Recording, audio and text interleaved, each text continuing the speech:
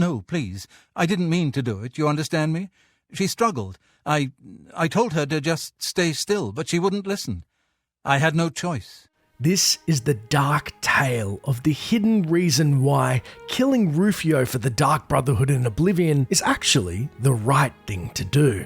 When travelling throughout Cyrodiil, we encounter citizens sharing rumours of a mysterious brotherhood of assassins known as the Dark Brotherhood. They say when you murder someone, the Dark Brotherhood comes to you in your sleep. It's how they recruit new members. What? Dismissing the gossip as merely hearsay, we continue on our adventure. It's not until some time later we arrive at the bandit-infested Walker camp and fire upon our would-be assailants before they see us. Ha! Someone's been murdered! However, we feel as if our killing has been observed by forces unknown, and quickly realise these Kamonatong thugs were not in fact hostile, but two mercenaries simply awaiting a skooma trade. And so we're forced to put down the surviving member, lest we invoke the wrath of the wider organisation back in Morrowind. With the weather turning, we're forced to make camp in our now crime scene. Turning in on the nearest bedroll next to the fire, we begin our restless sleep, and the air suddenly grows chill as a shadowy figure approaches. You sleep rather soundly for a murderer. That's good. You'll need a clear conscience for what I'm about to propose. Exploring all options, first we can say, Who are you? I am Lucien Lechance, a speaker for the Dark Brotherhood, and you are a killer, taker of life, a harvester of souls. All we can demand, explain yourself, now. In due time, dear child, in due time. Our third option is to say nothing. You prefer silence, then? As do I, my dear child, as do I. For is silence not the symphony of death, the orchestration of Sithis himself? Ironic, then, that I come to you now as speaker for the Dark Brotherhood. My name is Lucien Lechance, and my voice is the will of the Night Mother. She's been watching you, observing as you kill, admiring as you end life without pity or remorse. The Night Mother is most pleased. That is why I stand here before you. I bear an offering, an opportunity to join our rather unique family. Cordially, we respond. Please, continue, Mr. Lechance. I find your etiquette refreshing. Now please, listen carefully. I'm listening. Then heed my words, for I will not repeat them. And again, instead, we can say nothing. So, I have your rapt attention. Splendid. Now listen closely. On the green road to the north of Breville lies the Inn of Ill Omen. There you will find a man named Rufio. Kill him, and your initiation into the Dark Brotherhood will be complete. Do this, and the next time you sleep in a location I deem secure, I will reveal myself once more, bearing the love of your new family. If we choose to respond honestly, we say, but I'm no murderer. Rufio has done nothing to us. No? The Night Mother seems to think otherwise. If bloodlust takes over, we can say, Rufio will die by my hand. Excellent. Or again, say nothing. Please, accept this token from the Dark Brotherhood. It is a virgin blade and thirst for blood. May it serve you well, as does your silence. Now I bid you farewell. I do hope we'll meet again soon. Regardless of our responses, this interaction begins the quest, A Knife in the Dark. With our options now open, we opt to ask Lucien more questions and ascertain whether we should join his band of assassins and ask, what exactly is the Dark Brotherhood? Have you not heard of the Dark Brotherhood? Of the remorseless guild of paid assassins and homicidal cutthroats?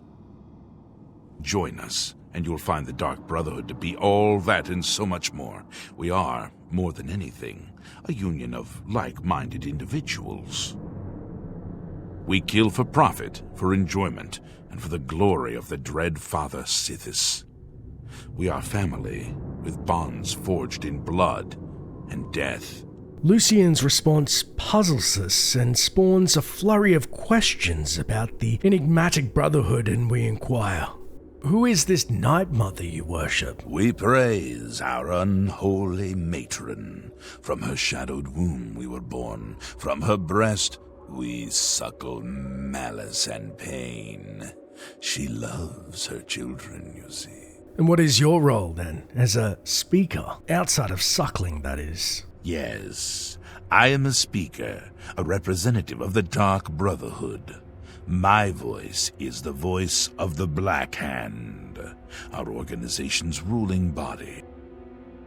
One of my duties is to find exceptional individuals, such as yourself, and offer a place within our family. It's a lot to take on board. There's assassins that somehow speak to a Night Mother, but the one thing we can't wrap our head around is, why should we kill Rufio? Know that Rufio is old and weak and sleeps his days away. You could kill him before he even has a chance to wake, if you so choose. If we finally ask Lucien about any other rumors he knows of, he dismisses us, saying, I do not spread rumors. I create them. With his invitation still standing, the Dark Brotherhood speaker then departs. Your path is clear. Send Rufio to his death, and the Dark Brotherhood will embrace you as family. LeChance then turns invisible and begins to stalk away. However, we do have the opportunity to strike at him, lashing out at this would-be assassin, turning down his repugnant invitation in the most hostile of ways. You're pathetic.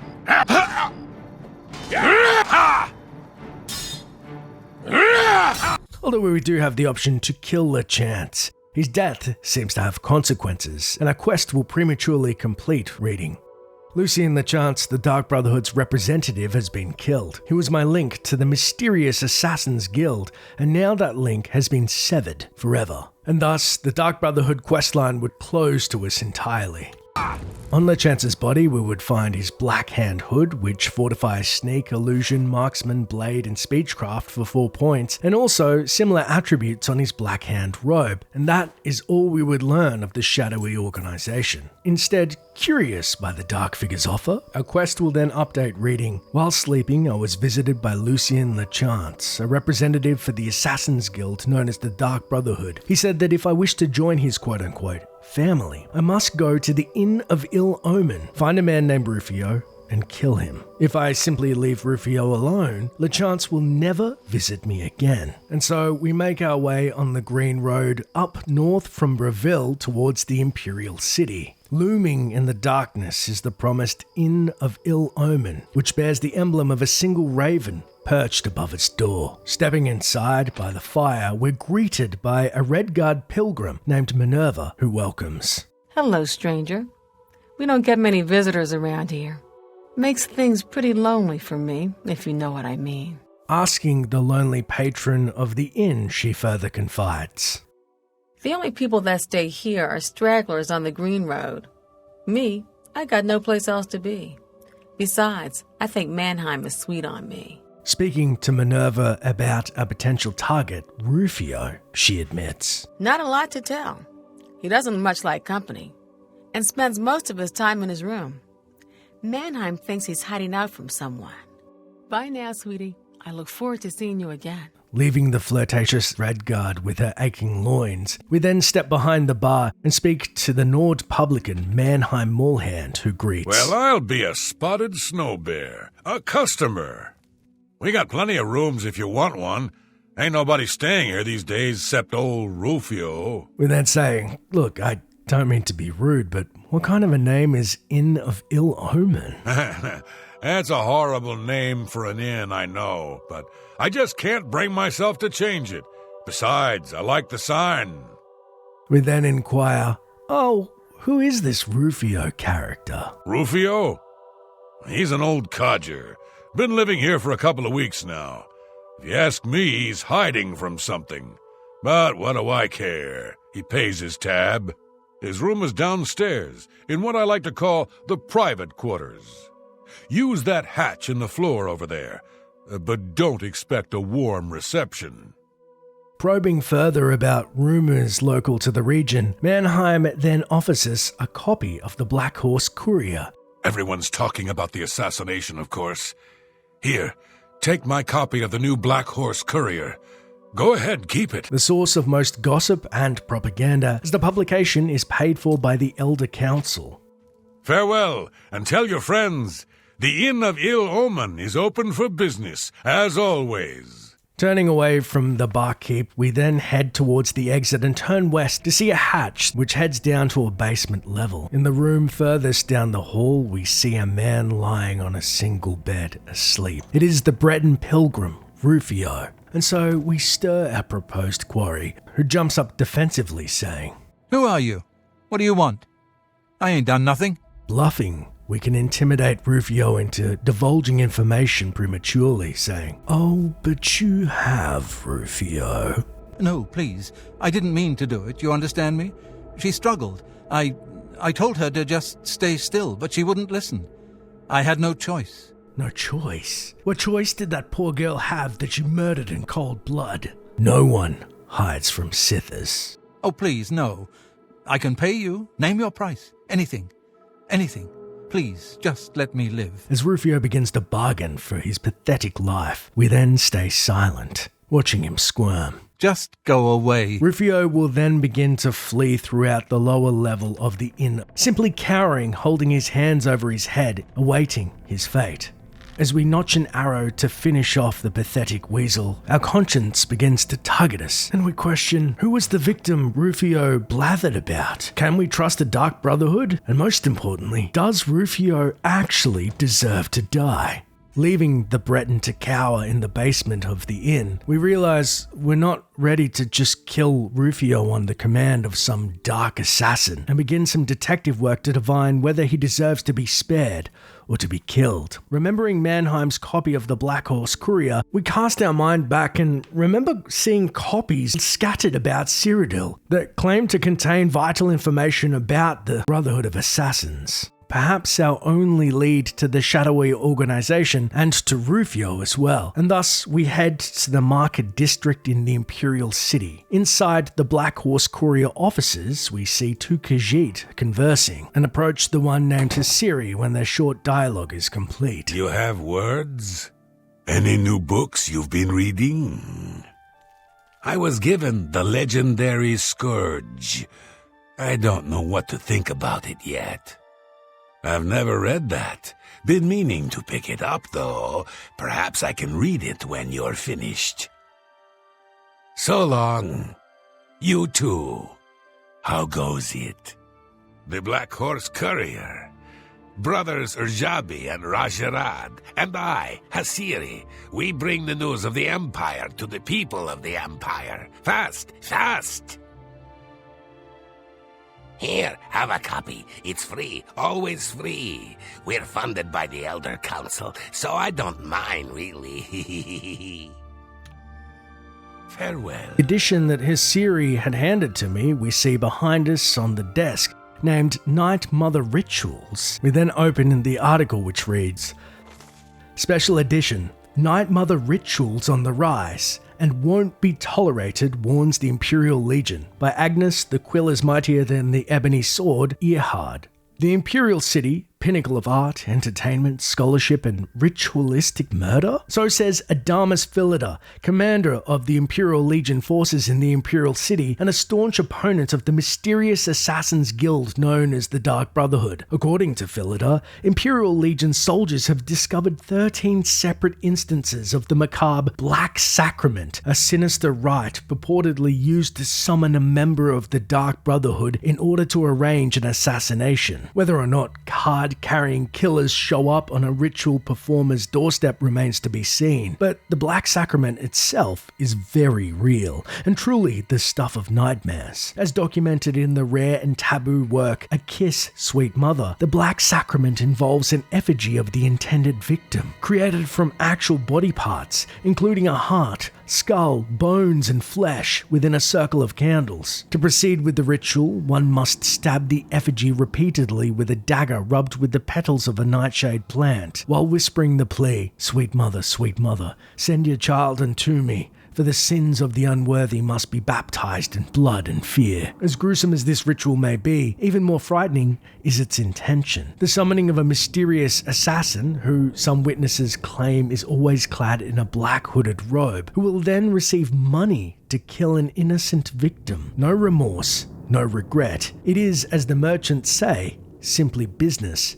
And that's what worries Adamus Philida. This brazen increase in Night Mother rituals is an affront to the decent, peace-loving citizens of the Empire. The Imperial Legion exists for one reason and one reason only: to protect and serve the people of Tamriel. How in Azura's name can we do that when people take it upon themselves to contact paid assassins and have innocent people murdered? How can I sleep at night knowing my Legion can't possibly save the life of someone marked for death by the Dark Brotherhood? Anyone who carries out this Black Sacrament makes a mockery of the Imperial Legion, and as commander, that's something I just can't tolerate. From this point forward, any citizen found in the possession of items related to the Night Mother ritual will be incarcerated in the Imperial prison indefinitely, and their property seized by the Empire. There's no fine high enough, no standard prison sentence long enough for the type of malcontent who would show such a blatant disregard for our dear Emperor's law and welfare of the fine people of Tamriel. To be sure, Adamus Philida is not one to issue empty threats. Indeed, the Black Horse Courier has learned that one Claudius Arcadia,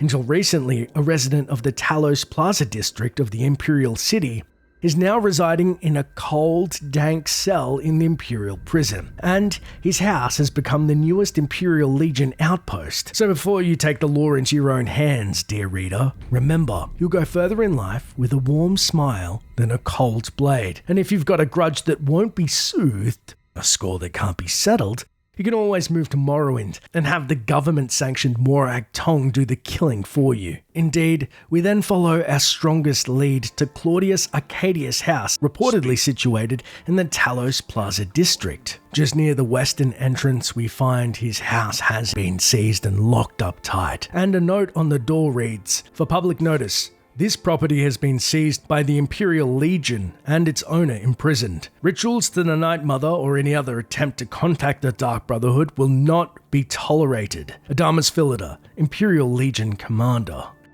Successfully breaking into Claudius's residence, now the outpost, through a hard lock, we find in his sprawling living room a single sentry is posted. Realizing this probably isn't our best idea we've ever had, searching for evidence in an Imperial outpost for this Black Sacrament, we sneak by the guard up to Claudius's room. Once inside, we're shocked to see there is no grisly scene of murder and body parts, but to the contrary, we see the accused seem to be an avid painter. Most of his effects are still littered about, undisturbed, as if the guard has haphazardly moved into the lower levels and disregarded the rest of his residence. Inside Claudius's room, next to his bed, we find a hard-locked chest. Inside it contains a damning piece of evidence called the Journal of Claudius, which reads, "Entry 1.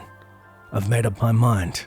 I don't care what it takes. I'll have my revenge. I've heard the stories about the Dark Brotherhood, about how they'll come to you if you perform some kind of ritual to their Night Mother. I don't know who or what the Night Mother is, and I don't give a damn. If I can do it, I will. I'll give the Dark Brotherhood anything they want, so long as they do what I can't." Entry 2. I've learned how to perform the ritual and have procured the necessary items. The bones and skull were easy enough to get, but the heart and skin were a bit more difficult.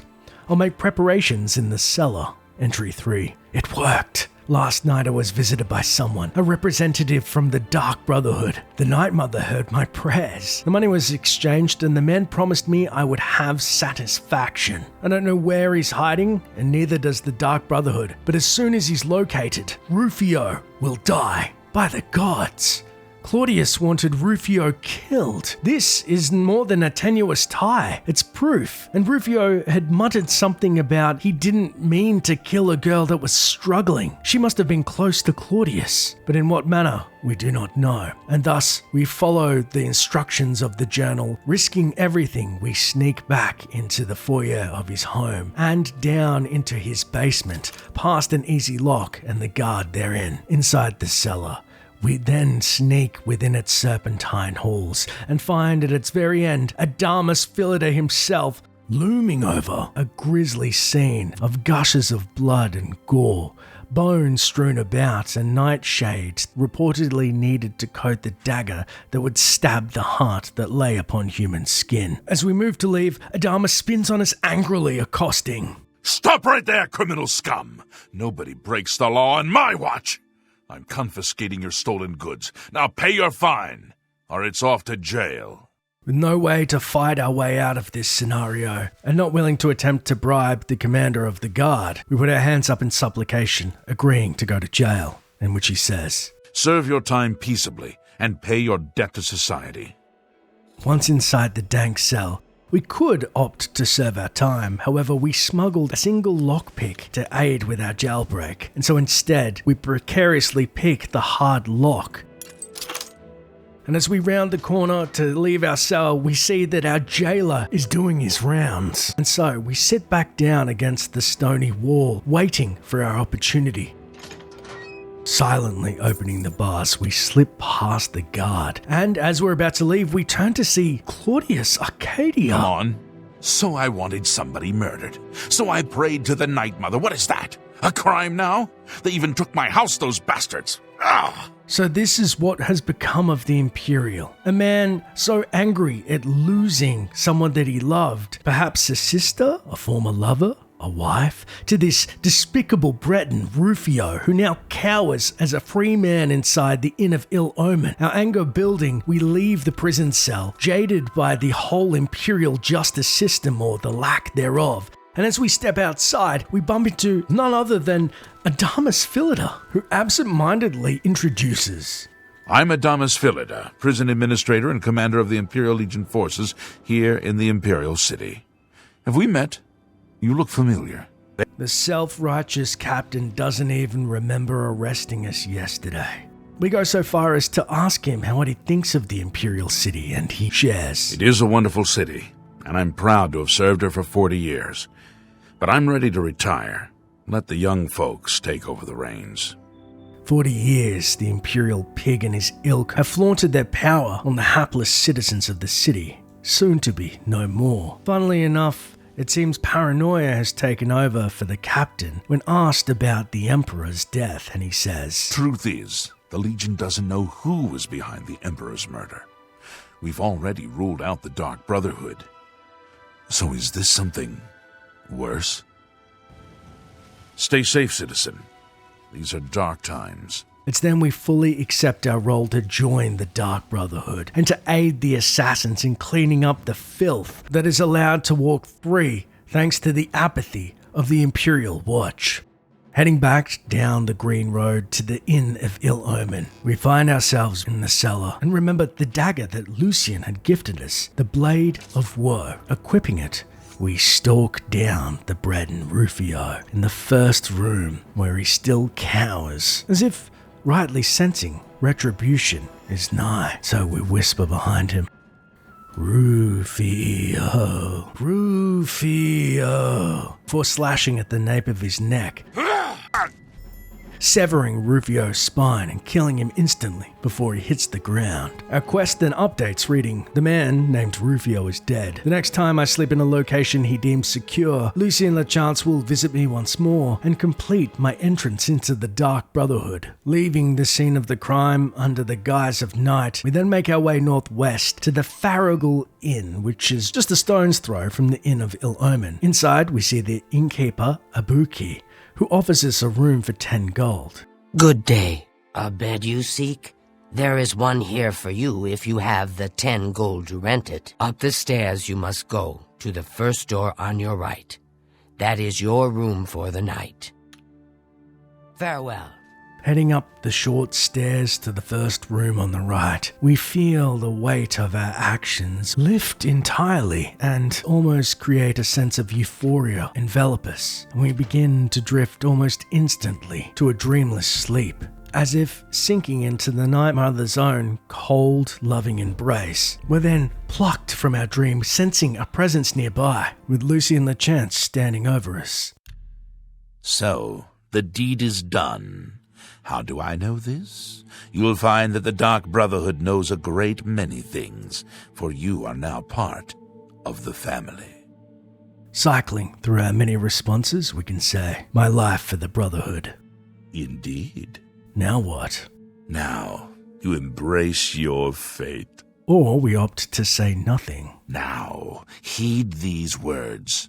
The slaying of Rufio was the signing of a covenant, the manner of execution, your signature, Rufio's blood, the ink. As a speaker of the Black Hand, I directly oversee a particular group of family members. You will join that group and fulfill any contracts given. You must now go to the city of Cheydinhal, to the abandoned house near the eastern wall. Enter the basement and attempt to open the black door. You will be asked a question. Answer thusly. Sanguine, my brother. You will gain entrance to the sanctuary. Once inside, speak with Ochiva. We must now take our leave of each other, you and I, for there is much work to be done. I'll be following your progress. Welcome to the family. We then ask, what happens now that Rufio is dead? Rufio lies dead. Well done. The family will now welcome you with open arms. And what of this covenant you mentioned? Know this. Every dark brother and sister is a child of Sithis. He whom we call Sithis has many other names. Chaos, Doom, Discord. Sithis is the Void.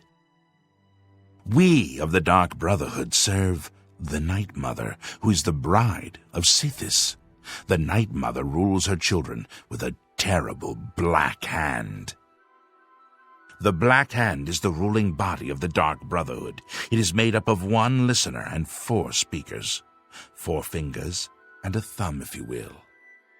As a member of the Dark Brotherhood, you must abide by the 5 tenets. They are the laws that guide and protect us. So, even assassins have rules. What are these 5 tenets? The 5 tenets are as follows. Tenet 1. Never dishonor the Night Mother. To do so is to invoke the wrath of Sithis. Tenet 2. Never betray the Dark Brotherhood or its secrets. To do so is to invoke the wrath of Sithis. Tenet 3. Never disobey or refuse to carry out an order from a Dark Brotherhood superior. To do so is to invoke the wrath of Sithis. Tenet 4. Never steal the possessions of a Dark Brother or Dark Sister. To do so is to invoke the wrath of Sithis. Tenet 5. Never kill a Dark Brother or Dark Sister. To do so is to invoke the wrath of Sithis. I understand there's a Night Mother, but what is Sithis? How does one best describe our dread father? Imagine a perfect, cloudless midnight, cold as winter ice and shrouded in shadow. That is Sithis. You are now one with the Dark Brotherhood. Visit Ochiva at the Cheydinhal Sanctuary, and your new life will begin. With Lucien's initial welcoming to the family, he gives us his leave and our quest updates reading. I must now go to the abandoned house in the city of Cheydinhal and attempt to open the door in the basement. When questioned, I must answer with sanguine, my brother, to gain access to the secret Dark Brotherhood sanctuary. Once inside, I should speak with Ochiva, and our new life with the Dark Brotherhood will begin. Taking advantage of the Veil of Night, we then explore the city of Cheydinhal's many dark paths and Dunmer architecture. Tracing our way past the temple, we find on the southwestern wall a boarded up house as promised. Entering the house and bypassing an easy lock, we find that its downstairs area is full of clutter and spiderwebs. Up the first and second floor, we find more clutter and only one book underneath a shelf labelled The Waters of Oblivion, the single item that we can see of value. It's then we head back down the stairs and towards a door to the southeast that leads us to an abandoned basement. Inside the basement, we find a wall to the north has been broken apart and leads deeper into a subterranean passage that glows in an ominous crimson light. Heading up its few stone stairs, we see they are covered in blood. It looks like a body fresh had been dragged inside. The door itself is etched with a disturbing mural. A single handprint over a red sun glows artificially. The sun, it seems, is embedded on a skull representing what seems to be Sithis or death itself. Below is the Night Mother, her children's hands up in supplication, or perhaps her victims. Attempting to enter the door, a disembodied voice then whispers, "What is the color of night?" If we opt to say nothing and walk away, then we are left to our own devices. Instead, following Lucien's guidance, we reply, "Sanguine, my brother." It's then the large stone door opens of its own volition and we step inside the sanctuary. Our quest also updates, reading, "I have gained entrance into the Dark Brotherhood sanctuary. I must now speak with Ochiva." Welcomed into the sanctuary, a single Argonian female, dressed in all black, approaches us. Greetings, brother, greetings. I am Ochiva, mistress of this sanctuary. Lucien has told me all about you. I welcome you to the Dark Brotherhood. You stand now in our sanctuary. May it serve as your new home, a place of comfort and security whenever the need arises. When you're ready for work, go and speak with Vicente Valtieri. He handles all assignments for new family members. But before you go, please accept this gift from your new family. A unique set of armor, lighter than normal leather and black as the void. Now, I've kept you long enough. Vicente is waiting. You'll find him in his quarters. Go now, my child, and may Sithis go with you. Accepting the shrouded armor as a gift, we can then pause and speak to Ochiva, asking, "Where is Lucien?" Lucien isn't here very often. His duties with the Black Hand keep him very busy, so he trusts me to keep the sanctuary in order. Is this the only base of operations for the Dark Brotherhood? Ours is not the only Dark Brotherhood sanctuary. There are others hidden throughout Cyrodiil, each one overseen by a speaker of the Black Hand. How exactly does this Night Mother work? To employ the services of the Dark Brotherhood, one must perform a ritual to the Night Mother. Only then will she heed their prayers for murder. It is an ancient rite, this black sacrament. All across the Empire, every day, people beseech the Night Mother to take the lives of others. After a person performs the ritual, they are contacted by a speaker. Gold is exchanged, and the details worked out. So it has always been. So what then is Sithis' role? Those fools in the church and their so-called 9 divines. There is no divinity beyond the eternal and terrible rule of our dread father Sithis. Go now, dear family member, and may the Night Mother wrap you in her cold, loving embrace. Looking to fit in with our new brethren, we wrap ourselves in the garb of the shrouded armour which fortifies sneak, illusion, marksman, blade and acrobatics for 8 points on self, the shrouded hood fortifying the same attribute, though to a lesser degree with 2 points each on self. And then we look around the sanctuary and see the markings of the Black Hand about. A single undead guardian stalks its halls, and we begin to meet the other family members, starting with the Argonian Taniva, who welcomes. I wish to welcome you to this sanctuary, my newest brother. I welcome you to our family and this sanctuary. May you find yourself at home here in the loving embrace of Our Lady, the Night Mother. How would you describe the Night Mother?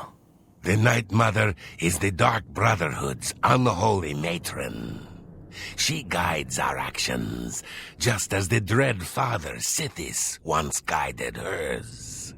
This sanctuary seems to be out in the open. Doesn't it bring trouble from the law? I've heard the Count of Shadenhall knows about this sanctuary, but he is offered much gold, as well as other incentives, to keep his mouth shut. I have trouble wrapping my head around this, but who is Sithis? Who is Sithis, you ask? Some call him the Dread Father. It was his terrible love that gave birth to the Dark Brotherhood so very long ago.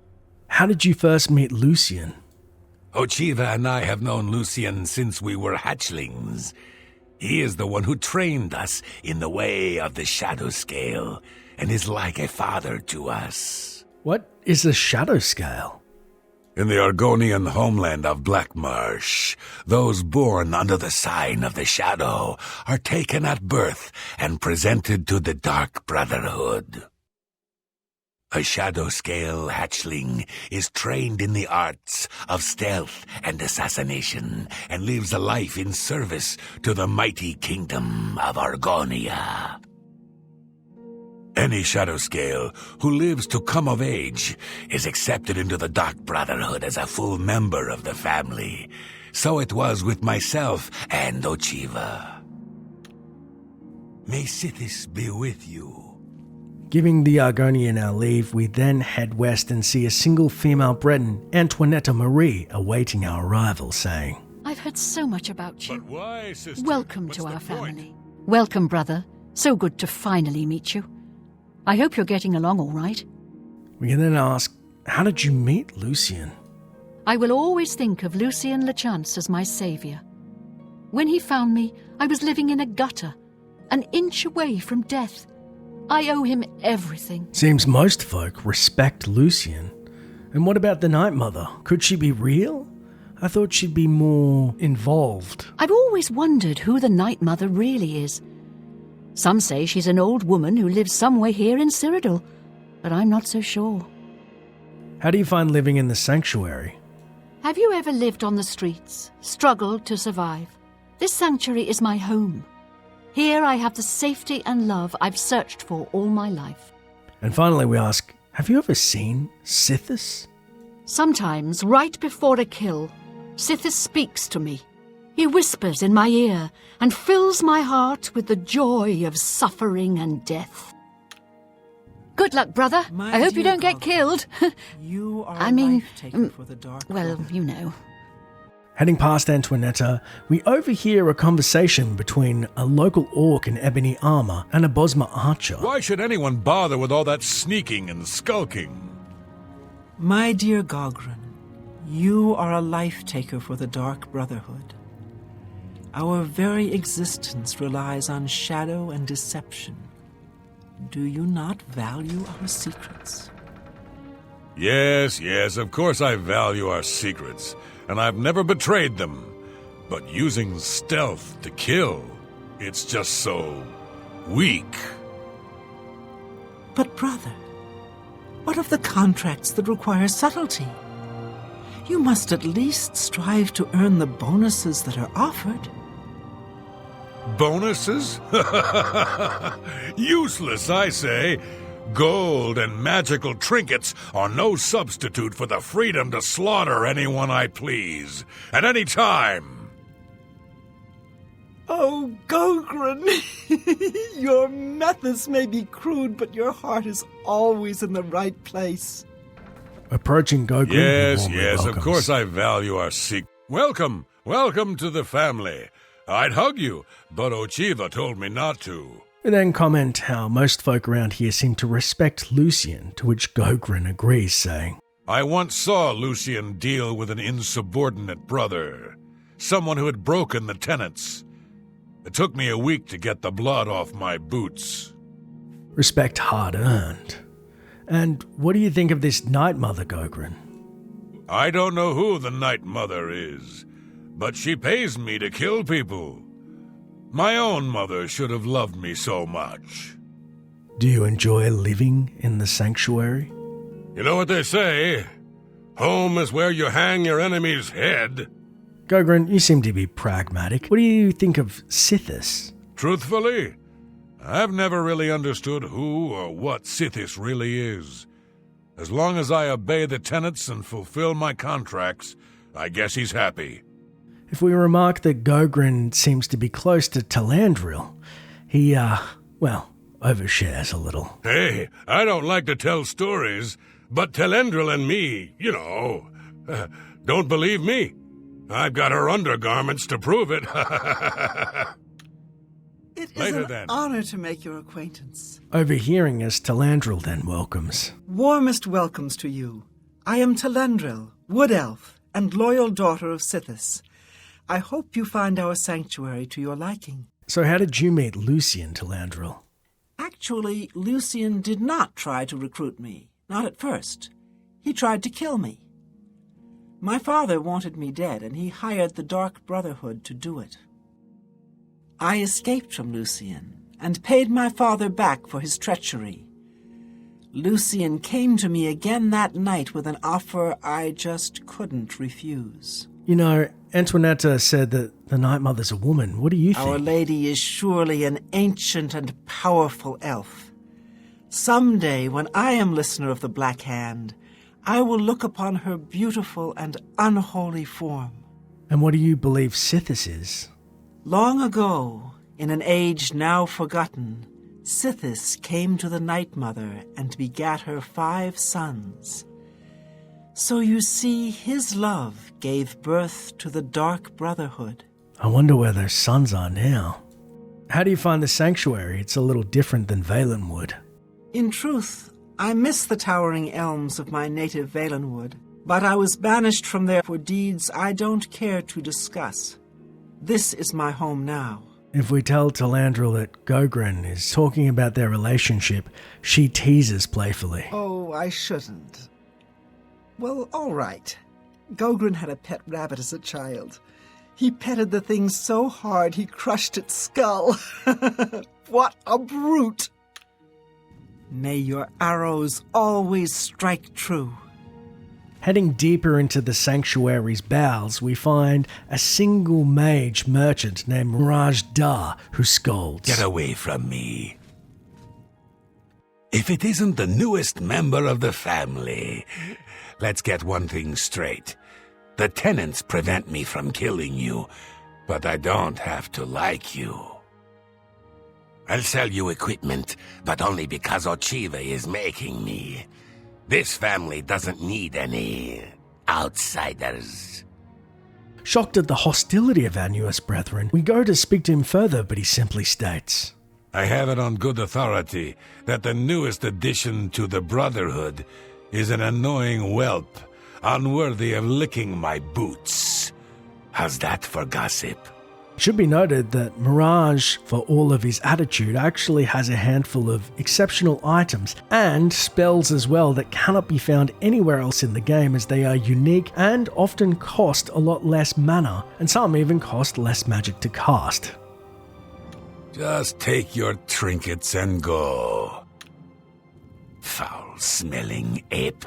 However, Mirage isn't so thrilled about our patronage. Finally, we head down the stairs, and to the southeast we find a single stone room. Inside stands a vampire awaiting our arrival and a potential contract, but that is a story for another time. Instead, an interesting tidbit to end the episode, if we make our way back to the Inn of Ill Omen and speak to Minerva, she will be shocked about Rufio. It's good to see you, friend. This inn has been cheerless for far too long. Rufio is dead. He was murdered. It looks like he was hiding out from somebody after all. Yeah, right. Till next time. As well as the publican, Mannheim, behind the bar, will also realise that the name of his inn is probably the least of his worries if word gets out about the fallen Breton. Yeah, I still got rooms. What do you need? Rufio? Well, he was killed, murdered, right here in my inn. And I thought business was bad before. When this gets out, I'll never rent another room.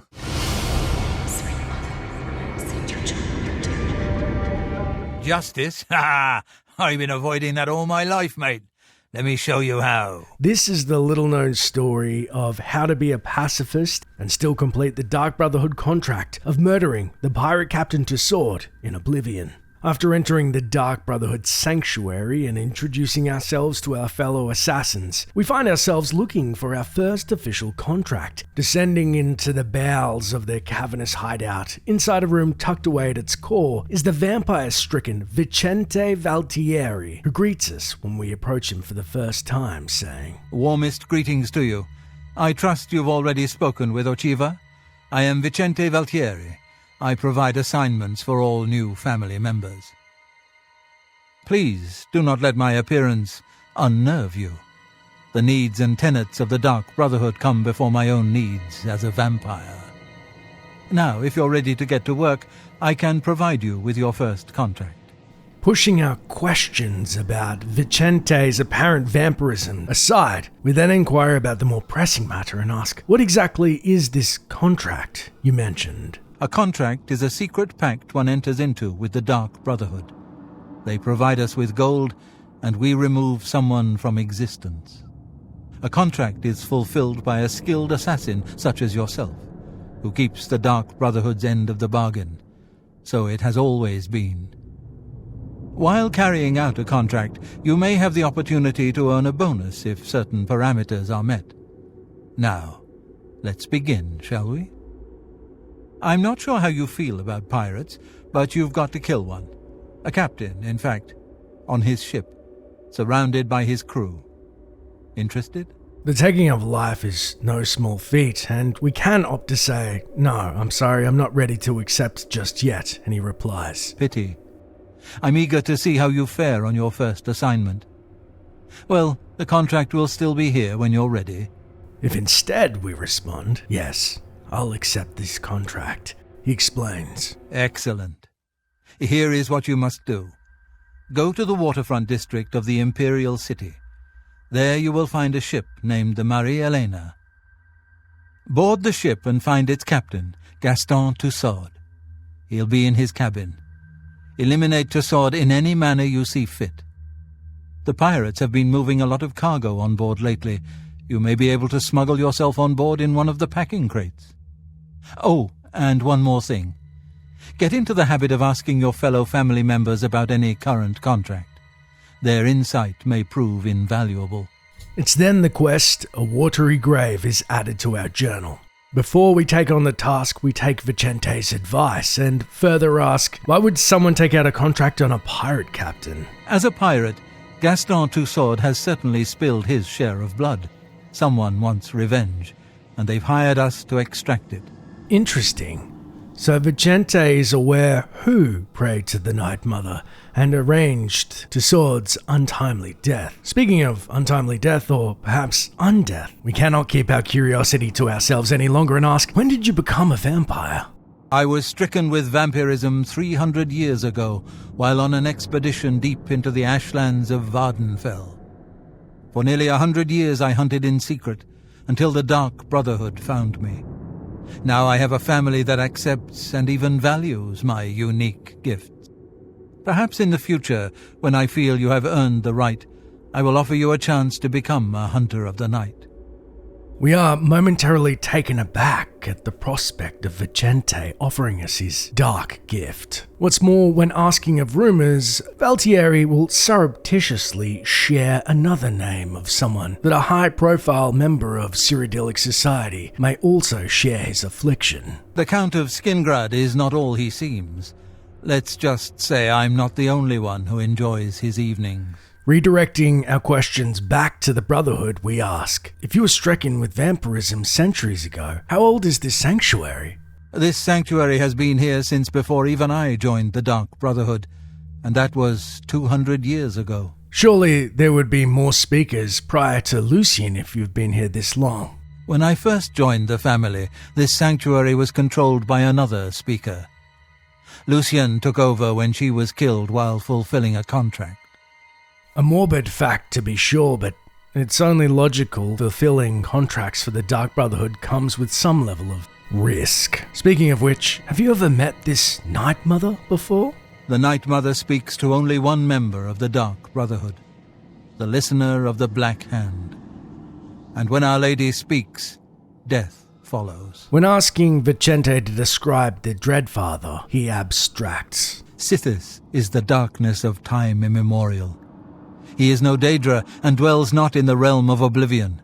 No, Sithis is something altogether different. Spill some blood for me, dear brother. Learning all we can from Valtieri, we then take his advice and speak to the other members of the Brotherhood, and see just up the stairs the Khajiit Mirage Da, who immediately takes umbrage with our presence. Get away from me. You again. I thought I made it clear I'm not looking for a friend. If you're here to buy or sell something, get on with it already. Bye, Sithis. I don't have all day. Hurry it up. Regardless, the merchant does seem to have quite an inventory for an assassin, and as we scroll through his goods, we see 5 poisoned apples. The apples boast a deadly poison which cannot be bypassed, and we purchase one, intuiting the fact that all of our victims at one point or another will have to eat. A fine bargain for you. Just take your trinkets and go. Foul-smelling ape. Dismissed by the Khajiit, we then begin to search the sanctuary for other members and information on our contract to kill Tassaud. In the main foyer, we find Antoinette Marie, who greets. So good to see you. Yes, dearest brother. Is there something I can help you with? We then explain, we have a contract that requires us to kill a ship's captain on their ship. Do you have any experience? The great assassin needs help fulfilling a contract. You'll get no aid from me. I've travelled by prison ship. It was cramped and dark. There was little room to move around, but plenty of shadowy nooks to hide in. Remember that. Stick to the shadows. Sound advice from an assassin. Good luck, brother. I hope you don't get killed. I mean, well, you know. We then about face and find in the corner the Argonian Taniva reading his book. Hello, what is it I can do for you? We've been sent to assassinate the captain of the Mary Eleanor down at the waterfront district. Are you acquainted with either? You come crying to me for help? Perhaps Lucien Lachance was wrong about you after all, eh? The Marie Elena, you say? I've seen that ship. There's a unique balcony at the stern. My guess is it leads to the captain's cabin. Could be useful. Accessing the captain's cabin from the stern of the ship sounds like an ideal option. Before we turn to leave, Taniva stops us and whispers in a hushed tone. There are whispers in the halls of the sanctuary. Some say there is a traitor among us, that the Brotherhood has been compromised. What a disturbing revelation indeed. We've just joined the Brotherhood, but we can tell this is troubling Taniva, and we mentally note to keep our eyes open. May Sithis be with you. Leaving the Argonian, we head to the southeast into the training room. Inside, we find the wood elf Talandril practicing with her bow. Pausing from her practice, she asks, Hello, brother. How can I help you? We then explain to Talandril we've been contracted to assassinate a ship's captain, not an honest merchant, but a pirate. So, you come to me for assistance. How interesting. I think I'd much rather you die in the field. Pirates, eh? They tend to be quick and good with a blade, but don't favor armor. They're not fond of bows or spells either. May your arrows always strike true. Urging us to leverage spells or a bow as she favours, Talandril then takes her leave, and we find just in the corner swinging his heavy axe, the sneak-averse Gogren, who asks, Yes, brother? What can old Gogron do for you? We then explain to Gogren, Vicente just gave us our first contract to kill pirates. No, there's no bonus that we know of, so I guess we can do it however we want. So, what's the matter? Can't handle the pressure? Or maybe you're just weak. So, your first contract. No chance for a bonus, huh? Oh, that's all right. You're better off. Who needs magic items when you've got raw skill? And the great thing about killing a target up close and personal is you can talk to him before you do it. You know, say something scary. Oh, for example, this one time, I had a contract to kill a little Nord girl at her birthday party. She asked me if I was the jester. So I said to her, No, I am a messenger of death. You should have seen the look on her face. Anyway, she won't be seeing age 6. Later then. Leaving Gogren with that vivid visual, we can't help but be stumped by the idea that he was ecstatic about killing a 6-year-old. More so, we felt something similar when we took the life of Rufio. We didn't articulate it at the time, but he seemed to understand. We then seek out Ochiva on the far side of the room for advice, and she says, I serve Lucien Lachance and the Dark Brotherhood, and will guide you as directed, but you will get no additional help from me. I see you've accepted the contract from Vicente. Very good. With every life you take, Sithis grows stronger and the Brotherhood flourishes. So, we must be empowered by Sithis. He flourishes when life is taken, and so do we. It all makes sense. Sensing Ochiva's a seasoned veteran, we then ask, when was the last time that you killed a pirate, Ochiva? I killed a pirate once. Of course, the ship was out to sea at the time, somewhere between Vardenfell and Solstheim. Now those were the days. Go now, dear family member, and may the Night Mother wrap you in her cold, loving embrace. Apprised of all of the tips and tricks we can get from our fellow assassins, we then leave the relative safety of the sanctuary and begin our quest in earnest. Our mission log then guides. I must go to the waterfront district in the Imperial City and gain access to the pirate ship Marie Eleanor, so I can kill Captain Gaston Tassaud. I may be able to smuggle myself on board with the cargo in one of the packing crates, as Vicente had directed. Arriving at the waterfront district later in the evening, we see the large pirate's ship is berthed in the northern end, and as we begin to approach the ship, its first mate, a female Dunmer named Malvulis and Intercepsus, introducing. Beautiful, isn't she? The Marie Elena. Damn fine ship, with a damn fine crew. I should know. I'm her first mate. Malvulis is my name. So believe me when I tell you we don't like it when people snoop around in our affairs. You get near that ship and my men will run you through. This is where the quest diverges into multiple parts, and we will explore each option on how to complete the elimination of Tassaud, whether with force or other, more pacifistic means. If we start with the two more violent methods, we can simply A. ignore the first mate's warning and step onto the ship. However, we will be swarmed immediately by all pirates in the vicinity and forced to fight them off one by one.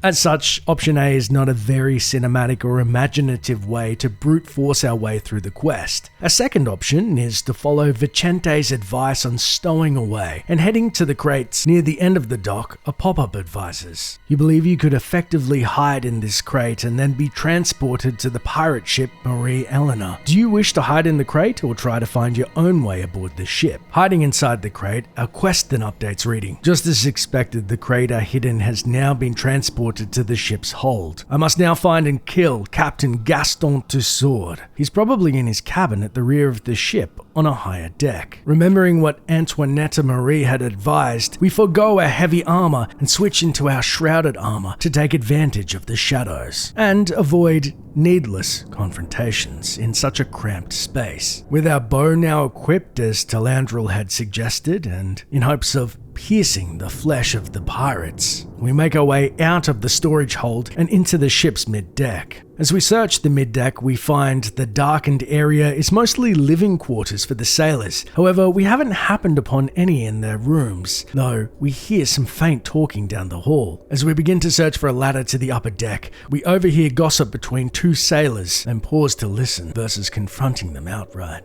I'm telling you, lad, it's bad luck. Woman on board a pirate vessel. Back in my day, it never would have happened. Oh, come now. How many times has Malvola saved our necks, huh? Captain Tassaud keeps her on for a reason. She's a better sailor than any one of us.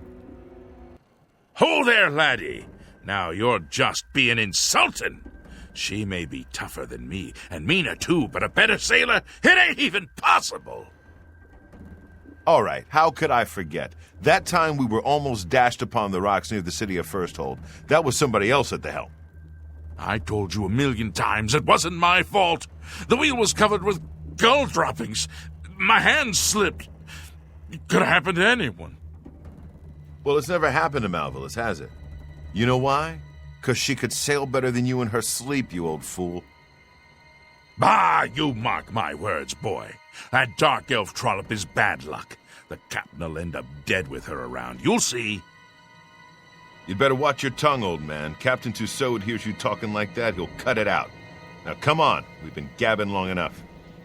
When they're done speaking, the Red Guard then heads our way, and we hide in the nearest room behind a door. However, he heads further down the hall into one of the sitting rooms. We then head north towards the ship's stern, and see that the older pirate, for all his bravado, decided he needed an afternoon nap. And so we decide to lift his cutlass from his body during his moment of distraction, just in case he's roused and tries to follow behind us. We then use the ladder to head to the next level above.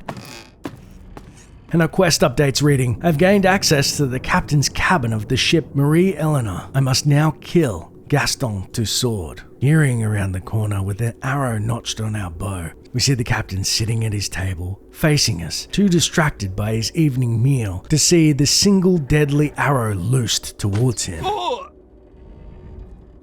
Our quest then updates reading, Gaston Tassaud is dead. I must now return to the sanctuary and speak with Vicente Valtieri to receive my reward. As we move towards the captain's cold body sitting in his chair, before we can even reach him, the crew had heard a commotion. We easily snipe the first Breton that bursts in. However, the thicker hide of the Argonian who races towards us surprisingly bears the brunt of our first arrow. And so we switch to a cutlass. He was here a second ago. And face off against this doomed sentry. With all pirates felled, we then take the captain's key and find inside his quarters his booty, just at the foot of his bed. Inside the chest, we find an emerald, 2 flawless pearls, and 100 gold. Looting his cabin for any other valuables we can find, though admittedly there's not many to speak of. We then exit his cabin via the northern door and find ourselves on the stern of the ship, as described by Taniva. Diving down into the water, we then avoid the rest of the pirates that seem to be milling about, unaware if they had heard the commotion and would seek retribution, or are unaware of their captain's fate. However, most players are already familiar with this route, so what are the 2 other pacifistic and, I dare say, interesting options? Our third option comes to us when speaking to the ship's first mate, who threatens. I hope I made myself clear the first time. If you get near that ship, you'll end up dead. Now get out of my face. Realizing the pirates mean business, we take Taniva's advice and opt again to break into the captain's quarters at the stern of the ship. This time, however, once Tassaud is alerted to our presence, we do not attempt to fight him or his crew. Rather, we can burst through the rear door of the ship we'd just broken into, with the pirates in tow, and be chased down by the aggravated captain, who attempts to make us pay for our trespassing. Unfortunately, in a cruel twist of fate, the local guards will defend us, seeing as from their perspective, they no doubt just witnessed a gaggle of pirates spilling out of their ship to murder an innocent civilian. For me, Breton! However, our final option, as promised, is the most passive one to boot. Again, we break into the captain's quarters in the dead of the night, banking on Tassaud falling asleep. We then stealthily approach the slumbering captain and pluck his sword and effects off his person as we did his crew. Take it. It's worthless to me anyway. Then, with the captain defenseless, we remember the poison apple we had purchased from Mirage Dar and place it delicately on his person. After which, we remove any edible items in his cabin and surrounds and simply wait for the captain to rouse from his slumber. Tassaud then predictably rises at 7 a.m. and begins his day by taking a seat at his dining table. We then stride towards the surprised pirate who was taken aback by our presence. What in blazes? You ain't one of me crew. You best start explaining yourself, mate, if you want to get off this ship alive. With 3 dialogue options, we first opt to stay on brand and say nothing. Oh, so you want to get cute, do you? All right then, mate. We'll do this the hard way. Then, the Dreadfather summons you. What are you, some kind of preacher or something? One of them crazies from the church? I ain't got time for this. Finally, we promise, justice is at hand, pirate. Justice? Ha! I've been avoiding that all my life, mate. Let me show you how. All 3 options result in an aggravated Tassaud launching at us. However, without his sword, he is left swinging at us with his fists impotently. Watching the captain tire, we place our hand on our sword hilt. I accept your surrender. And call a parley of sorts with the captain for a more formal discussion over terms and a meal, as is etiquette. Seeing his deadly disadvantage for what it is, Tassaud wearily agrees. Nervously, Tassaud reaches into his pocket, as this is now the only foodstuff in his inventory. We watch the life drain from his face.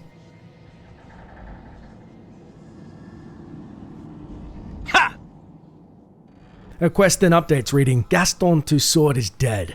I must now return to the sanctuary and speak with Vicente Valtieri to receive my reward. Thus, we leave the captain's corpse to be found by his no doubt perplexed crew. Captain Tassaud, are you all right, sir? We heard a clamour, Captain.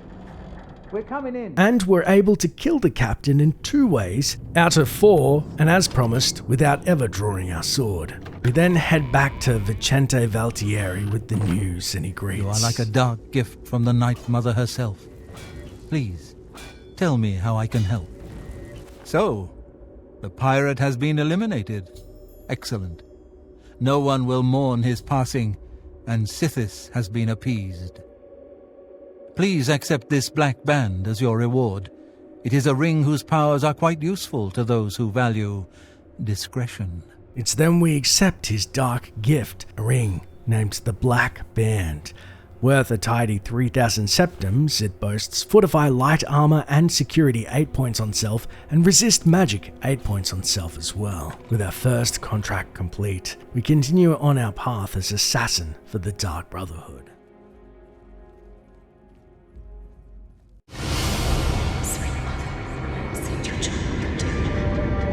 Baenlin. Oh, Baenlin. I loved you, old man. I loved you, but I couldn't protect you. Oh, Baenlin. This is the story of Accidents Happen, a Dark Brotherhood quest during which we can learn in a rare instance who prayed to the Night Mother to kill the Bosma Baenlin, thanks to clues left by the developers. Returning from our previous contract to the Dark Brotherhood Sanctuary in Cheydinhall, we seek out her handler, the vampire Vicente Valtieri, for our next contract. I'm glad you've returned. The contract is waiting, if you're ready. We need you to stage an accident. Kill the target in the manner specified, and you'll receive a considerable bonus. Do you accept this contract? Naturally, we agree, saying, "Yes, I accept the contract." As I expected. Good. The target is a wood elf named Baenlin. You will find him at his home in Bruma. Enter secretly and avoid his manservant, Grom. On the second floor is a secret door leading to a crawl space. Inside are the fastenings of a mounted head that hangs over Baenlin's favourite chair. Loosen those fastenings any night between 8 p.m. and 11 p.m, and the head will surely fall on Baenlin as he relaxes in his chair, as is his custom. If Baenlin is eliminated in any other manner, or if the manservant Grom is killed, you will forfeit the bonus. Now go, and may Sithis be with you. Thus, the quest Accidents Happen is added to our journal. However, there are now stipulations of murdering the Bosma in a specified way, lest we forego a valuable bonus which Valtieri had outlined previously. Some contracts are straightforward. Find the target, eliminate them, then return to the sanctuary. No time limits or complications. However, many of our clients request that their contract be carried out in a specific manner. A certain place, a certain method of elimination. We try to honor these requests whenever possible. After all, the Dark Brotherhood's reputation has been built on providing good service. Any brother or sister who can complete a contract while following a specific request will receive a valuable bonus, oftentimes a powerful magic item. With the promise of valuable items, we approach Valtieri again, inquiring if he has any other information on the Bosma, and he simply states, "Every moment that Baenlin draws breath is an affront to Sithis and the Night Mother. Fulfill the contract and honor the Brotherhood as you should. You are to travel to Bruma, enter the house of the wood elf Baenlin and kill him. It should look like an accident. I'm sure you can handle it. Spill some blood for me, dear brother." Taking Valtieri's advice, we seek out our fellow brethren, skipping the cantankerous Mirage Dar for obvious reasons. Get away from me. Heading into the main hall, we come across Antoinetta, exiting via the southwestern hatch. Approaching her with low disposition, she will lament. Seeing you in this sanctuary makes me wish I were back on the streets. Why do you insist on annoying me? We then attempt to apprise Miss Marie that we have a contract and a bonus. However, we barely mention Baenlin's manservant when she blurts out, "That manservant is going to squash you like a bug. I can't wait to see what's left of you. Just go! I can't stand the sight of you." If instead we approach her with high disposition, she sweetly greets. "So good to see you. Is there anything you need?" "Yes, dearest brother. Is there something I can help you with?" We then say, we're contracted to assassinate a wood elf in Bruma via falling furniture. How would you tackle the situation? "How do you plan on entering this man's house? Through the front door? Be smart and look for a more inconspicuous way in, like a cellar entrance." "Ah, the cellar. Very clever indeed." "Good luck, brother. I hope you don't get killed." I mean, well, you know. We then seek the wisdom of the shadow scale to Niva, interrupting his reading in the corner of the main hall, unfortunately with low disposition. Why do you bother me? We then attempt to ask, Taniva, would you mind helping me with the contract? To which he admits. I could help you, yes, but I won't. Your failure will give me much joy. You befoul the very air with your presence. Begone! With higher disposition, the Argonian is much more inviting, saying, Hello, what is it I can do for you? We then explain that our Mark Baenlin is protected by a bodyguard, and he advises. If the target is old and weak, as you say, then his manservant is sure to be quite the opposite. Best stay out of his way. So avoid the manservant. Sage wisdom indeed. May Sithis be with you. Speaking of burly brawlers, we then enter the training room where, upon seeing us, the orc Gogren threatens us, thanks to our low disposition. If not for the tenants, I would slay you where you stand. You, what do you want? We then say, Gogren, our target is an old Bosmer and Brumerand, but he simply spits. What's the matter? You can't kill an old man? Want Gogron to hold your hand? You make me sick. Damn the tenants, I'll cleave you in two if you don't get out of my face. With higher disposition, Gogren has more information for us, exclaiming, Hail, my brother. I know what you're thinking. Gogron, he's too big to be sneaky. Well, you're right. Me, I like to just go in and hack my targets to pieces. Ha! This time, when we explain Baenlin is protected by a Nord bodyguard named Grom, he decidedly guides. The manservant's name is Grom, you say? Sounds like a Nord. Probably a big one. If he catches you, get ready for a serious fight. Happy hunting, my brother. Being repeatedly told to watch out for the bodyguard, we take the seasoned assassin's guidance seriously. Looping back to the main hall, we then head into the western room where the Argonian Ochiva, with low disposition, is none too happy to see us. I do not know what Lucian sees in you, but this sanctuary is cursed by your presence. Greetings, brother. I do hope you are well. We then attempt to ask about our contract, but she seems fully aware of the breadth of our mission and scolds. For the love of Sithis, you have to kill a feeble old man. Is that too much for you to handle?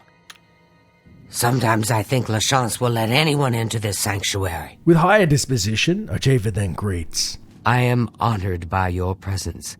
How can Ochiva be of assistance? Greetings, brother.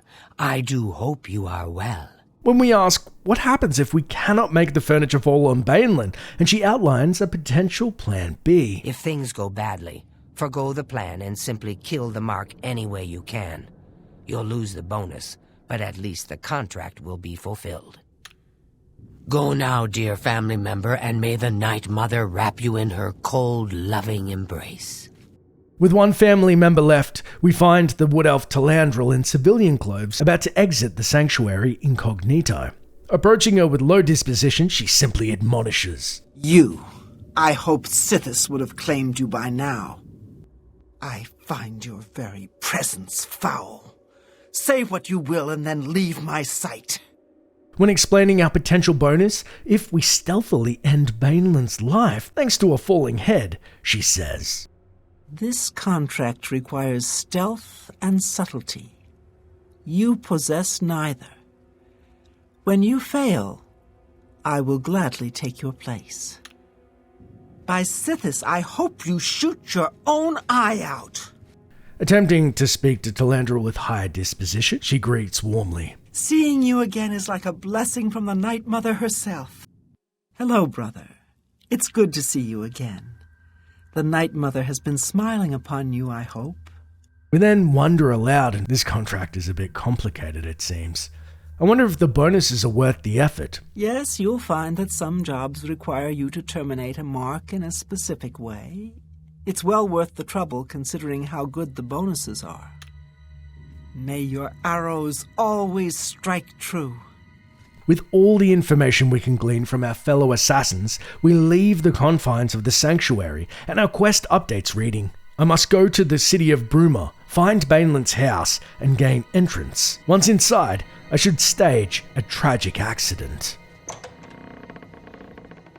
Later, we find ourselves in the snow-laden northern city of Bruma. To the north, we see in the first row of houses, pressed against the stone walls, is Baenlin's Nordic-style abode. It's here the quest diverges into two paths. Each distinct path helps us in different ways learn who is responsible for the hit on Baenlin. In the first path, we can choose the direct approach, forgoing our contract's requirements for a bonus, by murdering Baenlin and his manservant outright. To do so, after casting Open Easy Lock, we find ourselves in the sitting room of Baenlin's home. We see on the wall across from us the fire blazing and the Minotaur looming above his chair. However, as we barge through Baenlin's front door, his bleary-eyed manservant Grom intercepts us, warning, "The master doesn't like visitors. Leave this house, now. If you're still here in 20 seconds, I will be forced to crush you." If we attempt to converse with Grom further, he simply threatens. "For your sake, you'd better be on your way to the door." Slipping up the stairs, we can then see Grom has erroneously believed we've left due to his threats, and is now napping thanks to a belly full of mead. Tiptoeing across the walkway, we then find in the larger northeastern room the sleeping Bosma Baenlin, who jumps out of bed in a start, urging, "Huh? You're not Grom! Get out of my home! I don't want you here!" Speaking to the wood elf, he questions suspiciously, "Huh? You're not Grom? Who are you? Why are you in my home?" We then can respond with our standard option to say nothing. "Why are you here? What do you want? Get out of my house!" Or, "The Night Mother loves you." "The Night Mother? What's this all about? I think you should leave now. You hear me? Get out! Grom! Grom! We have an intruder!" And finally, the truth we will soon explore, saying, "Someone, Baenlin, wants you dead." "Dead? Me? There must be some mistake. I'm just an old man. Just an old man."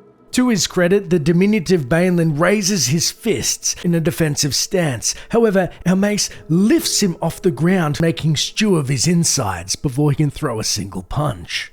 Our quest then updates, reading, "I fulfilled the contract, but not in the manner requested. As a result, I have forfeited my bonus. I must now return to the sanctuary and speak with Vicente Valtieri to receive my reward."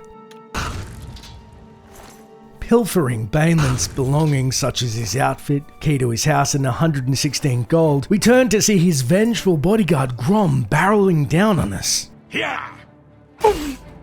Opening his attack with an overhead slam of his maul, Grom, seemingly loyal to his lifeless employer, rejects our attempt to speak, and a bloody brawl on the upper level of Baenlin's abode begins.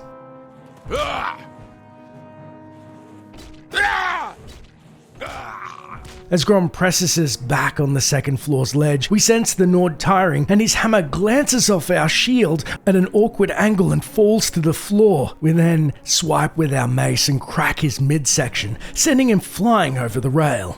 Oh! Ah! Oh! Ah! Diving over the rail behind him, we put our weapon away and search his body, finding his fur outfit, a tidy amount of mead, making us believe he may have been too fond of the drink in his later years of service, and a small amount of gold. Wasting no time, we then depart the crime scene, finding our way back to Cheydinhall Sanctuary. Once inside Valtieri's quarters, he rises from his stone slab and surmises, Baenlin is dead, yes, but you did not fulfill the contract precisely as directed. I will grant your reward of gold, but the bonus is forfeit. Despite this misfortune, you are ready for advancement. I appoint you Slayer for the Dark Brotherhood. Now go, and continue to serve Sithis well." With option 1 explored and no bonus or seemingly closer to the identity of who ordered the hit, we then follow the more canonical route and find ourselves in Bruma once more, attempting to gain the bonus from Valtieri.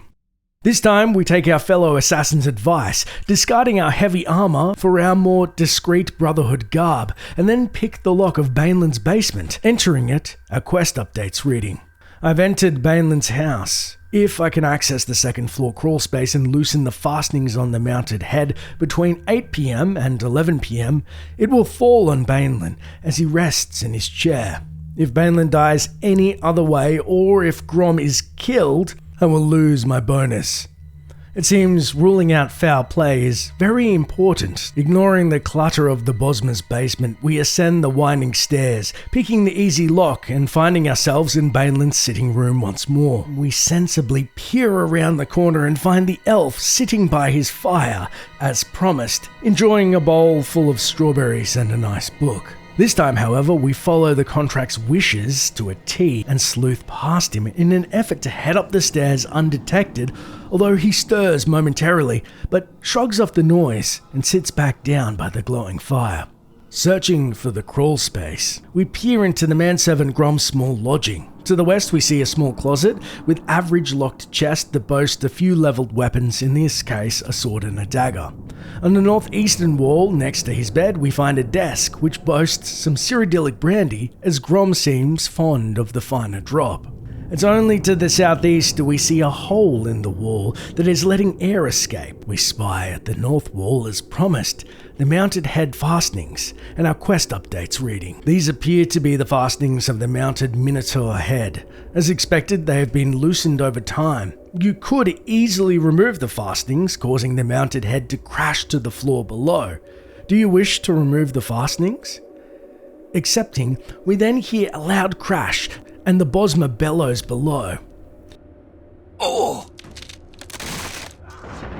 Rushing out of the room, we peer over the rail to see Grom, armed and at the ready, standing over a dead Baenlin, his precious blood now spattered across the wall and floor below the Minotaur that undoubtedly broke his neck. Creeping down the stairs, we see Grom is still in shock at his master's death and perhaps slightly inebriated, as we're able to sleuth past him without much worry, and feel a guard in his prime would have sensed this immediately. Exiting via the basement and retracing our steps out of Bruma, with the locals none the wiser. Back in the sanctuary, we're intercepted by a cheery Vicente, and he greets us as we bear the good news. You are like a dark gift from the Night Mother herself. Please, tell me how I can help. So, the accident has been staged and Baenlin lies dead. Well done. You have more than earned your reward and bonus. I present to you this dagger. It's an enchanted blade known as Sufferthorn. Its prick is deadly, I assure you. Yes, you are quite an asset to this sanctuary. In fact, I believe you are ready for advancement. I hereby appoint you Slayer. Well done. Now go, child of Sithis. Go and rest. You'll need it. As promised, we're gifted 200 gold in the rank of Slayer, plus, this time, our bonus, the dagger Sufferthorn, imbued with drain strength 7 points for 15 seconds on strike, and damage health 15 points on strike.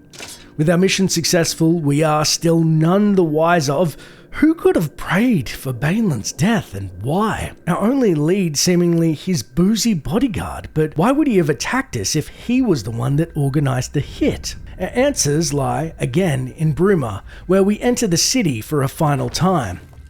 The town now is abuzz with rumours of murder, and we can then head down inside of Olav's Tap and Tack to find a blubbering and drunk Grom who wails at our approach. Hi there. Is it true what they're saying? Is Baenlin really dead? Yes. Baenlin. Oh, Baenlin. I loved you, old man. I loved you, but I couldn't protect you. Oh, Baenlin. As we move to leave the city, we overhear a guard sharing the local gossip, and he says, Can I help you? Old Baenlin is dead. I heard it was a horrible accident. He was resting in his chair and boom! A stuffed head fell on him. It should be noted, if asked about local rumours, the male Nords are likely to hand us a copy of the Black Horse Courier regarding Baenlin's demise. Otherwise, heading to the source of the gossip, the Courier's headquarters in the Market District, we can pick up the specific copy lying on the desk that sheds further light on who, perhaps, ordered Baenlin's sordid execution, and reads: For the residents of Bruma, a city known for its snowy avenues and frigid Skyrim-like temperatures, nothing is quite as important as the warmth and safety of one's own home. But even the most secure dwelling can harbour a deadly secret. In the case of Baenlin, an elderly elf nobleman who called Bruma home for nearly 43 years, death came not from the icy cold nor the sting of a burglar's blade, but from a killer far more insidious: structural instability. According to Grom, Baenlin's long-time live-in manservant, the day of his master's death was like any other. Baenlin lived as a recluse and rarely left the comfort of his home. He spent his morning breakfasting and his afternoons reading or napping, but it was in the late evening hours before bedtime when Baenlin relaxed in his favourite chair, as was his custom, when disaster struck. A stuffed minotaur head mounted on the wall directly over the chair came crashing down, killing the unsuspecting noble instantly. As horrible as Baenlin's death may seem, even more horrible is the revelation that this was not an isolated incident as previously thought. In fact, through a series of interviews and in-depth investigation, the Black Horse Courier has learned that many of Bruma's homes are actually death traps waiting to spring. Me and my boys, we done repair work on half these houses. They're a bleeding mess. Rotted wood, rusty nails, misaligned foundations. Them Nords, they're good for drinking and killing, but they can't build a house worth a damn. So said Antoine Dubois, owner of Dubois & Sons Carpentry, a thriving house-building business headquartered in the Breton nation of High Rock. Because of his expertise, Dubois has known to offer his services throughout the Empire and has visited Bruma on numerous occasions. In his opinion, this predominantly Nord city features some of the most poorly constructed dwellings in all of the Empire. Yeah, I know what the Nords say. It's the snow. It rots the wood. It does this, it does that. Wine, wine, wine. The mead-swilling savages wouldn't know oak wood from oranges. Truth is, they just don't know anything about the latest architectural methods. The work is unsafe and sloppy. That head that fell on the elf? An infant could have secured those bindings better. It's no wonder they came loose. But I've seen this type of thing all over Bruma. Did you know that until I came in to do repair work on the roof, you couldn't attend a service in the chapel without getting snowed on? Now that's just wrong. When asked what he thought of the issues, Baenlin's nephew Cainlin, who inherited his uncle's estate and is now residing in the very house where he was killed, had this to say. It was a tragic, tragic accident. I always told my poor uncle that head would fall on him someday, but would he listen? Now, I've heard the rumours that some think there was foul play involved, but that's nonsense, of course. Everybody knows this city is falling apart. It could have happened to anyone. And so, as the city of Bruma mourns the loss of one of its oldest and most respected residents, there are those that can't help but wonder, am I next? So, Cainlin, Baenlin's nephew, stood to inherit his house and openly dismisses foul play, plus warns of the Minotaur head, which we were explicitly told must drop on him so that foul play was ruled out. Paying Cainlin a visit, we further find two different responses to us. If we decided to forego our bonus and murdered Grom and Baenlin, we find Cainlin is surprisingly over his grief of his murdered uncle, simply querying in an upbeat manner. Oh, Cainlin's my name. Maybe you knew my uncle, Baenlin? He died recently. It was all very tragic. I'm heartbroken, of course. Well, goodbye. I'm warning you. Get out or I'll call the guards. It should be noted if that hits the ear wrong and sounds kind of like joy in the construction kit, Cainlin is described as being happy when he delivers said line. However, if Baenlin perishes via Minotaur head as planned, curiously, in a macabre display, we find his nephew has taken up his uncle's former routine, wearing his same outfit and sitting in the very chair in which his uncle passed, with blood stains still intact on the rug to boot, but also finds zero reason to maintain Grom's services, seeming pretty safe in his own company, saying, Oh, Cainlin's my name. Maybe you knew my uncle, Baenlin. He died recently. Stuffed head fell on him. Very tragic. Well, goodbye.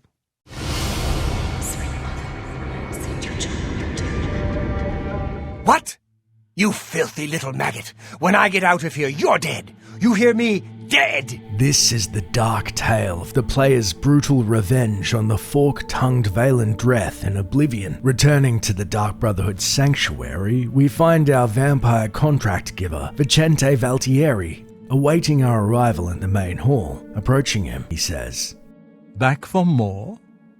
It just so happens I have another contract available, one that requires an expert in infiltration. As always, you fail to disappoint me. Your target is a dark elf named Valen Dreath. He thinks he's safe in prison. He is tragically mistaken. A prisoner recently escaped from the prison using a set of secret tunnels connected to the Imperial City's sewer system. It's a perfect way inside. Just outside the Imperial prison is a grating that leads to the sewers. It has recently been tightly locked, but I will provide a key. It should be easy enough to locate Dreath in his small cell. Besides, I think you know the way, Valen Dreath has been imprisoned for many years. His tongue is sharp, but his body is limp and frail. He will prove an easy, pleasurable kill. You will receive a bonus if you fulfill the contract without killing any of the prison guards. Now go, and may the Night Mother go with you. It's then our quest, scheduled for execution, begins, and we cast our mind back momentarily to the acerbic Dreath, whose foul barbs we endured in our brief stint in the Imperial prison. Oh, look, an Imperial in the Imperial prison. I guess they don't play favorites, huh? Your own kinsmen think you're a piece of human trash. How sad. I bet the guards give you special treatment before the end. Oh, that's right. You're going to die in here, Imperial. You're going to die. Imperial criminal scum like you give the Empire a bad name, you see. You're an embarrassment. Best if you just disappeared. Hey, you hear that? The guards are coming. For you. His cruel laugh burned into our memory. Indeed, Dreath will be a pleasurable kill, however difficult to get at, being in prison and surrounded by guards. And so we approach the vampire for more details and he questions. Why does Valen Dreath still live? Breaking into the Imperial prison is difficult, I know, but the contract must be fulfilled. What are the steps to getting to Dreath? You must infiltrate the Imperial prison and kill Valen Dreath, a dark elf. He should be easy enough to eliminate once you actually get inside. Spill some blood for me, dear brother. Although our target is clear, we leverage the knowledge of our fellow assassins wisely as how best to strike at the captive Dunmer, starting with the burly orc, Gogren. You, what do you want? If our disposition is too low, he says. I can only pray that you break the tenets and surrender to the guards. I will beg Lucian for the right to kill you. Otherwise, we have to eliminate a target in the Imperial prison. You don't mind confrontation, Gogren. How would you contend with the guards? Infiltrating the Imperial prison is no small matter. Those guards are heavily armed and professionally trained. If discovered, don't be a fool. Flee. Later then. So, not even Gogren would favor a frontal assault. Speaking to the nearby crouched Argonian Ochiva, she greets. Greetings, brother. I do hope you are well. With a low disposition, she wishes. I was hoping Vicente would give you this contract. When you are captured and killed, the assignment will go to someone more competent. Otherwise, Ochiva, we're tasked with infiltrating the Imperial prison. Have you ever broken into it, perchance? No dark brother or sister has successfully infiltrated the Imperial prison in over 300 years. This will be a true test of your abilities. May the Night Mother guide you. So, it seems this is by far our most dangerous mission yet. We then enter the main hall and see the stealthy Antoinette Marie, who complains. Why do you insist on annoying me? With low disposition, she cruelly reveals. I can only hope the prison guards do to you what they did to me. You will know the true definition of the word horror. Otherwise, Antoinette, have you heard about her contract? I know you were in prison for some time. The Imperial prison. Long did I languish there, in my youth, before the Brotherhood found me. The guards are strong and cruel. So very cruel. I'll be seeing you then. Leaving Antoinette with that bleak thought, We're certain stealth is our best course. Sitting by a bookshelf, we then speak to the Argonian Taniva. Why do you bother me? With a low disposition, he says, You will not make it past the sewers. Of this I am certain. Otherwise, Taniva, I hear you're familiar with the Imperial sewers. I know those sewers well. They will allow you access to the prison, but are home to some fearsome creatures. Tread carefully. May Sithis be with you. So, if the guards don't get us, the creatures will. We then make our way to the living quarters to find the final assassin to speak to, the Bosma Talandril. I find your very presence foul. Say what you will and then leave my sight. With a low disposition, she scoffs. Vicente wants you to infiltrate the Imperial prison? I didn't realize you had such a good sense of humor. Otherwise, Talandril, we have a prisoner to kill. He's locked in the Imperial prison. This prisoner, why give him a chance to escape or fight back? Pierce his heart with an arrow, right through the bars of the cell. Quick and easy. May your arrows always strike true. Sithis be with you, brother. So, an arrow for Valen's heart. If we can get at him via the sewers, that is. Extracting all of the pertinent advice we can from the inhabitants of the sanctuary, we begin traveling to the Imperial City, checking our quest log that reads, I must break into the Imperial prison and kill a Dark Elf prisoner named Valen Dreath. I will receive a special bonus if I manage not to kill any guards.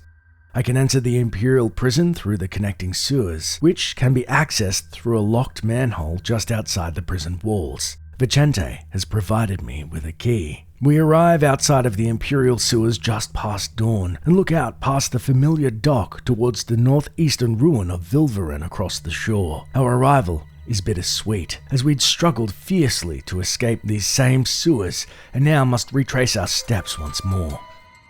Using Vicente's key, we enter the aromatic hole that is covered by a grate, and our quest updates reading. I've entered the sewers beneath the Imperial prison. I must now proceed through the sewers and into the prison itself and kill Valen Dreath. Venturing into the sewers, we find indeed that the local creatures promised by Taniva still dwell therein, but thankfully pose little threat compared to Taniva's claims at least. It's only after retracing the maze-like path into the sewers do we find ourselves back inside the lower bowel of the prison's underground structure proper, and immediately halt as we enter as two guards take a break from their patrol to converse. Of course I'm proud to do my duty, but it's a waste of time. What are we guarding? Cold stone and shadow. That's it. I'm not disagreeing with you, believe me. Those assassins got what they wanted. The Emperor is dead. They got no reason to come back. That's exactly what I'm saying. But will the captain listen? No. We must have a presence. The prison must remain secure. Yeah, what a laugh, huh? Just who are we keeping secure? Dreath? Since that other one got away, he's the only one rotting down here. Yeah, well, I guess you can't blame Captain Montrose too much. This is his big career move, after all. Got to impress that lot upstairs. Yeah, true enough. Oh, well, I best be getting back to my watch. Hey, don't forget, we're meeting for drinks later at the Bloated Float. Oh, I'll be there. How could I miss a chance to see you cower before that big orc bouncer? I ain't afraid of no one. Courage is my middle name. Oh, never mind.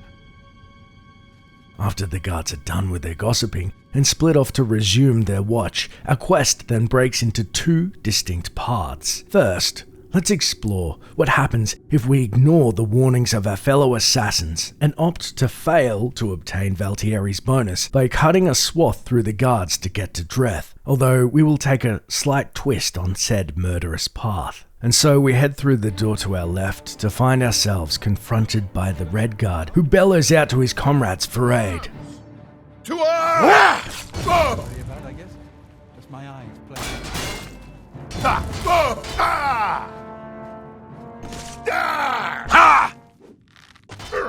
Although we have now technically failed the quest's parameters to receive a bonus, the guard has on his person an Imperial prison key, as do his comrades. Interestingly, instead of fighting a throng of guards and being potentially overwhelmed, we can instead simply about-face and exit the sewers, as the key to the Imperial prison cannot be pickpocketed until this quest, and leveraging this unique item, we can instead return to the prison and are able to stroll down to the cells without resistance. Inside, we see the Dunmer Dreath standing in his familiar first cell on our left. And remember the Bosmer Telandril's claim, it's best if we snipe Dreath between the bars.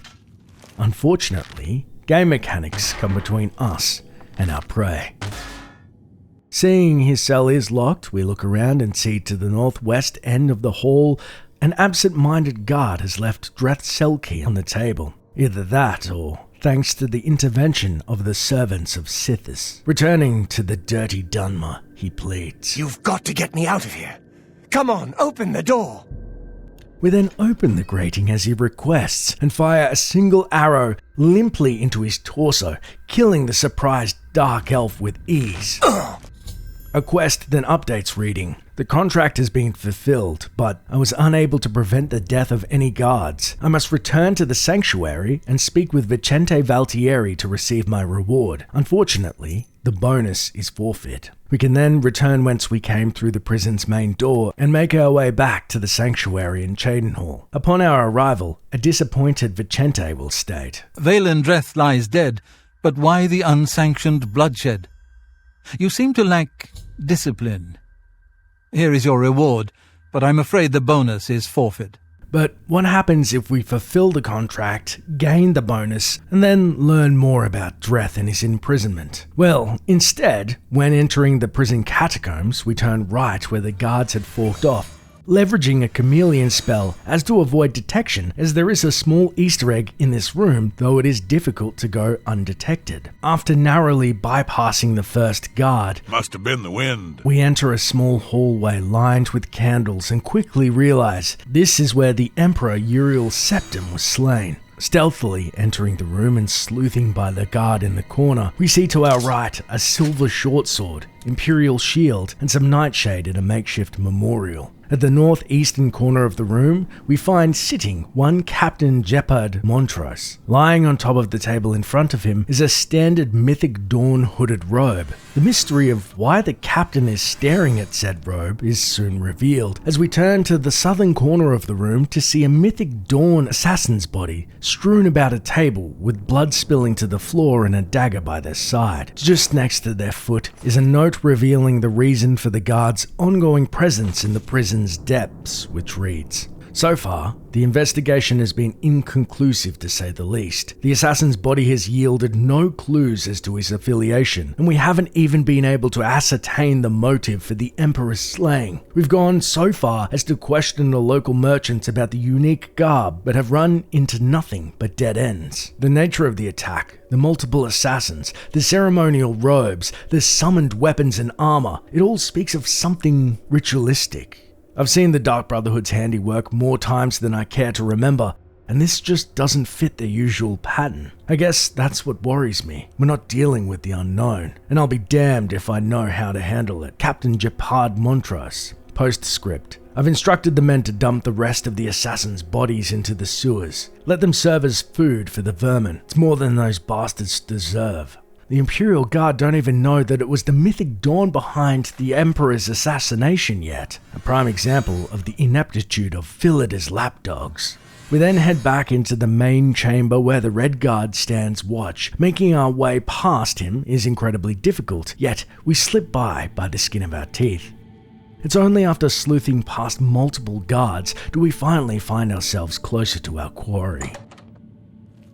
Seeing the original cave we had plumbed in the tutorial area, now covered by boards, Although, it should be noted, interestingly, the prison and sewers from the start of the game is actually a different area completely, and this is an updated duplicate the player visits once they've left the original tutorial. Ascending the final stairs, we finally see at the northeastern wall a cave entrance to our familiar cell, which invites us in. We climb up the short stone ramp to overhear Dreath conversing with the guard. I have to admit, I'm gonna miss you, Dreath. The late-night beatings, your pitiful little cries for help. Filthy cur. I told you I was going to get out of here. My time's almost up, and there's nothing you can do about it. Yeah, well, what's it been? 7, 8 years? We've had a good long run, you and me. I always knew it would end someday. 11 years in this rat-infested hole. But I'm getting out, and you'll still be stuck in here. Yeah! Oh, yeah? Where will you go, huh? What will you do? You can't survive out there, Dreath. You're an animal. You belong in that cage. I'll remember that when I'm lying on the beaches of Somerset Isle with your wife, you imperial pig. Right! And you'll be rich, too. Oh, and you'll become a king. And you know what I think, Dreath? I think you'll be back. You lot always come back. You'll see, you imperial dog. When I get out of here, all of Tamriel will know my name. Valen Dreath! Valen Dreath! All right. I'm tempted to let you out right now if you just shut up. After the guard moves out of sight, we slowly push open our rusty cell door and stride towards our target, who beseeches. You've got to get me out of here. Come on, open the door. As we step closer into the light to unlock his cell, Dreath then has a wave of recognition and exclaims, Wait, I know you. You're the one. The day the Emperor was killed. They went through your cell. You lucky bastard. But you came back? Come on, you've got to help me. Let old Valen out of this cell.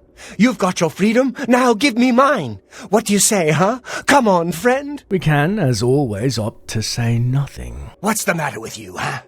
You some kind of mute or something? I saw you escape. Now you're crazy enough to come back? Or the Night Mother says goodbye. The Night Mother? No! Guards!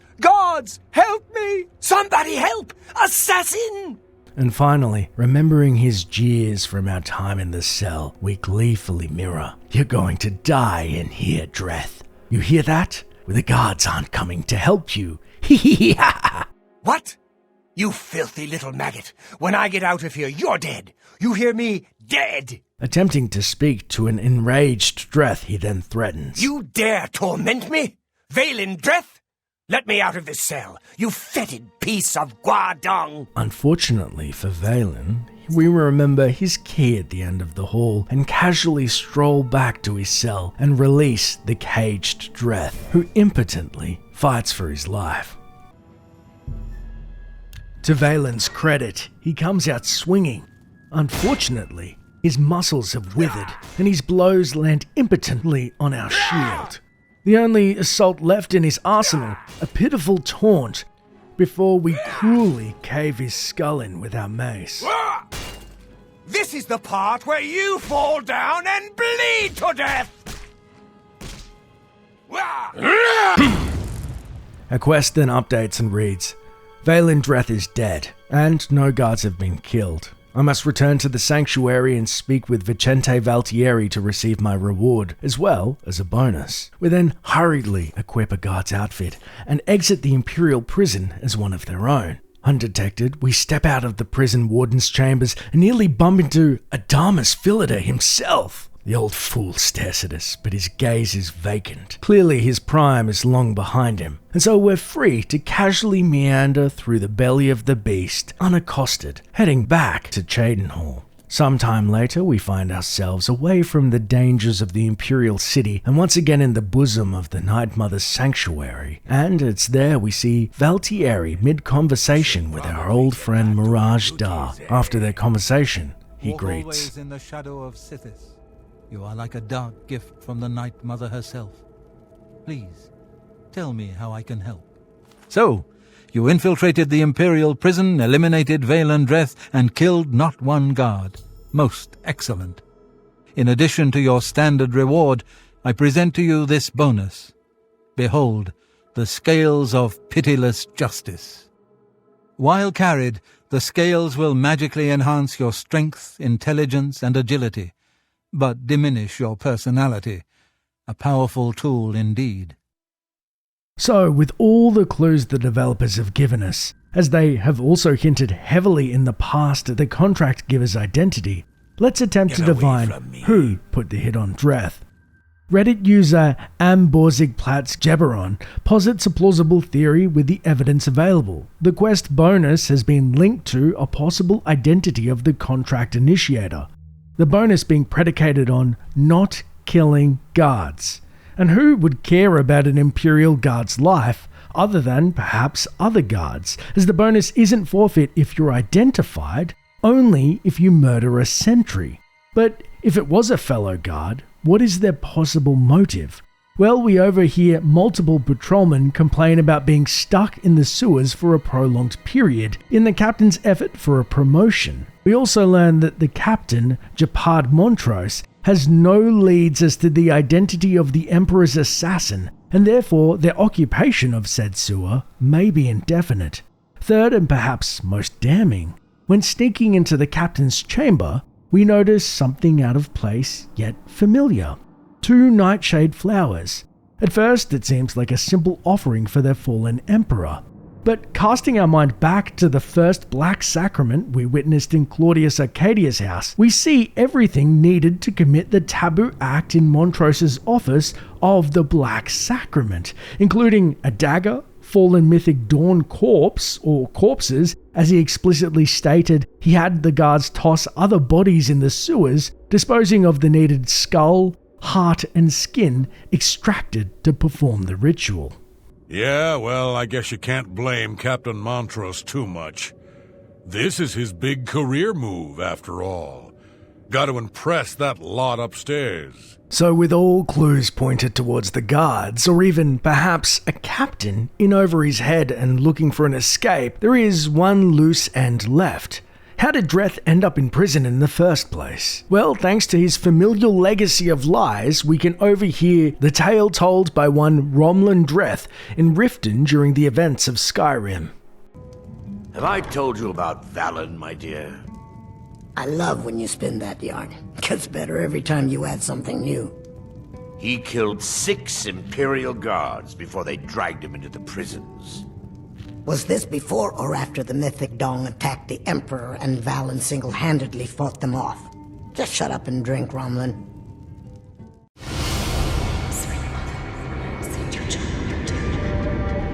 By failing to fulfill this contract, you have brought shame upon us all. Leave me now, and contemplate your uselessness as a member of this family. What happens if you fail the Dark Brotherhood's quest, the Assassinated Man, the only quest which you can not only fail, but also has several repercussions for doing so? Arriving at the Dark Brotherhood sanctuary, we find Vicente Valtieri awaiting us in his dank domain for our next contract. Approaching him, he says, I have a special contract that needs fulfillment. In truth, I don't wish to offer it to any other family member.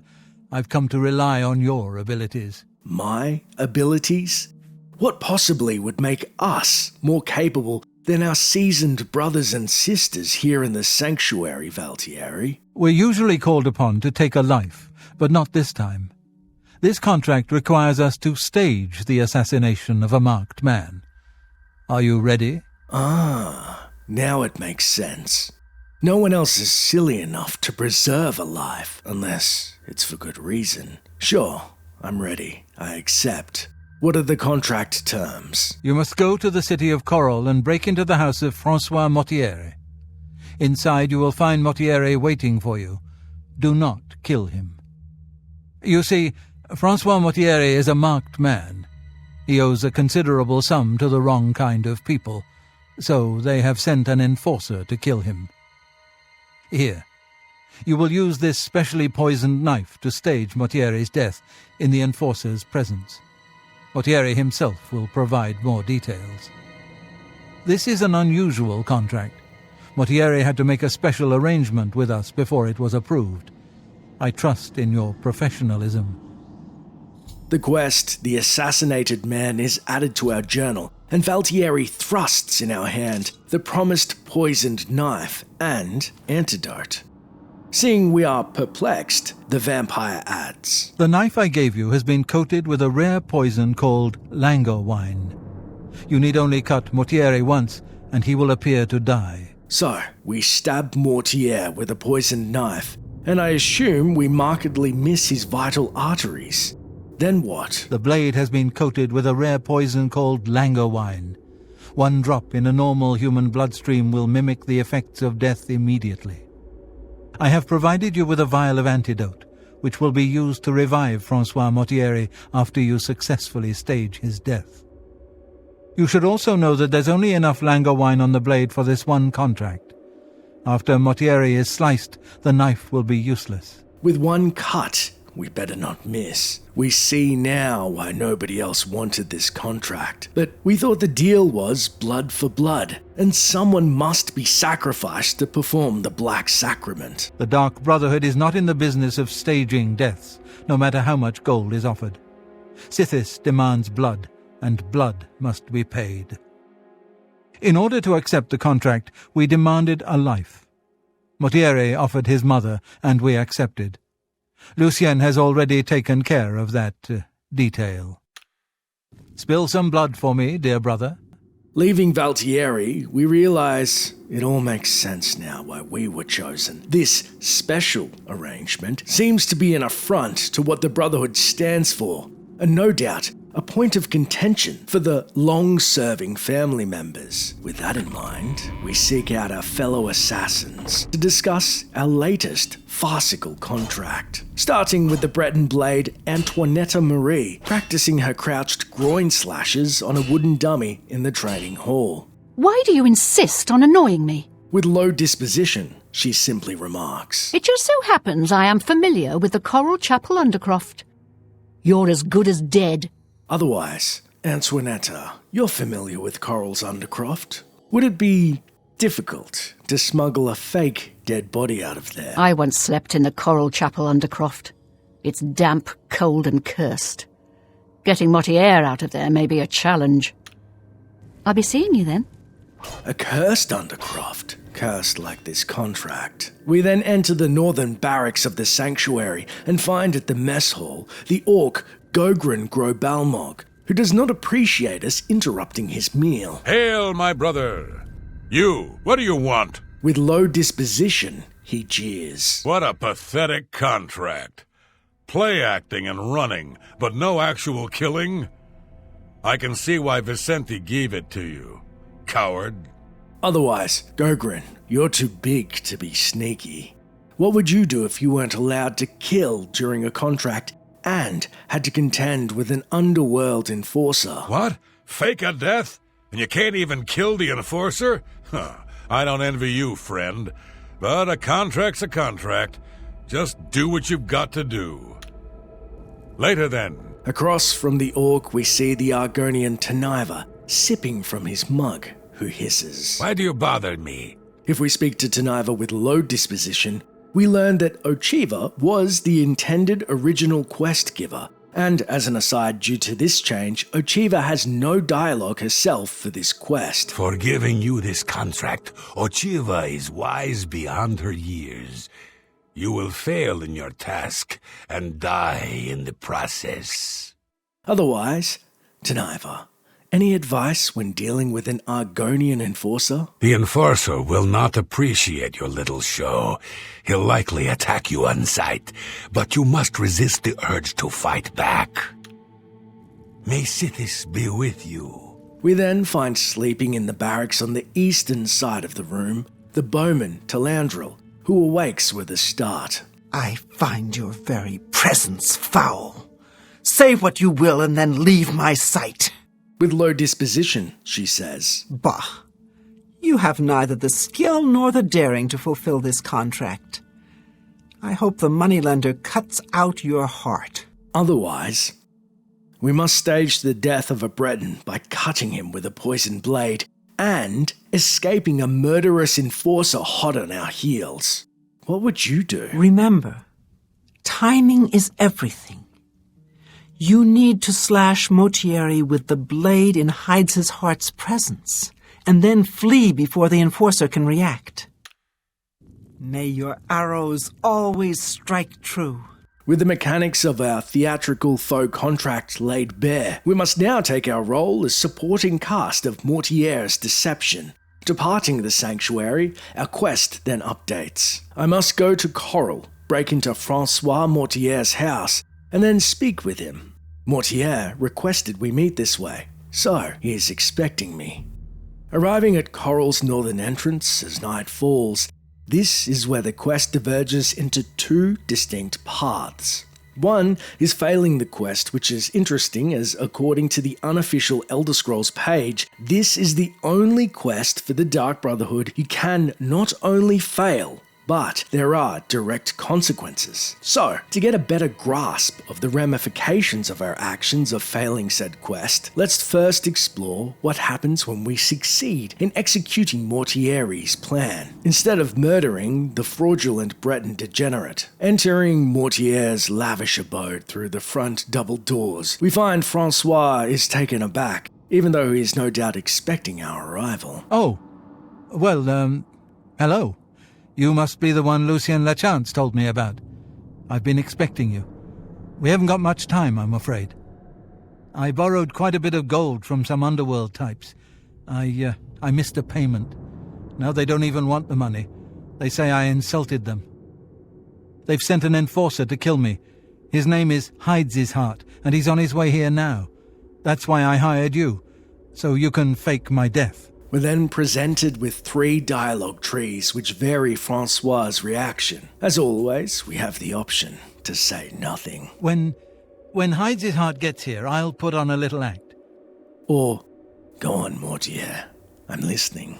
Well, when Hides' Heart gets here, I'll put on a little act. You'll cut me with your poison knife, and that vile enforcer will think I'm dead. And finally, the most visceral response being, by Sithis, spit it out, you worm. Oh, sorry. Please, I'm sorry. See, when Hides' Heart gets here, I'll put on a little act. Then you cut me with the knife, and it looks like I die. You must then flee from Coral, and Hides' Heart must not be killed. That way he can go back and tell his employers I'm dead. If you wait a day, my body will be put on display in the Coral Chapel Undercroft. You can come to me then and administer the antidote. Got all that? Good. Hides' Heart will be here any moment. Get ready. Oh, I do hope this works. It seems our performance for the Argonian loan shark is almost nigh, and before we fake Motierre's death, we equip our costume and welcome persona of ruthless Dark Brotherhood assassin, barely having time to slip into our shrouded armor when we hear a banging at the door, followed by a guttural growl from none other than Hides' Heart. Motierre, I know you're in there. My employers are most displeased. I'm coming in, and you can beg for your life. Not that it will do you any good. Motierre, I am here to exact payment in blood. You will... Who is this? Oh no! What am I to do? An underworld enforcer and a Dark Brotherhood assassin, both here to kill poor Francois. The Dark Brotherhood? Oh, you have been a naughty boy, Motierre, haven't you? Stand aside, assassin.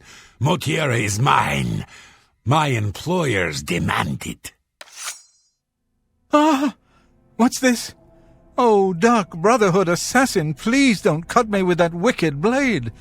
It looks like this is the end of poor Francois. We'll see who gets to cut you, Motierre. Let me show you how a real killer operates. You Dark Brotherhood mongrel. Defend. Look out! Internally pained, We attempt to reason with the competing assassin to no avail as he swings his two-handed sword at us in a horizontal slash aimed at spilling our innards on the floor. Knowing our guard is wearing thin, the Argonian flashily spins and taunts to punctuate his upper hand. I'm just warming up, you pathetic worm. We then desperately dart up the stairs, our only hope to put him off balance. Leveraging the high ground, we cast a paralyze spell so he's immobile for a moment, but able to witness what comes next. Now is not the time. As the Argonian rises, we cut Motierre, and our quest updates reading. Motierre has been slashed with the Langerwine blade, and appears to have died from the wound, as expected. I must now flee from Coral and leave Hydes's heart alive. Motierre expectantly crumples, and we hear Hydes's heart's furious growl as we burst out of the double doors, hitting the ground running into the town square. The Argonian enforcer gives us chase, and is more agile than we dared to imagine, swinging his large sword, even with his cumbersome armor to boot. It's only thanks to the intervention of the guards, who cannot turn a blind eye to murder in the street, do we have a reprieve, and return the favour to the guards with a quick slap of paralysis for the goon to endure as the sentries descend on him as we exit the city walls. Our quest then updates reading. I have fled Coral, and Hydes's heart has not been killed. I must now wait a day so Motierre can be discovered and placed in the Coral Chapel Undercroft. There, I must find Motierre and administer the antidote that will revive him. We then take our time to remove our unmistakable assassin's armor and re-equip our streetwear to re-enter the city walls unaccosted by the guards, and stroll casually to the looming Chapel of Stendar, located in the northwestern end of the town's cobble paths. Inside the building, we sit at the pews and wait the mandated day's time before descending sneakily down the chapel stairs into the reportedly cursed Undercroft. Once inside the tomb, surprisingly, we find the musty chamber is all but empty. The tombs of the dead remain undisturbed, and following the lamp's lights to guide us, we find in the eastern chamber the quote-unquote body of Francois Motierre laid out on a stone slab. Although his skin is cold to the touch, we give him the antidote and our quest updates reading. I've administered the Langerwine antidote, and Francois Motierre has awakened from his poison-induced sleep. I should now speak with him and make sure he's well enough to travel to the Grey Mare.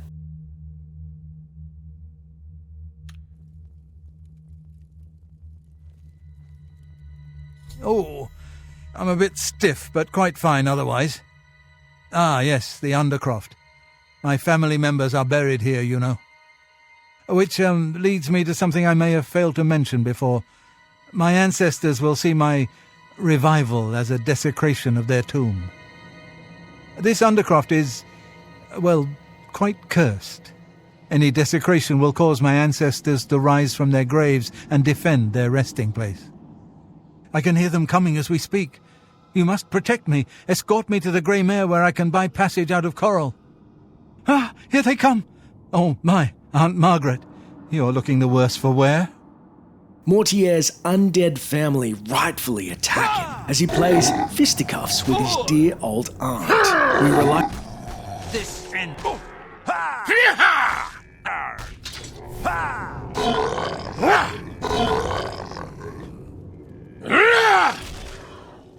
I'm on your side. A quest then updates reading. Motierre has been revived, but his ancestors have risen from the dead, angry at the desecration of their tomb. I must keep Motierre alive and escort him out of the Undercroft and to the Grey Mare, where he can arrange passage out of Cyrodiil. We cannot help but wonder if his rotting kin are enraged at meeting his mother prematurely in the afterlife. And so we take the hapless Motierre with us as we crush the bones of more of his bloodline. I'm just warming up, you pathetic worm.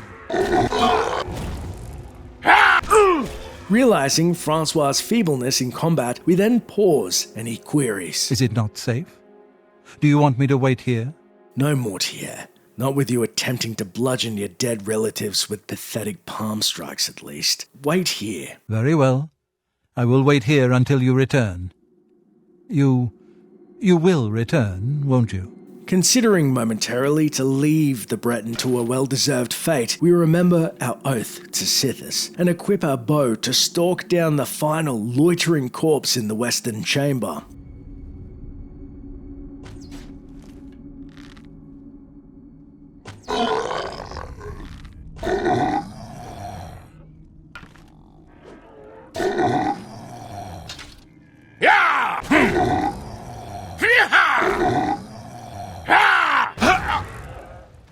With the last of Motierre's line dispatched, and us pocketing some of their flesh for alchemical experiments later, we are left to wonder where the final zombie was hiding the lockpick on their person. Rounding the pillar, we find Motierre is alive, but jittery at best. I must get to the Grey Mare. Must get away from here. Is it not safe? Do you want me to wait here? It's safe now. The rest of your family is dead. Very good. Let us hurry to the Grey Mare. Ascending the stairs, we waste no more time. Exiting the chapel and hitting the streets of Coral in a jog towards the Grey Mare. Upon entering the drinking establishment near the city's southern entrance, Motierre exclaims, "Ah, the Grey Mare! Coral's finest repository of wine, women, and song." Hello. An enthused Motierre then thanks. "Ah, the Grey Mare. From here I will be able to arrange for transportation out of Cyrodiil. You have served me well, assassin. Francois is forever in your debt. Farewell." The Breton, now safe, seems to soak in the boozy atmosphere, and before we move to take our leave, he bars the door and thanks us once more. "Thanks again, assassin. Your services have been invaluable. Soon I will find passage out of Cyrodiil and be rid of those moneylenders forever." Her quest then updates reading, Motierre has escaped. I must now return to the Dark Brotherhood sanctuary and speak with Vicente Valtieri to receive my reward. Meeting the vampire in the sanctuary, he greets. "Ah, so Motierre has escaped. Well done.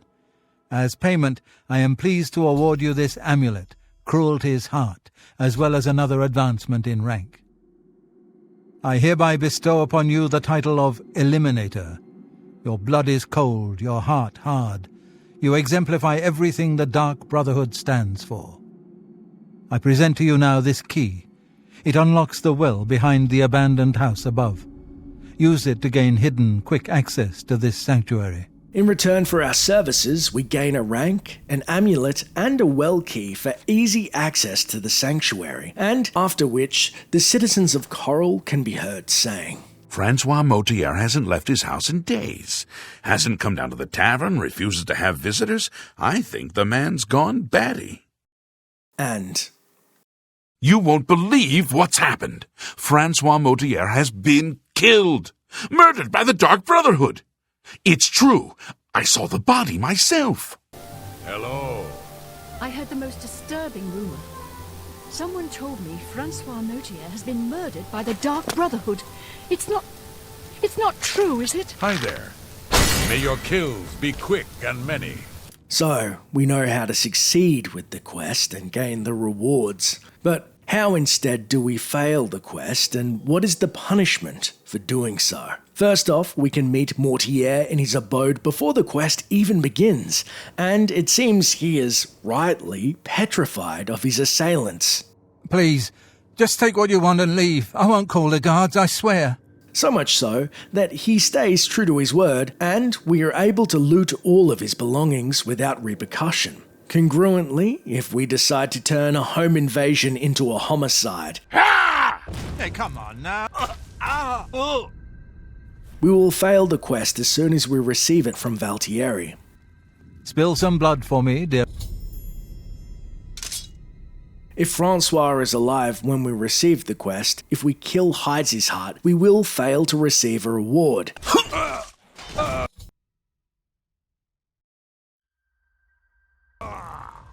However, during the quest, if we also kill Motierre, or God forbid, his vengeful zombie family tear him to shreds for sacrificing his own mother, we will also fail the quest. Ha!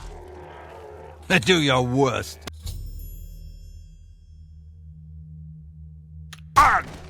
But if we meet one of these failure criteria, what does absolute failure actually mean? Well, it's more than just foregoing a bonus as we had in previous quests, as there are direct negative consequences. The first is a little strange, but we will not receive 1 infamy point for this quest. Additionally, several rewards will be delayed until the completion of the next quest, The Lonely Wanderer, as Valtieri will not give us the well key and we will not gain the rank of Eliminator. So, Francois Motierre has been killed. He hired us, sacrificed his own mother's blood, and we could not even fulfill our end of the bargain. By failing to fulfill this contract, you have brought shame upon us all. Leave me now, and contemplate your uselessness as a member of this family. Our worst punishment comes in the form of Vicente's disposition. It will markedly drop -71 instead of the +80 for successfully completing the quest. This will, in all likelihood, result in him turning aggressive, which means we would have to fight and kill him and the other Dark Brothers and most likely be kicked out of the Brotherhood. Only raising his disposition prior or things like charm spells will get us out of a bind and be able to yield. I accept your surrender. It is somewhat ironic that murdering the coward Motierre and or his assailant is the only contract to have our one-time quest giver turn hostile towards us. Were I not ordered to assist you, I would forego the tenets and feast on your blood.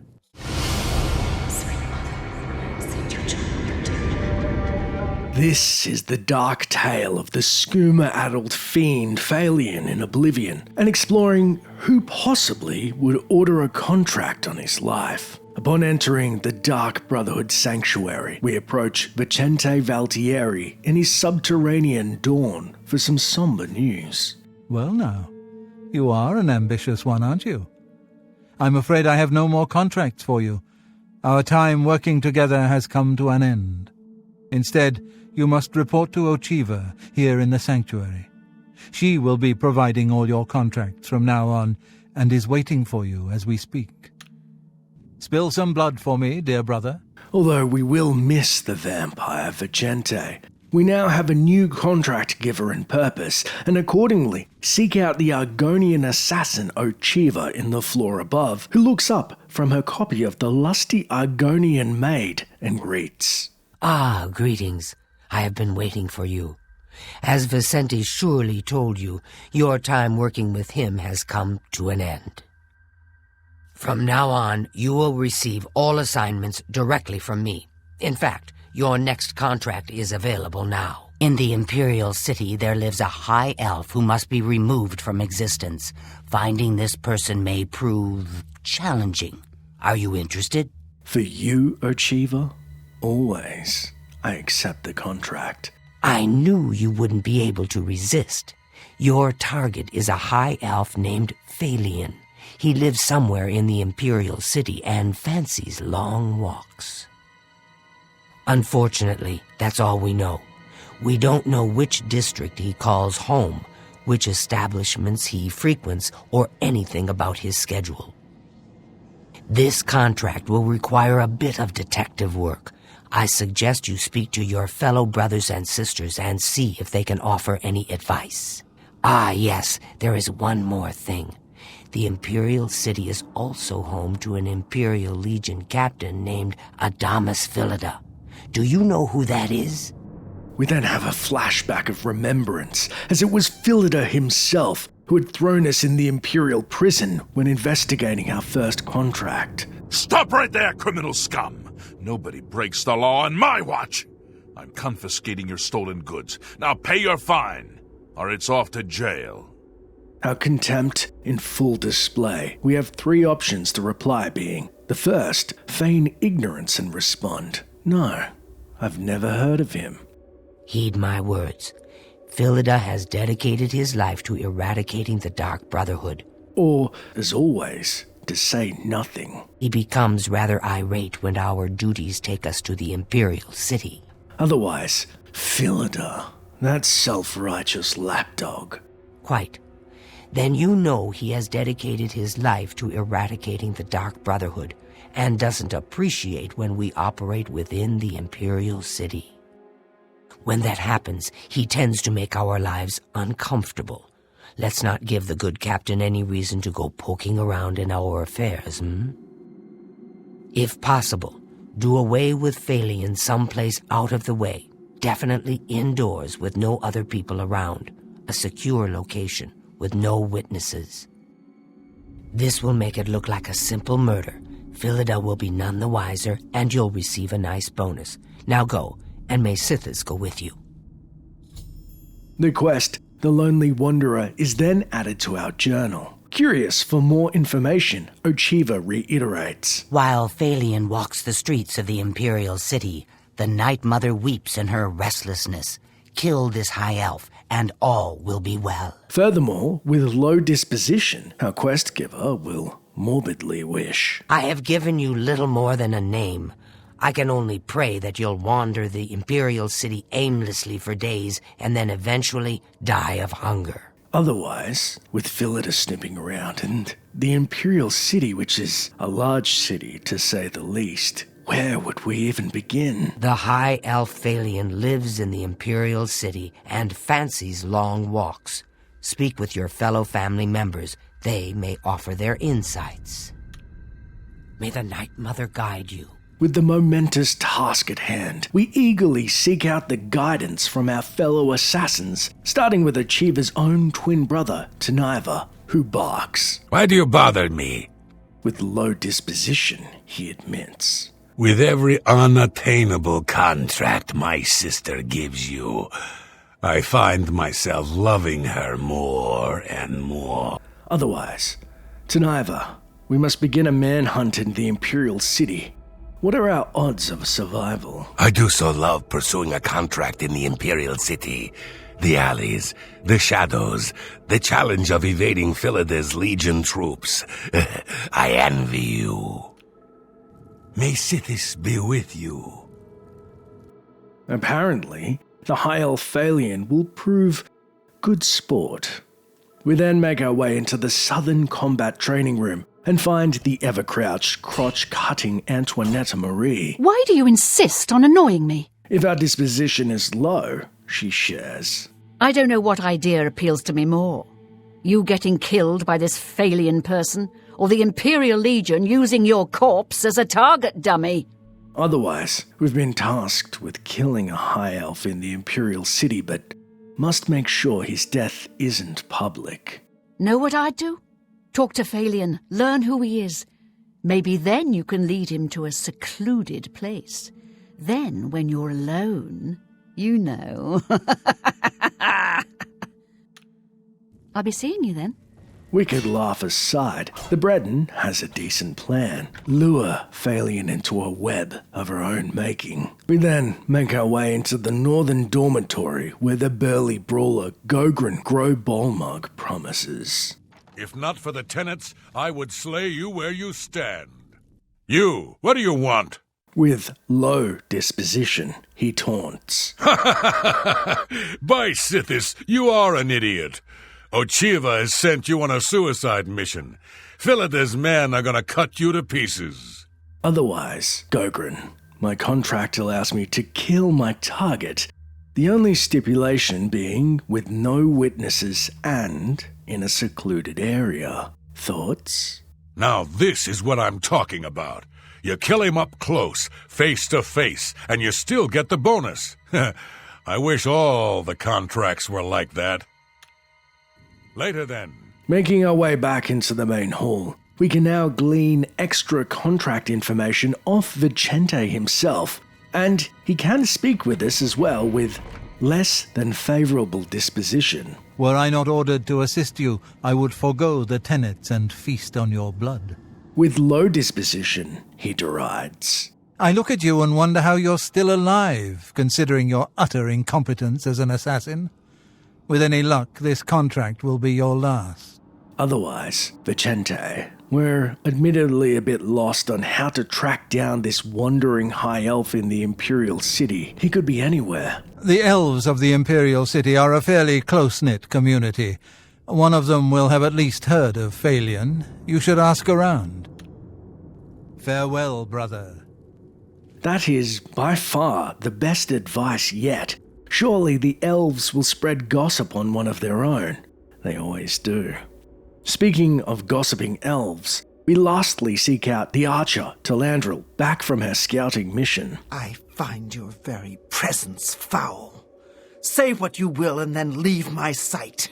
With low disposition, she berates. So, you need to find this high elf, Why don't you take a trip to Somerset Isle? Ask around for him there. Idiot. Otherwise, Talandril, we have to kill a high elf in a secluded area. How would an archer of your caliber execute the contract? I'd never suggest you forfeit a bonus, of course, but killing Faelian indoors is so unappealing. Too bad you couldn't snipe him from a balcony. But first I guess you have to find him, right?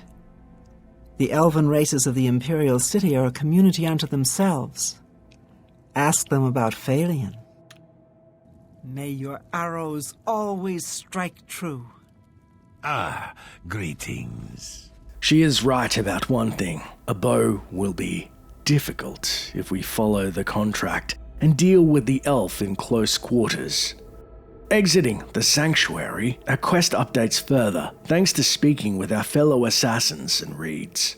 I must go to the Imperial City, find a high elf named Faelian, and kill him. If there are any witnesses to the killing, or if I eliminate him in any non-secure location, my reward will be greatly reduced. I should start my search by asking any elves in the Imperial City if they've ever heard of Faelian.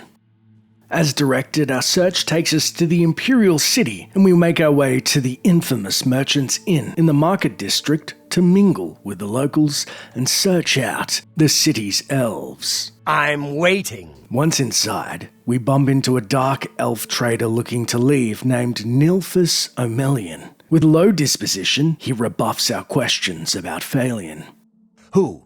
Faelian? I don't see how that's any business of yours at all. Really, the gall of some people. Otherwise, we raise his disposition the best way we know how for merchants. I'll take that, and thank you very much. Then, when his disposition is over 50, we ask, I'm looking for a high elf. Faelian is his name. Heard of him? Faelian, you say? Why, yes, I know who he is. Rather distasteful fellow, actually. I believe he lives at the Tiber Septim Hotel. That's in the Talos Plaza district, here in the Imperial City. I'd ask around there if I were you. You too. And here we assumed he would reside in the Elven Gardens. Our quest then updates guiding. Faelian lives at the Tiber Septim Hotel in the Talos Plaza district of the Imperial City. I should ask around for him there. I can feel myself getting closer. But I must remember, I will forfeit my bonus if Faelian is killed in an unsecure location. The hotel simply will not do. Making our way to the upmarket district, once inside the hotel, we speak to the Red Guard bookseller, Fintius. Go on. With low disposition, he feigns. If I liked you better, then I might tell you. Lacing his palms with septums loosens his tongue. Oh, that's just the thing. And then we ask, who can I speak to about a high elf Faelian who resides here? Talk to the publican, Augusta Calidia. I'm sure she can tell you more about him. Good day. Behind the counter, we find the Breton publican, Augusta Callida, face buried in the naughty novel The Lusty Argonian Maid. As an aside, the reason I know which books the NPCs are reading is thanks to the unofficial wiki. Curiously, we see a copy of the Black Horse Courier titled Night Mother Rituals on a counter, which is perhaps a clue we will backpocket for later in regards to Faelian's murder. For now, we disturb the Breton from her book and she greets. Welcome, friend, to the Tiber Septim Hotel. I am Augusta Philida, your hostess. With low disposition, she simply waves off. I might know him. I might not. I don't see how it's any of your business. With disposition between 30 and 50, she admits. Yes, I know who Faelian is. Know quite a bit about him, actually, but I probably shouldn't gossip. I mean, we hardly know each other. Purchasing Callida's confidence, we say, Every little bit helps. Augusta, there's an elf about named Faelian. I think you know him. Faelian? Oh, I know him all right. A waste of life, that one. He lives here, you know, with his sweetheart, a trainer. What that poor girl sees in him, I'll never know. A trainer pays for their room, their food, everything. She's quite wealthy, I believe. Faelian used to have money. Used to be quite a gentleman, too. But that was before he took a fancy to the, you know, the skooma. Now Faelian's hardly ever here. He's off using skooma or wandering the city looking for some, I imagine. He comes back every night to be with a trainer, but only for a few hours, I swear. That high elf is going to wind up dead if he keeps living like this.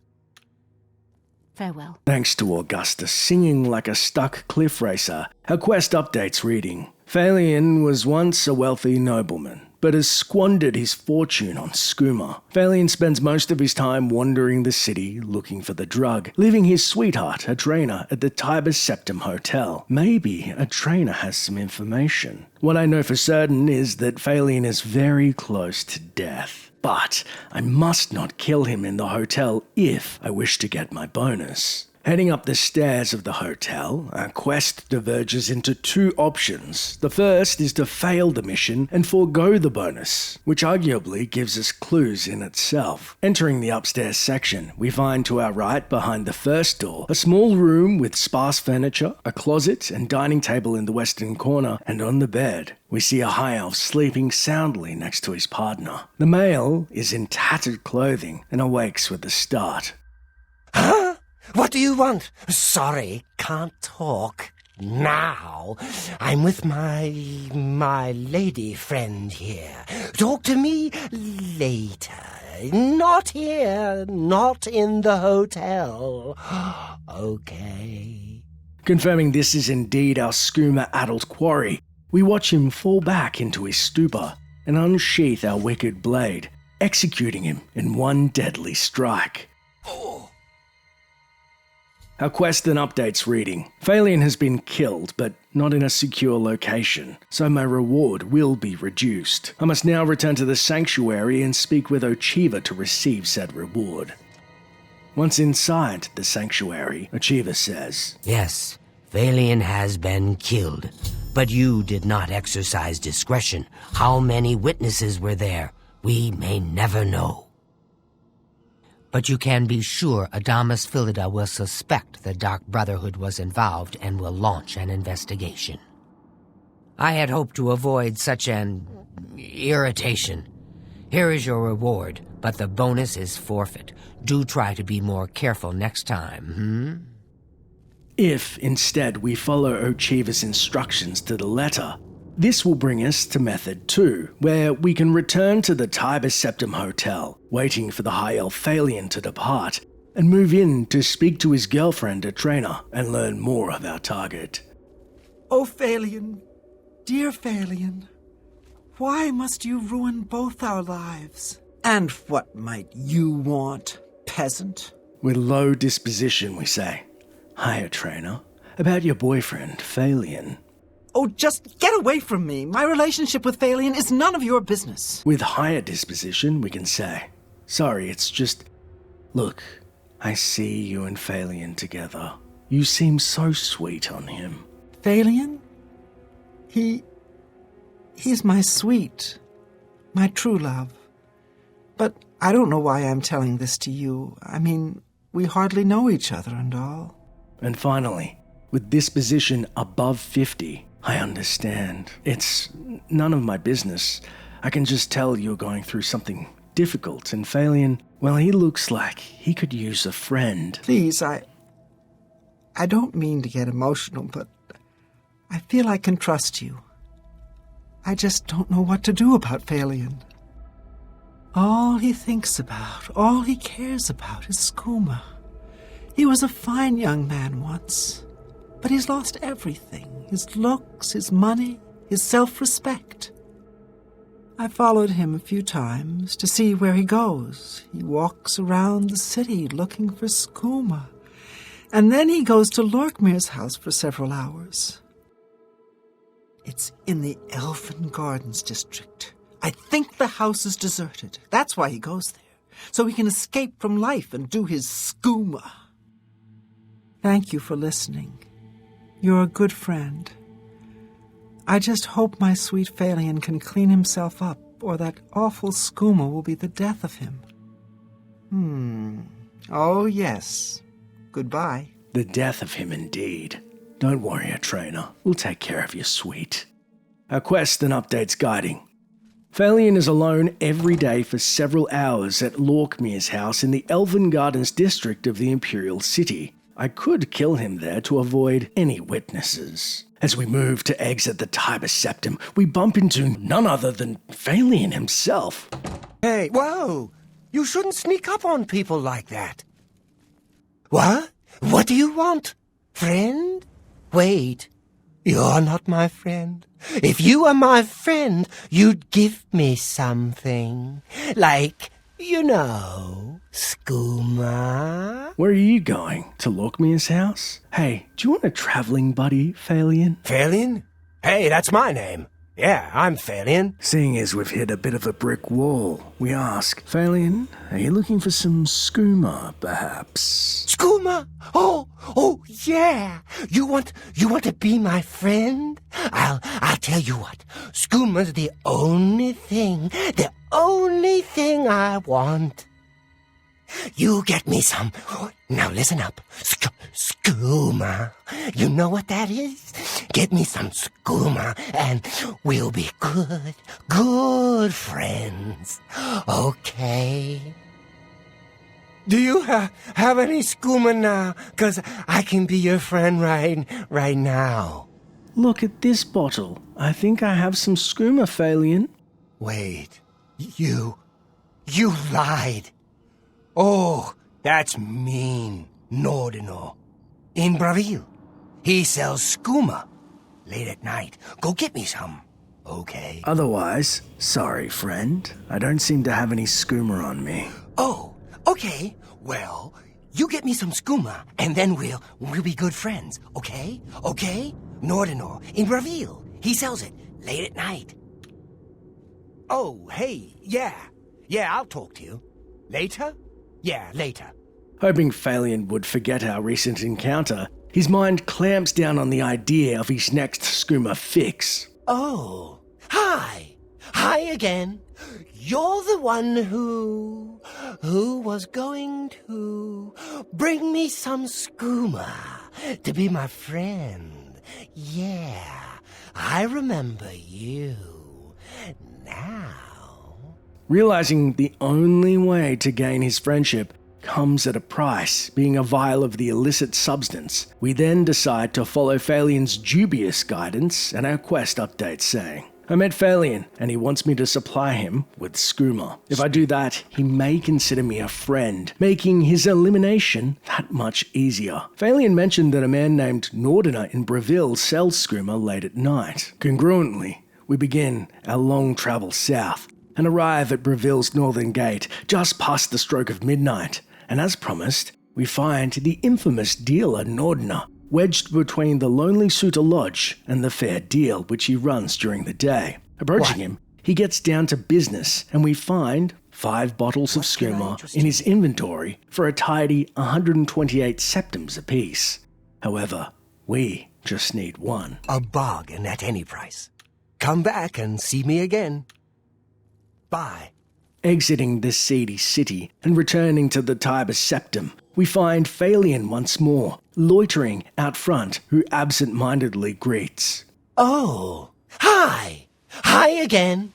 You're the one who was going to bring me some skooma to be my friend. Yeah, I remember you. Now... Plucking the bottle from our shroud, we say, You're in luck, Faelian, my friend. I have some skooma with your name on it. You have skooma? Oh, my friend. Yeah, you're my friend now. Thank you. Thank you.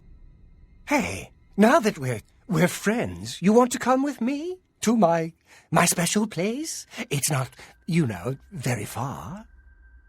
If you want, come to Lorkmir's house. I go there every day, from 11 in the morning till 5 at night. I just go and relax. Lorkmir he ain't around no more. I use his house. Here's a key for you. You come whenever you want. Okay, then. Oh, yeah. His house is in the, Elven Gardens district. So, yeah.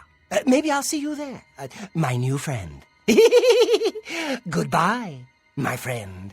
The skooma is then removed from our inventory and replaced with Lorkmir's house key. As we turn to depart, Faelian thanks. Skooma?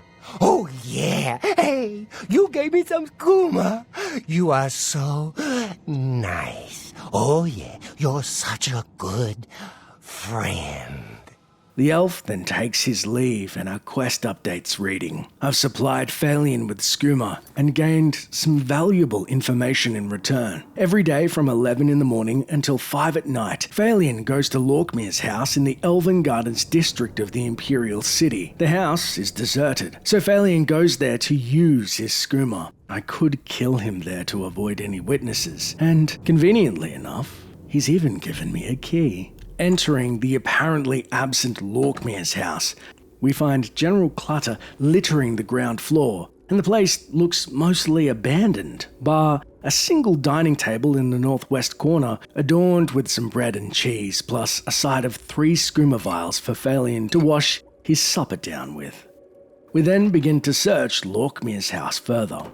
Heading up the stairs to the main bedroom, we find, although lit by candlelight, the furniture is toppled. Cobwebs have taken over as the new decor of choice, intermingling with dirt and debris.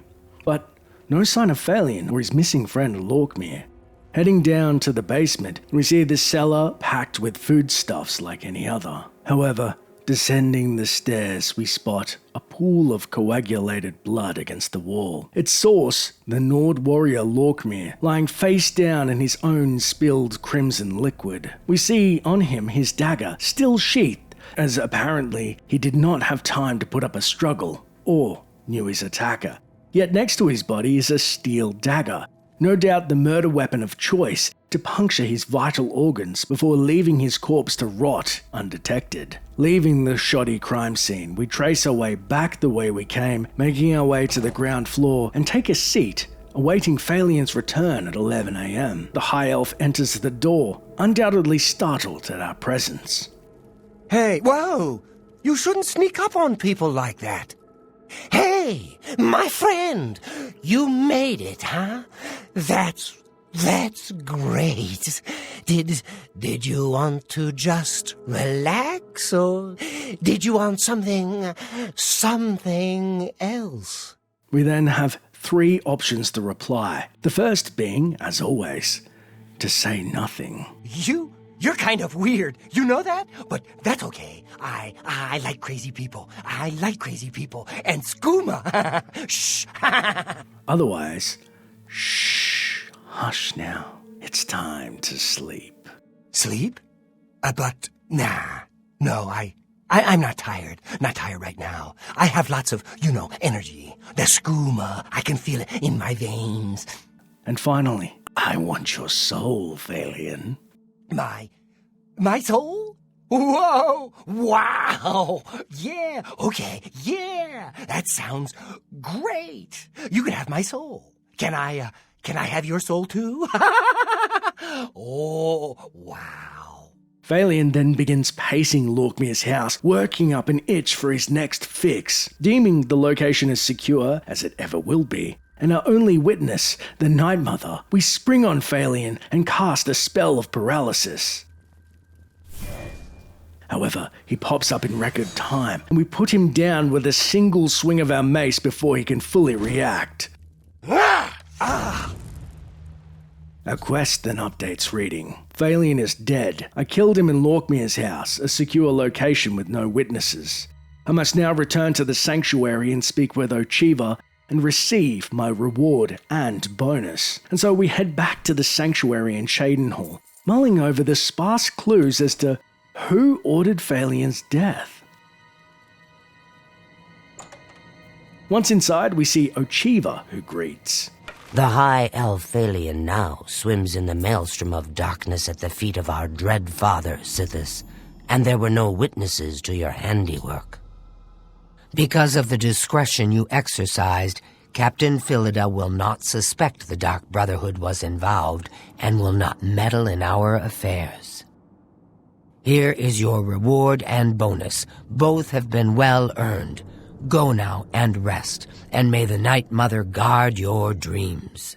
We then receive a level-dependent gold reward, up to 600 gold, and 1 single infamy point. Seeing as we were not detected, we also receive Shadow Hunt, the bow, as a bonus, imbued with damage health and damage magicka enchantments. After which, the citizens of the Imperial City can be heard gossiping about the incident. A friend of mine is a member of the Legion. He said some Altmer nobleman was murdered right here in the city. Faelian, I think his name was. But who ordered the hit on Faelian? As with previous contracts, it's clear the developers go to pains to plant evidence of who ordered the contract. So, our first clue, when attempting to establish the contract giver's identity and motives, seems to be, as with previous contracts, the parameters of the bonus. Interestingly, in this case, it is stressed/stipulated multiple times that we must not kill Faelian in the Tibus Septim Hotel. Returning to the scene of the crime in the hotel, we can follow up on our 3 prime suspects. A glaring piece of evidence, the Night Mother's Rituals edition of the Black Horse Courier, sits on Augusta Callida's desk. Well, we can assume Augusta and the other residents had access to this injudicious entry, which outlines how to carry out the Black Sacrament. Suspect 1 seems to be Augusta, the publican of the Tibus Septim Hotel. But why would she want Faelian dead? Motive would be ridding herself of a useless leech, putting a tarnish on the establishment's reputation. Stipulating the murder was outside of the hotel's walls would bolster this theory, although it should be noted, I searched the Septim's basement and alas, there is no secret evidence of the ritual being performed. Our second suspect is thanks to some online theories pointing to Lorkmere himself. They posit that he could have gotten in an argument over skooma, perhaps with Faelian, and that Faelian had threatened to kill Lorkmere. And in retaliation, Lorkmere performed to the Black Sacrament before he was actually slain by Faelian. However, this seems unlikely and convoluted at best. Our third and final option is our strongest bet. Curiously, after slaying Faelian and sparing a trainer, we can return to her and she still resides at the Tibus Septim Hotel and will continue to live there and nonchalantly answer. Yes. My name is Atraina. How do you do? It is a strange response for someone who just lost their mate. But seeing the melancholy in Atraina's eyes and despondent attitude, it would be easy to mistake this for grief. What if she was prematurely grieving Faelian after performing the sacrament? Knowing that Lorkmere was dead thanks to Faelian, Atraina could have accidentally happened upon his corpse when Faelian confessed and used his body to perform the ritual that she learned thanks to the Black Horse Courier copy in the hotel. Furthermore, we cannot kill Faelian outdoors and are steered towards Lorkmere's house, which only Atraina and Faelian are aware of, as far as we can tell, and Atraina divulges said information when questioned and had cause to make sure Faelian's death was not only out of sight, away from the hotel in which she lived, but also to cast suspicion from herself and onto Lorkmere and a falling out between the two. And finally, Atraina divulges all of this information to a complete stranger, despite herself. She may have shed real tears over losing Faelian, yet her ruse seems to drop into something colder as we depart to murder her suite. Oh, yes. Goodbye.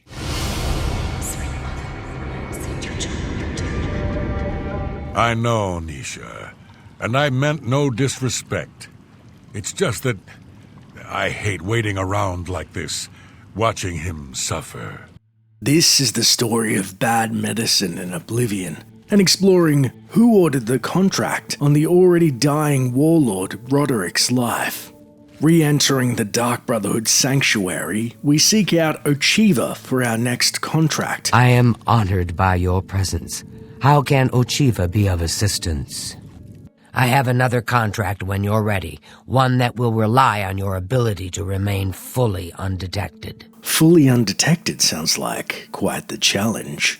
What are the details? Far to the west, there lives a fierce warlord and his company of loyal mercenaries. Your target is the warlord. Do you accept this contract? A chance to take down a fierce warlord? Yes, of course I accept. Excellent. Now listen closely. Nestled in the mountains to the west lies Fort Such. It is the home of the warlord Roderick and his mercenaries. Roderick has recently taken ill. He now lies in eternal slumber, kept alive only by the daily administration of a powerful medicine.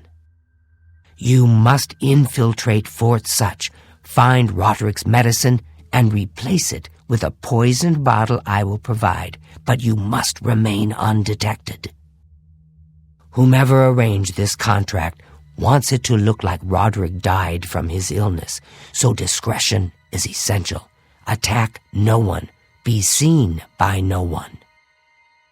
If you are detected, the poisoning will fail, and Roderick must be killed in some other manner. That will, of course, forfeit your bonus. Achiever then hands us the bottle of poison, and we have but more questions about the assassination, but she simply presses the urgency of said contract. Roderick may lie near death, but dead he is not. Until his soul has passed, our client, Ansithis, will not be satisfied. With low disposition, Achiever will state. Actually, I gave you this contract in the hope that whatever Roderick has is contagious, and you'll die a slow, lingering death in a matter of days. Otherwise, Achiever, you said he was ill. Is it safe for us to get close? It's uncertain exactly what illness Roderick has contracted, but don't worry, it's probably not contagious. May the Night Mother guide you.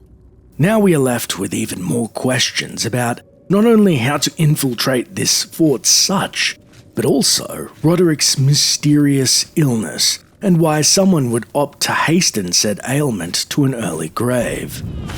Seeking out fellow Dark Brotherhood companions for clues, we find inside the training room our ex-contract giver, the vampire Vicente Valtieri, who greets. You are like a dark gift from the Night Mother herself.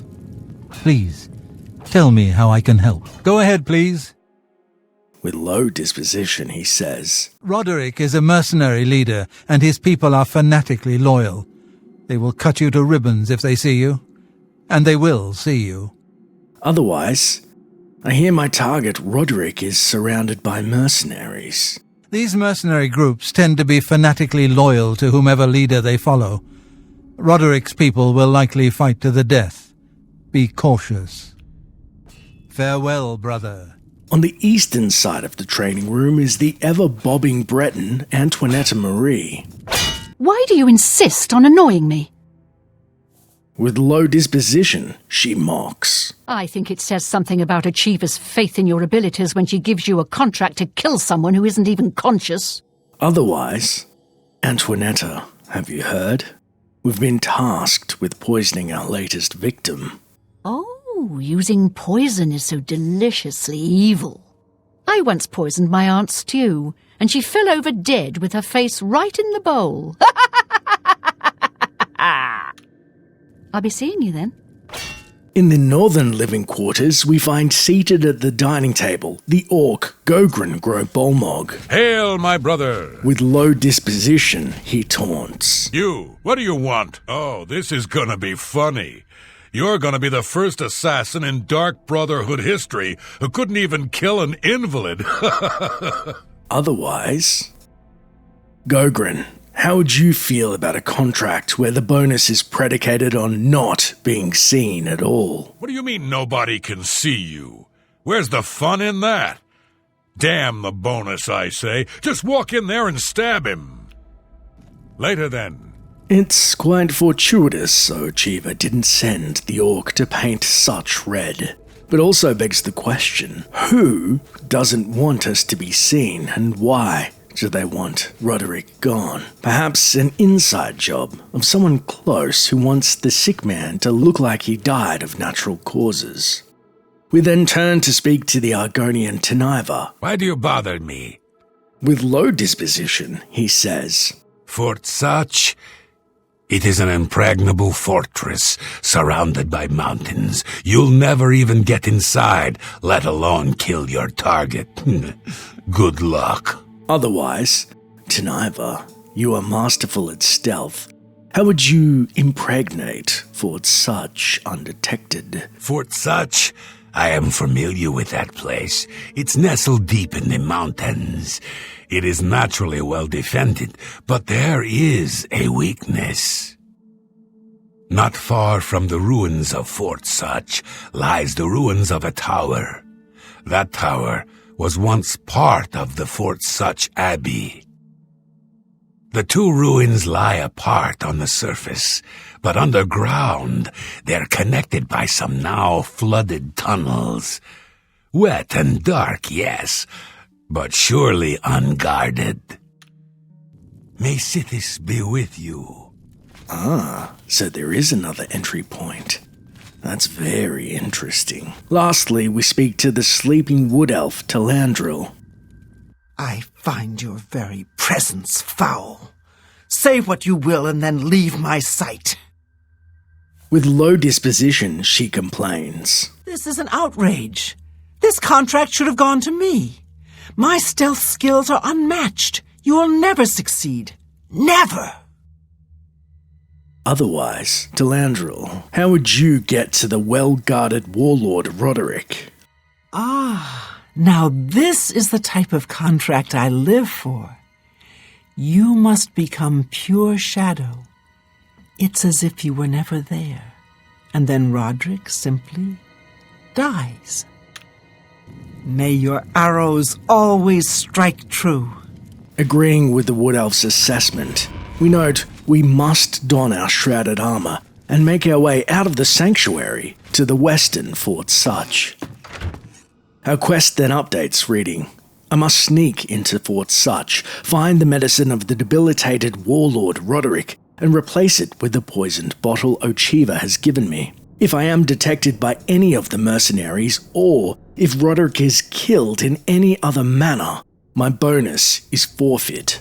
Fortunately, I've learned of an alternate way inside that should be unguarded. Not far from the ruins of Fort Such lie the ruins of the Fort Such Abbey. If I enter there, I can get to Fort Such underground through some flooded tunnels, thanks to Taniva. For those of you interested in Oblivion's behind the scenes, it should be noted, Fort Such was originally the 10th city to feature in Oblivion as seen in game art on screen. However, it was subsequently removed prior to release for reasons still unknown, although ironically it would have featured Kinnereth's missing chapel, and as irony would have it, Fort Such in the final release of the game is dilapidated and has been reclaimed by nature. Arriving just south of the fort located north of Anvil in the Gold Coast, our quest then deviates into two distinct paths. The second option would be more intricate and rewarding if we follow Ochiva's instructions to the letter, which we will, of course, investigate soon. However, first, let's quickly explore taking the Orc Gogren's advice and barreling our way through the fort, forgoing the bonus, and hacking our way to the impaired target, Roderick. Entering the main fort's entrance, located underneath its crumbling shell, we then light our torch, forgoing any attempts at stealth, and are immediately spotted by the enemy, and our quest updates reading, I have been detected by someone in Fort Such. That means the poisoning will fail. I must now kill Roderick the old-fashioned way. The incensed sentry then rushes at us, but is casually dispatched with a single strike.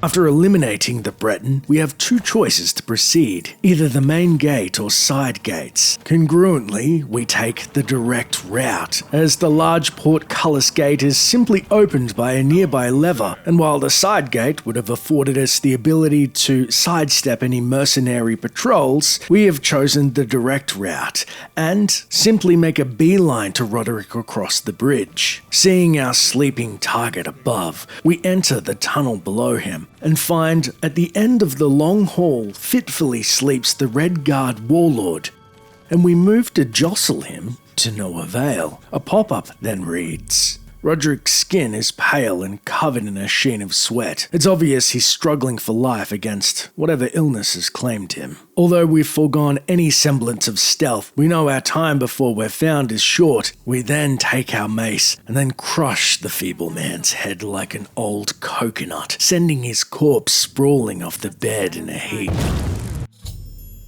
Our quest then updates, reading, I've completed the contract, but not as directed, so the bonus is forfeit. I must now return to the sanctuary and speak with Ochiva to receive my reward. We then check the fallen Red Guard's body and find a paltry 10 gold on his corpse, and pluck his pants off his remains as a final act of disrespect. Rushing out of the fort the way we came, and hearing the echoes of angry voices trailing impotently behind us, we escaped such unscathed.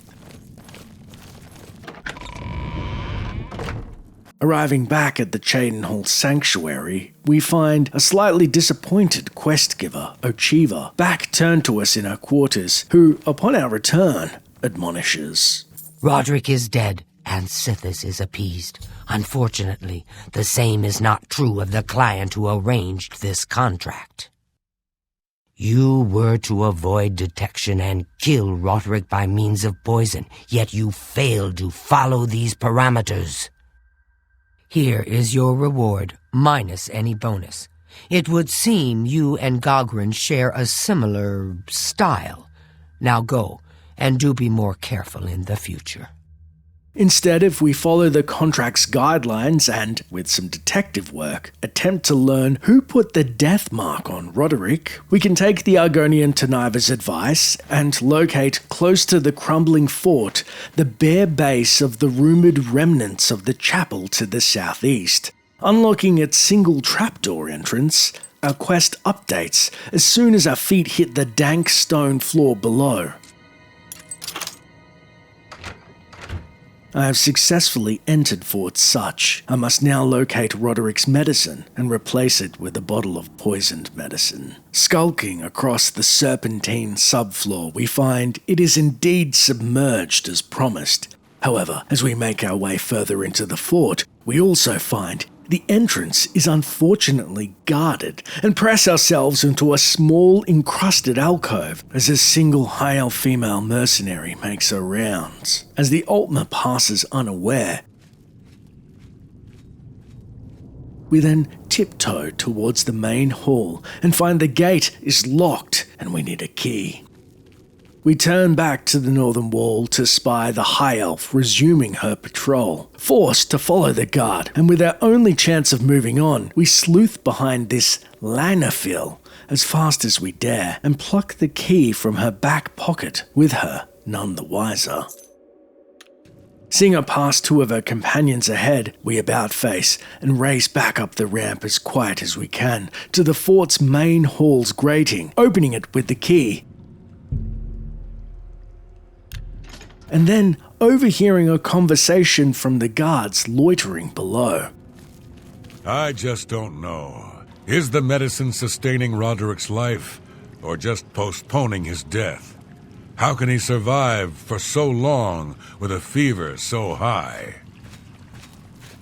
Roderick's fever's in check, unlike your tongue. How can you think such things after all he's done for us? For you. Have a little faith. Faith? Are you telling me we're supposed to rely on the good graces of the divines to keep Roderick alive? Even he would laugh at such nonsense. Then what would you propose? What more can we do? That medicine is keeping Roderick alive. For now, that's the best we can hope for. I know, Nisha.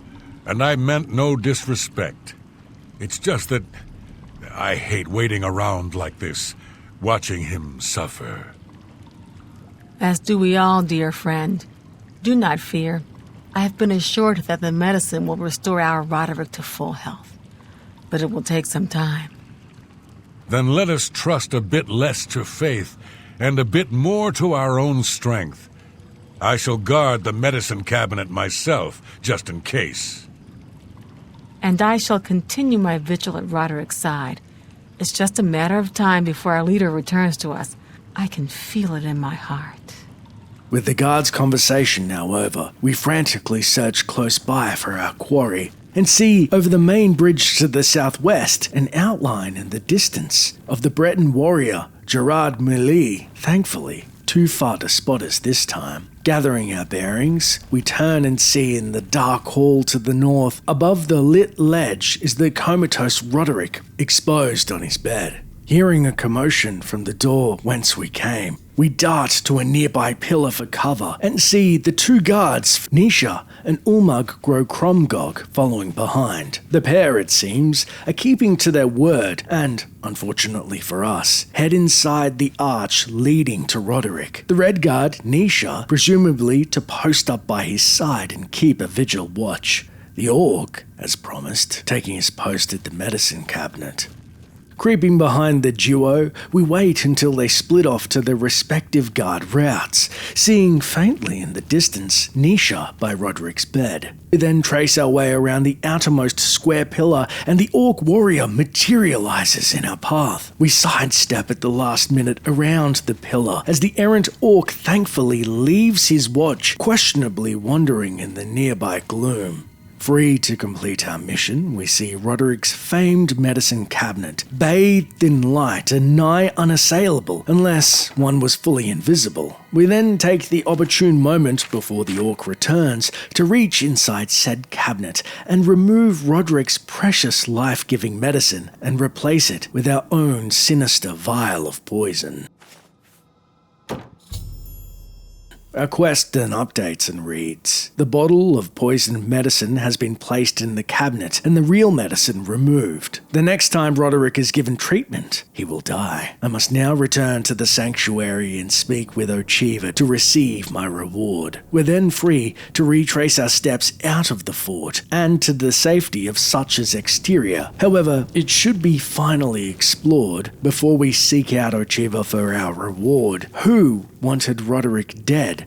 And why? Well, thanks to the developers, we can follow these clues, and according to a keen-eyed Redditor, whoever ordered the hit knew about Roderick's illness and wants the assassin to stay undetected. That leaves a small amount of possible clients. The player can overhear a conversation between mercenaries Ulmug, Cromgog, and Nisha, in which Ulmug expresses his opinion that the medicine is merely extending Roderick's life and suffering instead of curing him. He seems a likely suspect, which means the hit on Roderick must be seen as a form of euthanasia. This is bolstered by the fact the developers made him stray from his guarding of the medicine cabinet from the logical position of the seat next to it, bathed in light, and instead he loiters behind the rock pillars, creating a glaring opening for a hired assassin with instructions to remain undetected, conveniently leaving he and his fellow mercenaries unharmed.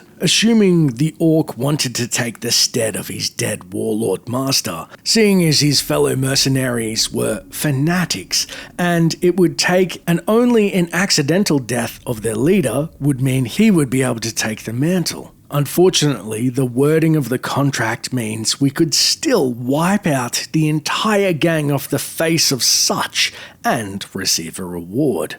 But how? Well, unfortunately for Roderick's death wisher, they stipulated the assassin remained undetected. On paper, that seems like a passive stealth sleuthing of the fort. However, we can kill each of the bandits individually as long as we remain undetected. Whether by leveraging summons or stealth archery, we will still appease Sithis without forfeiting the bonus and potentially murder a somewhat hasty contract giver before their intended rise to warlord.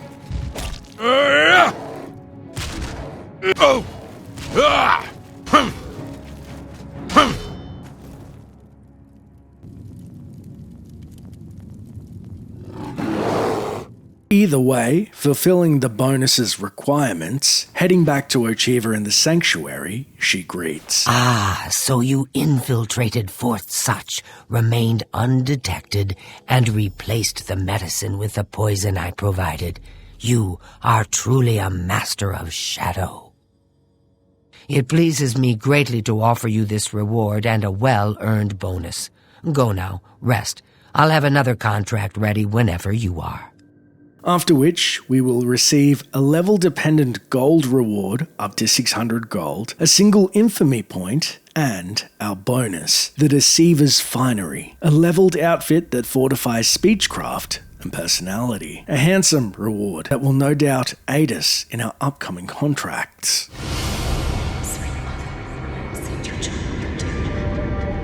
You're the only one left! By Azura, no! Please, please don't kill me! I beg of you, spare my life! This is the sordid tale of Oblivion's most deliciously evil quest, Whodunit, where the player stalks and eliminates all of the guests, turning them on each other during a treasure hunt of greed gone awry. Plus, every hidden conversation and detail you may have missed. Returning to our contract giver, Ochiva, in Cheydinhall's Dark Brotherhood Sanctuary, the Argonian greets. So, are you ready to mingle with the doomed house guests? The contract is waiting. Doomed house guests? Pray tell, Ochiva. Do you like parties? Because you've been invited to one. Of course, you'll be killing all the other guests. Are you ready to attend? A killer party? Yes, I'm ready. Please tell me more. Splendid. You need to go to the city of Skingrad, to the large house known as Summit Mist Manor. There, you will meet up with 5 very unlucky guests. In order to receive your bonus, you must kill each guest secretly, one by one. If anyone sees you committing murder, the bonus is forfeit. The guests believe there is a chest of gold hidden in the house, and have agreed to be locked inside until one of them finds it. In fact, the guests believe the key to the manor is inside the chest, and only by satisfying their greed will they be allowed to leave. Poor fools. There is, of course, no chest of gold. The guests will find no key. After you arrive, the doors will be locked behind you, as everyone expects. When all the guests lie dead, you will be free to leave. Now go. See the doorman at Summit Mist Manor. He will explain the rest. Have fun.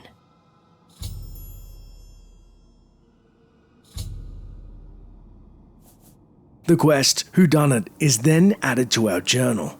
If we speak to Ochiva about the contract with low disposition, she sneers. I take much joy in giving you this contract. With so many targets come so many opportunities to fail. The chance of you surviving is slim at best. We then pause to ask, this is the first time we've had multiple targets.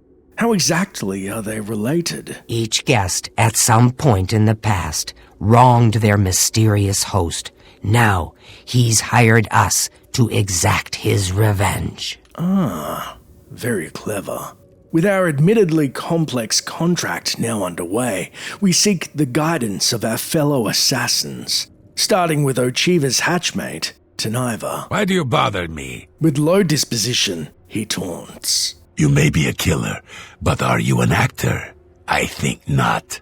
The guests will discover your true identity, and you will never leave that house alive. Otherwise, Taniva, how do we make 5 people trapped in a house with us not suspect we are indeed the killer? Remember the pretenses under which the guests are there. They will be suspicious. You must be as effective an actor as you are a killer. It would be a good idea to talk to each guest and appeal to their good disposition. Remember, if they really like you, they may open up to you. You should dress appropriately. The Deceiver's finery, your recent quest reward, would serve this purpose nicely. If you earned it, that is.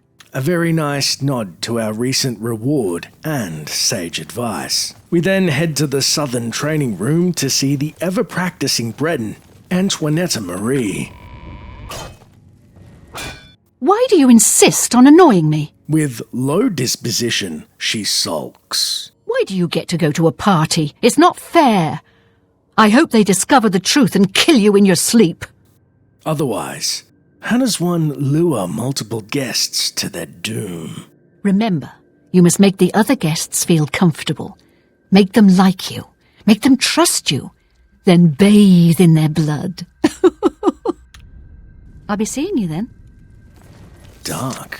We appreciate that about the Breton. We then seek out the wisdom of the vampire Vicente Valtieri, loitering in the northern living quarters. You are like a dark gift from the Night Mother herself. Please, tell me how I can help. I hope I can help. With low disposition, he morbidly wishes. So it's to be 5 against 1, is it? The odds are against you. With any luck, you'll be dead within an hour. Otherwise, Vicente, how does an assassin mingle effectively in a party?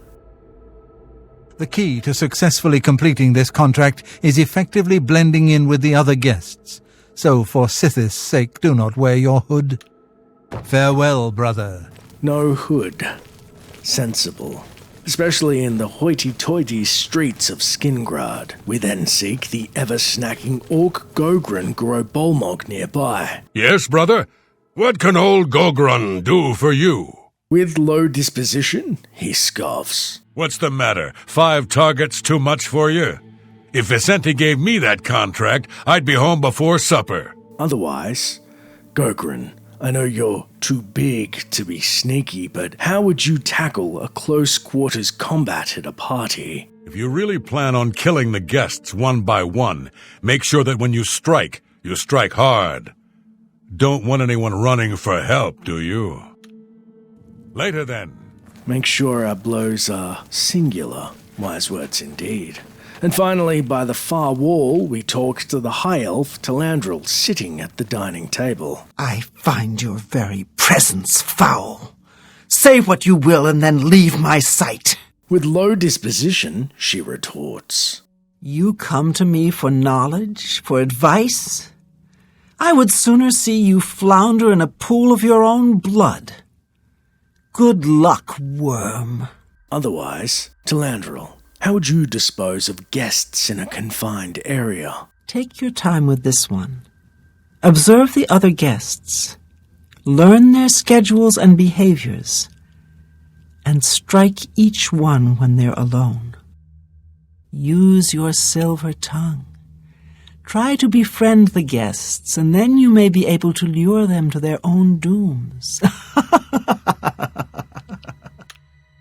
May your arrows always strike true. All roads, it seems, lead to befriending, luring, and murdering said guests unseen, and making sure they like us more than the next man or mer. We then take our leave of the sanctuary and our quest updates reading. I must go to Summit Mist Manor in Skingrad, meet the other guests, and pretend I too have been invited by a mysterious, unknown host. I must then kill all the other guests. I should start my mission by speaking with the doorman just outside the manor. We then arrive in Skingrad's east gate, and it should be noted the weather will always be a thunderstorm when we arrive at Summit Mist Manor, thanks to scripting by the developers. Getting closer to the estate, we see a luxurious multi-story dwelling, clearly purchased or rented by the unknown contract giver, presumably a man of means and with a long memory for those who have wronged him. Approaching the entrance, the Nord doorman Fafnir dutifully intercepts us, greeting. So the last guest finally arrives. I'll tell you what I told all the others. You go in, I lock the door. You don't come out until it's over. Now I'll tell you what I didn't tell everyone else. We have the same mother, you and I. And she wants you to have this. It's the key to the house. I guess someone else has already told you the other details. Kill all the guests, then leave, right?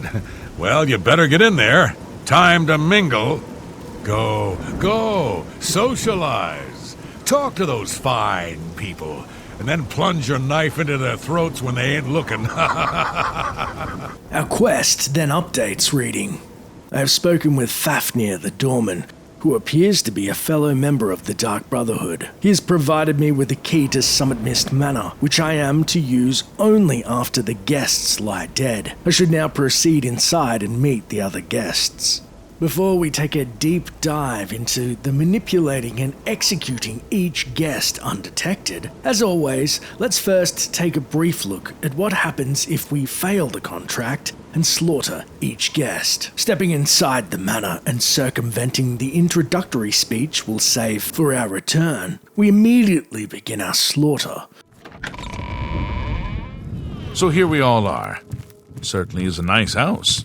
Or rather, use a frenzy spell to allow the guests to give in to their base urges and tear each other apart while we watch. Soon after, a pop-up reads, "I have been detected.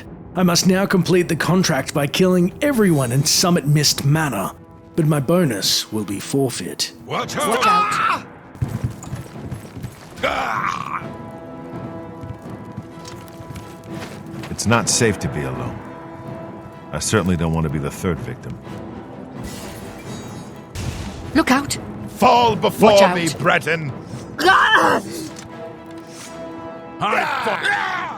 We're then forced to intervene with the last man standing. Our quest and updates reading. All of the guests have been killed, but someone discovered I was the assassin. I must now return to the sanctuary and speak with Ochiva to finish out the contract. Unfortunately, I will receive no bonus. Returning to Ochiva in the Chadenhall Sanctuary as directed, she does not try and hide a disappointment, saying, You managed to kill the 5 house guests, yes, but your inability to remain undetected will cost you. Your bonus for this contract is forfeit. I must admit I'm disappointed. This was an important contract and you stumbled through it like a drunk. Leave me now and think about your failure.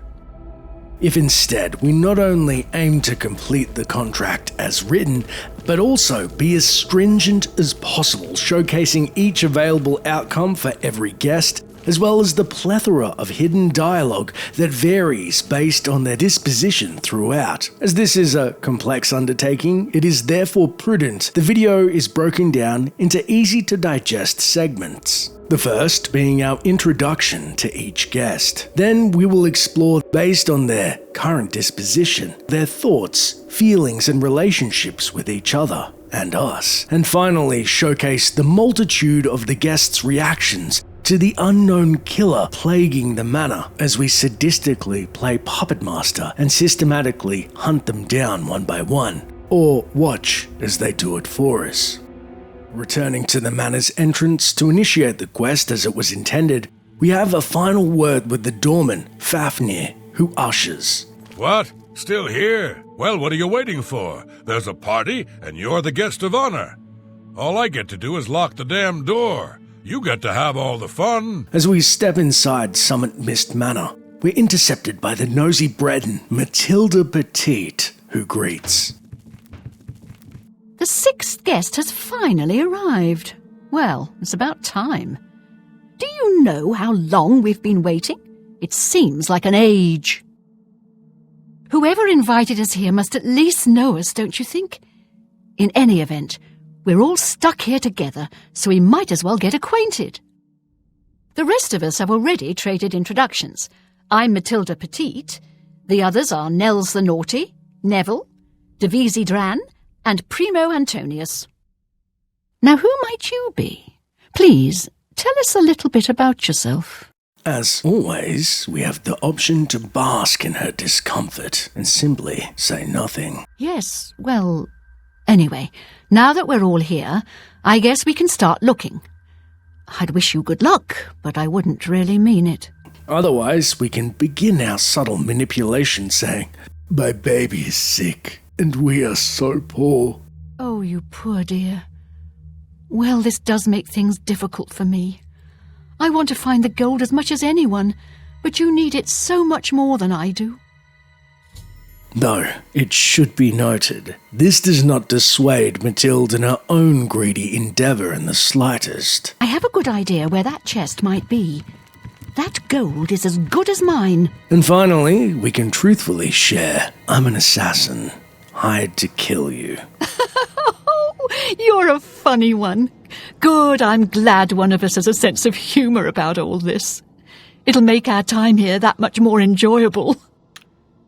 All right then, I guess I'd better start looking.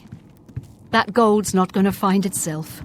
Mathilde will then frantically begin searching the mansion for treasure, and consequently greet us when approached, based on her current disposition, with a low one granting. Now you listen to me. I don't like you. Understand? So why don't we both just stay out of each other's way and be done with it? A neutral disposition garners. Have you spoken to the other guests yet? I suggest you get to know everyone. Who knows how long we'll be stuck in this house together. And finally, a high disposition presents us an early opportunity to separate her from others. Hello, dear. Listen, I've been thinking. Why don't we form a kind of alliance? If either one of us finds the chest of gold, we split it, 50-50. With the two of us working together, we're sure to find the chest before anyone else. What do you say? Do you want to team up?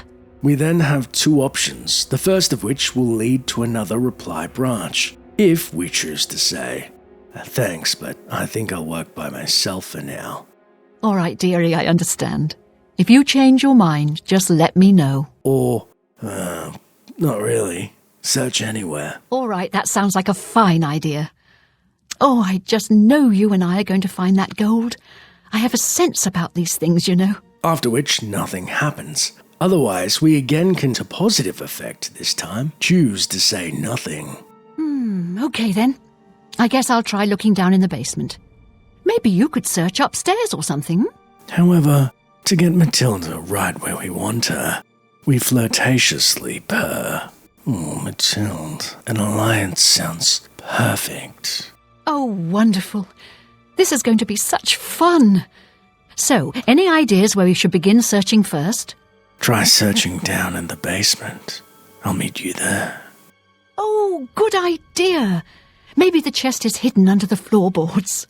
All right, I'll head down there and start looking. If we accept to work together with her, she will consequently greet us with, "Oh, hello, sweetie. So, no luck yet in finding the gold, I gather?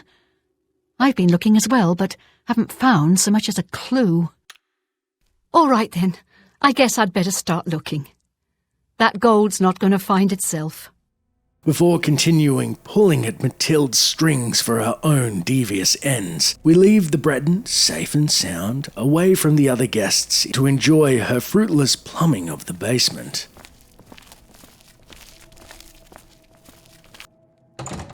Surfacing on the ground floor to meet the other guests, we then overhear bickering between the Nord Barbarian and Redguard Knight break out on the second floor. So, Nord, if you find the gold, what will you spend it on?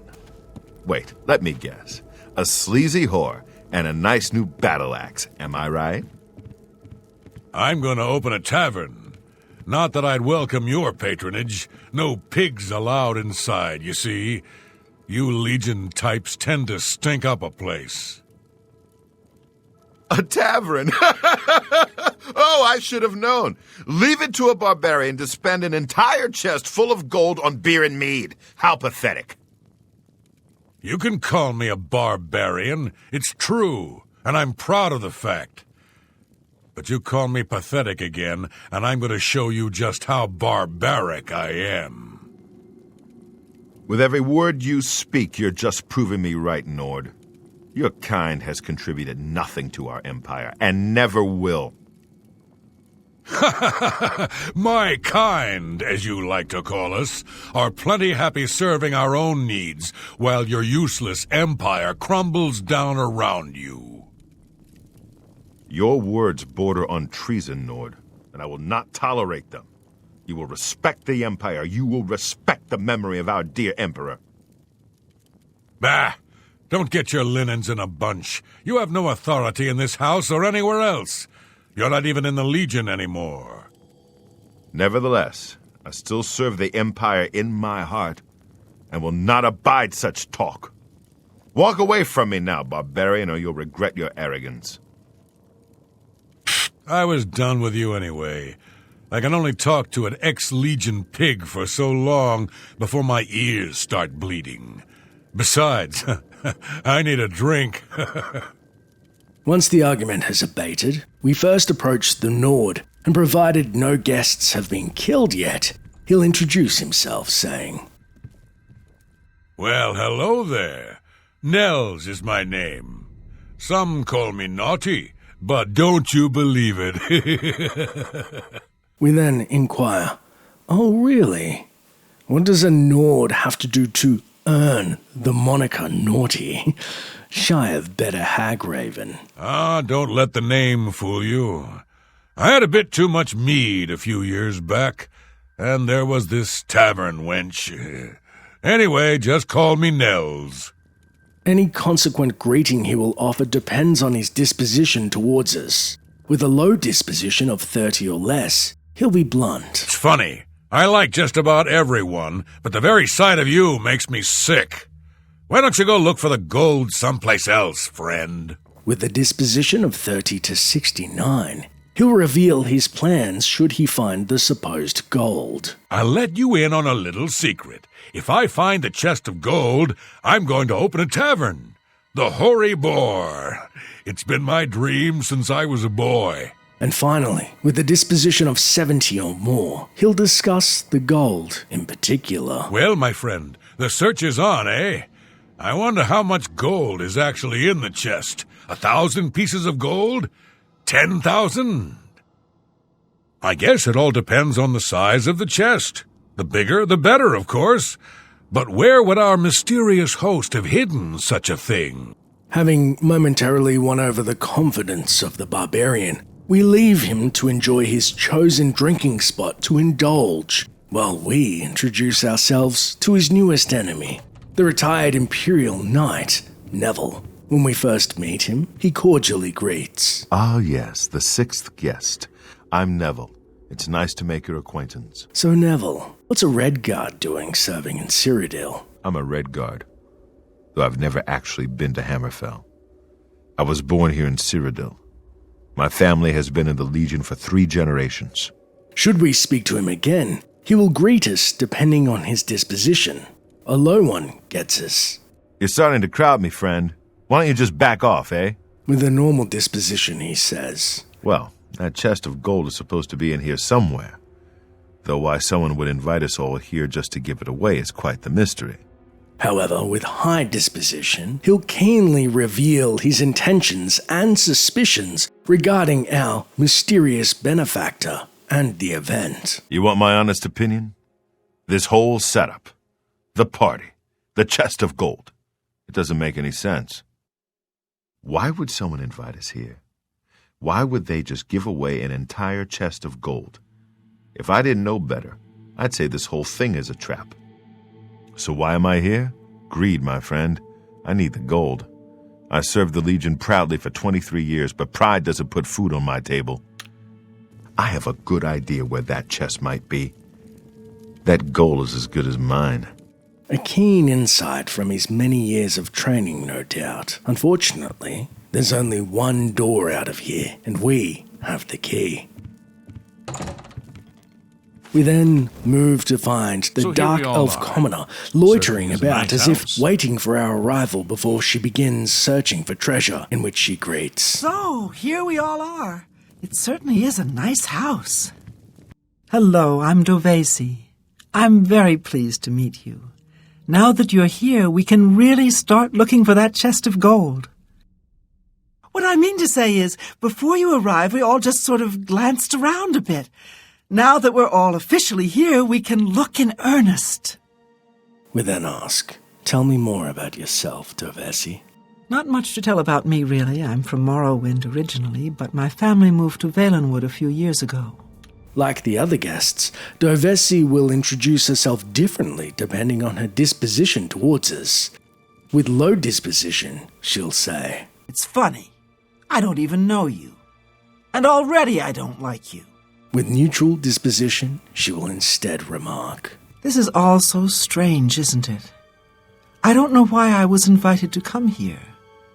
But the gold could really help my family. I do hope I find it." Finally, on a higher disposition, she will greet us as such. "You seem like a very nice person. I very much want to find the gold, but I wish you luck. May the best guest win." "All right, then, I guess I'd better start looking. That gold's not going to find itself." We then seek the final guest, the clearly well-to-do imperial noble Primo Antonius, openly agitated at having to wait her arrival. "So, you finally showed up. It's about time. People of my station are not accustomed to waiting."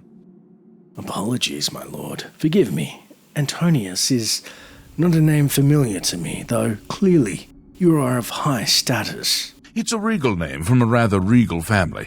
Indeed, my father owns more property than the East Empire Company." On subsequent encounters with low disposition, he will say, "I was just beginning to think I had something in common with the other guests. And then you showed up." With neutral disposition, he responds, "Well, here we all are. It's funny how money can bring people together, don't you think?" And finally, with high disposition, "So, are you ready to search for the chest of gold? I'm confident I'll find it. Not that I need the money, of course. My family is quite wealthy." "Oh, yes. Maybe we'll speak again later." And thus concludes our introduction to each guest. Now, as the guests engage in their futile search for the fictitious gold, we are free to further infiltrate their confidence and ferret out hidden prejudices and desires, turning the guests against one another and simultaneously casting off any blame or suspicion before each is surreptitiously murdered to satisfy our contract terms and, more importantly, the will of Sithis. We begin with the Dark Elf Dovesi, as it's easiest to work our way through the characters chronologically as the dialogue has been set up. As with all guests, Dovesi's commentary on the other guests also differs with disposition, and so, for clarity's sake, we will cycle through each, starting with low, medium, then ending on high disposition responses in a conversational manner. For example, with low disposition, "It's funny. I don't even know you. And already I don't like you." "What do you think of the old Breton?" "She's all right, I guess. Not that it's any business of yours." With neutral disposition, "She seems to have a lot to say about you." "Well, I really don't know her, but she seems like a very respectable old lady." And high disposition, "Come on, we saw how she was looking at you, up there from her high rock." "Honestly, I don't think she likes me. It's because I'm a Dunmer. I heard her say something to Neville, and it wasn't very nice." Conversely, Matilda, what do you think of that Dunmer commoner loitering about? What about her? She's a dark elf, and that's bad enough. I may even like her less than you, if that's possible. That's the one. The little dark elf. She seems a nice enough girl. But to be perfectly honest, I've never trusted their kind. Personally, I think she's a little floozy. She's been eyeing young Primo Antonius, probably smells his wealth. We then return to Dovesi and ask, "How do you feel about that old Nord?" "It's none of your business how I feel about him." "Really? We've seen him take quite the liking to you. Watch out. He's known to be naughty." "I wonder what makes him so naughty. He seems nice enough to me." "He does seem nice, especially with you. I wonder why that is." "Every now and then he looks over at me and smiles. I think he's sweet on me. If Nels finds the gold, maybe he'll want some company." Well, it seems Dovesi's company may still go to the highest bidder. In response, we ask the Nord Nels what he thinks of the young and supple Dovesi. "She's an innocent young girl, and she doesn't need people like you asking questions about her." Unexpected, he takes the moral high ground and refuses the bait, causing us to switch gears and say, "Isn't she a lovely young lady?" Dovisi is a sweet young lass. She reminds me of someone I knew. But perhaps we should talk about something else. Sorry, I can tell you're already looking out for her is all. I admire that. Let me confide something in you, my friend. Dovisi is the spitting image of my own daughter. Her skin is darker, of course, but that sweet face. My daughter was killed, you see, a few years back by bandits. I'm sorry. Please forgive a father's heavy heart. Maybe that was the ale talking, but Nels, my friend, that was a mistake. Returning to Dovesi, we inquire, I haven't heard much from the retired Red Guard, have you? I really don't know anything about him, so you'd be better off asking someone else. I would, but they say the same. He's a very serious man. But I guess that's normal for a retired soldier. Ex-soldier of the Imperial Legion, no less. I know he's a retired soldier. But not just a soldier. He was an officer in the Imperial Legion. I hate the Legion and everything it stands for. When those soldiers came to Morrowind, they persecuted my people and stole our lands. Neville may not be in the Legion anymore, but who knows what atrocities he committed. We then see the Red Guard and say, have you seen that young elf maiden around? She's a dark elf. What, you blind as well as dumb? That's the one. Dovesi Dran. Oh, I hadn't noticed. Why would she have any grievances with an upstanding Imperial citizen such as yourself? Oh yes, Dovesi Dran. She's a dark elf originally from Morrowind, or so I hear. I get the sense she doesn't like me very much. When I was young, I spent some time stationed on Fort Moonmoth, on their homeland of Morrowind. I have great respect for the Dunmer people. They are strong and noble and generally understand the importance of law and discipline. Unfortunately, Dovesi doesn't seem to like me very much, but I don't blame her. The young ones tend to have problems with authority figures. Not just the young ones. Speaking to Dovesi about her rumored crush, we question. What are your feelings on the young noble Primo? I'm sorry, but my feelings for Primo are really none of your concern. No, you're right. He's just a handsome young noble who can't take his eyes off you. None of my business. He's very handsome, but please don't tell him I said so. I've never seen a dark elf blush before. You know, you'd make quite a smart match, if you don't mind me saying so. It's pretty obvious that Primo comes from a wealthy family. He would never be interested in a girl like me, I'm afraid. Seeking confirmation, we then query Antonius. My feelings toward her are really none of your business. Excuse me, my lord. I couldn't help but notice your gaze finding that young dark elf. Do you know her, perhaps? She's quite beautiful, isn't she? A little young, perhaps, and not exactly highborn, but she possesses a unique elegance. I agree. And she's built like a thoroughbred, and just innocent enough for a young noble to educate her on the finer points of romance. Can I be honest with you, my friend? I find Dovesi captivating. She possesses a beauty beyond compare. Maybe you could do me a favor. If you speak with her, put in a good word for me, would you? I would be forever in your debt. In response to Dovesi's confession of her feelings towards Primo, we can then respond producing different outcomes. Pretty obvious that Primo comes from a wealthy family. He would never be interested in a girl like me, I'm afraid. Not true. He told me he likes you.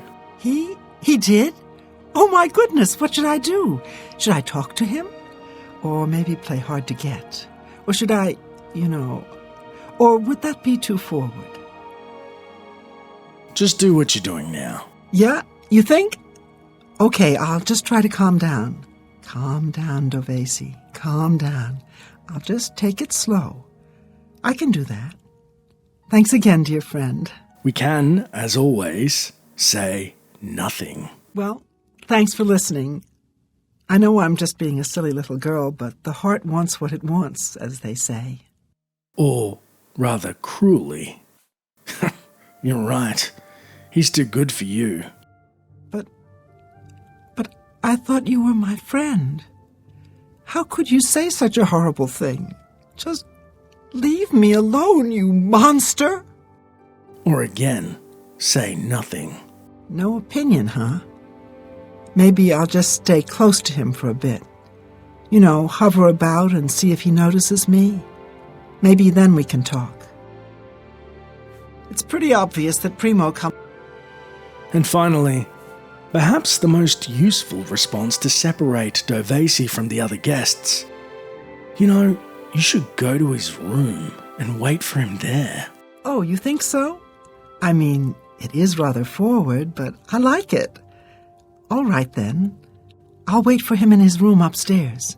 Oh, thank you! Thank you! Oh yes, maybe we'll speak again later. The Dunmadran left occupied frothing over her new beau in his private quarters. We then turn our attention to the aging Breton, Matilda. Now you listen to me. I don't like you. Understand? So why don't we both just stay out of each other's way and be done with it? Matil, what do you think of that naughty Nels? He reminds me of you. Uncultured, unwashed, and generally uninteresting. He's a Nord. Mead-swilling barbarians, all of them. Oh, that man disgusts me. I find his entire manner offensive. Why, just before you got here, he told me the most off-colour joke about an Argonian maid. And here I thought he wasn't an avid reader. Nels, on the other hand, when we approach him, is not as open when we query. You seen much of that Breton bird since she's been clawing down in the basement? I ain't got much to say about the old lady, and even if I did, I wouldn't say it to you. Funny. She told me you two had already met. Had a fair bit to say about you, actually. Kinda stuck up, that one. Right before you got here, I told her the funniest joke about an Argonian maid, and she didn't even crack a smile. Maybe she should lift that old tail she's been dragging around, claiming she's an aristocrat. You should have seen the old biddy trying to talk to young Primo Antonius. She may be a noble, but he looked down on her like a scullery maid. Returning to Matilda, we ask, tell me, do you feel safer with Neville around? What do you care? He seems like a very respectable person. That's more than I can say for you.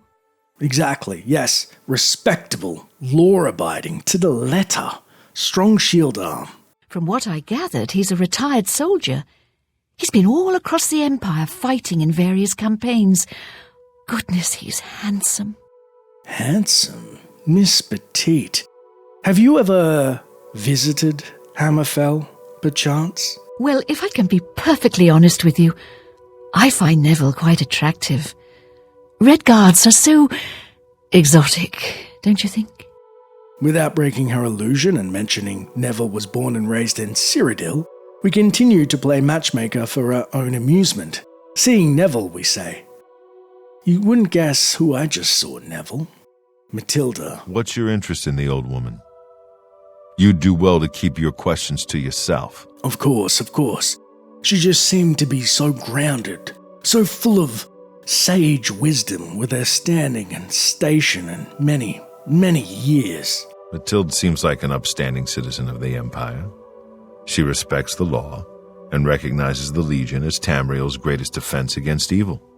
Well, she definitely respects a soldier at attention. What do you make of her background? If I may be honest, I feel a bit sorry for the old woman. She comes from a noble family, I'm sure, but seems a lot less well off than she should be. Striking out on the Breton's behalf, we return to Matilde and question her about Primo, but she simply brushes off. That young man has more nobility in his pinky finger than you have in your entire body, you uncultured swine. He certainly is well-to-do. Just ask him. He's young, well-educated, and obviously full of himself. Not much different than any young nobleman, really. So, why is he here, then? It's obvious that young Primo comes from wealth. A chest full of gold would be mere spending change for him. Conversely, we say to Primo, I heard you had a little run-in with Petite. The old woman? I'd put her in the same class as you, actually. A peasant. That's the one. She said that you had quite a lot in common. Apparently, the poor old woman thinks she's from a well-to-do family. Truth is, I have servants with more nobility in their blood than her. And why would she think that? Speaking to Nels, we mention the fight we first heard when entering the mansion, but he interrupts. He's an Imperial Legion bulldog. Scum, if you ask me. Kind of like you. I'll be honest, we have had a very personal run-in with the Legion, Adamus Philida no less. They're all the same, don't you think? Bunch of pigs. Once an Imperial Legion bulldog, always an Imperial Legion bulldog. I've seen his kind before. He cares about laws and regulations, not people. I will confide something in you, my friend. I despise Neville and all his Imperial Legion ilk. They are useless, uncaring tools of corruption. 3 years ago, my village in Skyrim was attacked by bandits. We went to the nearby Imperial Legion outpost, but they refused to help us. My dear, sweet daughter Olga was killed that day. She was murdered, and the Legion would do nothing to help her. Neville and his kind are scum. We better stoke this fire while it's hot. When asking Neville about Nels, he dismisses. Why don't you and that barbarian climb back under your rock? Apologies, good sir. I meant no disrespect. Nels is a Nord, and like all Nords, he's a lawless barbarian with no respect for authority. Right. Those Nords all, I'll send your bloody soul straight to Sovngarde. Like there is such a place. You know what I think? I think they all are destined for a shallow hole in the ground. Know what I think? I think that barbarian will do anything to get his hands on the chest of gold. His kind are greedy and vicious, all of them. Trust me, I know. I was stationed at Fort Frostmoth for a few years on the Isle of Solstheim. Those Nords are a bunch of animal-worshipping savages. They're all the same, full of meat and something to prove. We lost a lot of good men up there. Lot of good men. Leaving Neville to further stew, we then focus in on the disgruntled Nord, and asking about Primo, he agitatedly states, He's somewhere around here. Why don't you stop wasting my time and go ask him yourself? Probably has a chest of gold tucked away for the ride home. Seems like a nice enough kid. Little too rich for his own good, maybe, but I've met worse. Why do you believe he's here? Primo is young and rich. I can sense a good, decent person in there somewhere. He just has to get his priorities straight. Likewise, Primo is not fond of our line of questioning. He's a Nord. Even a complete idiot could see that. So what does that say about you? The general consensus is that he is the idiot. Big and loud and swilling mead. There's something about Nels I can't quite place. He's not for money, that's obvious, but I don't think he's quite the buffoon he seems either. What do you divine behind the buffoonery and grog-soaked garments, then? Nels is a drunk. He doesn't even try to hide that fact. But what else is he? When the liquor is dried, what remains of the man? I think Nels drinks to forget, maybe about some tragedy in his life. He plays the buffoon, but I sense a deep sadness in him. He's going to be very sad when he finds out how this party ends. Interestingly, if we seek out Neville to question him about Primo once more, his response varies based on our current sex. For male, he derides. He's young, rich, and handsome. Basically the complete opposite of you. And female? He's young, rich, and handsome. That's way out of your league, tramp. You seem to have a lot of reverence for bloodlines in particular. Must be the imperial pedigree. Primo's a blue blood, a noble through and through.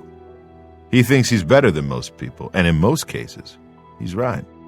If he's so high and mighty, why does he deign to loiter here with the common rabble? I'll confess that I have no idea why Primo is here.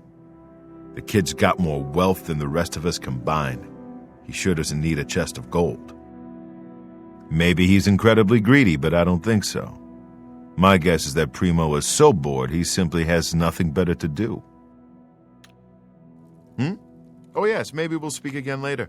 On the flip side, when we ask Primo why he believes Neville is here, he counters. Why don't you go ask him yourself? Or maybe you're afraid. You should be. You're right. An ex-Imperial guard is still potentially a dangerous man. Potentially. He reminds me of the guards under my father's employ. Strict, no nonsense, and ready to fight at a moment's notice. Just quietly, I think his best years may be behind him. I know he's a retired Imperial Legion officer. Apparently, he's been in campaigns all across the Empire, from Skyrim to Morrowind. I also get the sense that he's very eager to find the gold. I can't imagine his life of servitude to the Empire left him with much to retire on. All right then. I guess I'd better start looking. That gold's not going to find itself. Now that we've learned of the dynamics of the guests' relationships with one another, a simple recap of their dispositions before we begin manipulating/eliminating each systematically is as follows. Devesi is attracted to Primo, likes Nels, doesn't like Neville, and hates Matilda. Matilda likes Primo and Neville and dislikes Dovesi and Nels. Nels likes Dovesi, is neutral towards Primo, dislikes Matilda, and hates Neville. Neville likes Dovesi and Matilda, views Primo as bored, and hates Nels. Primo is attracted to Dovesi, is neutral towards Nels and Neville, and hates Matilda. In the next section, we will explore each of the guests' reaction to the 3 stages of their fellow partygoers being assassinated, as tensions escalate until the last man is left standing with us, the true assassin. For expediency's sake, we will save showing the murders of each guest we're interviewing until the final stage, focusing more on each survivor's psychological decline toward the player and the other guests during the ordeal. Again, in order, starting with... Once the first guest has been eliminated, we find Dovesi where we left her, loitering upstairs waiting for Primo, and will greet us according to her disposition. What kind of party is this? Someone has been murdered. A low disposition will have her say. I'm sorry, but I don't feel much like talking right now. Someone has been killed. Don't you even care? Or a neutral disposition. Are you all right? This murder has us all on edge, I know. I can't believe it's true.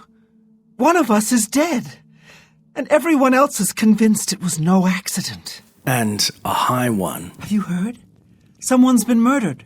One of us. Why? Why would someone do this?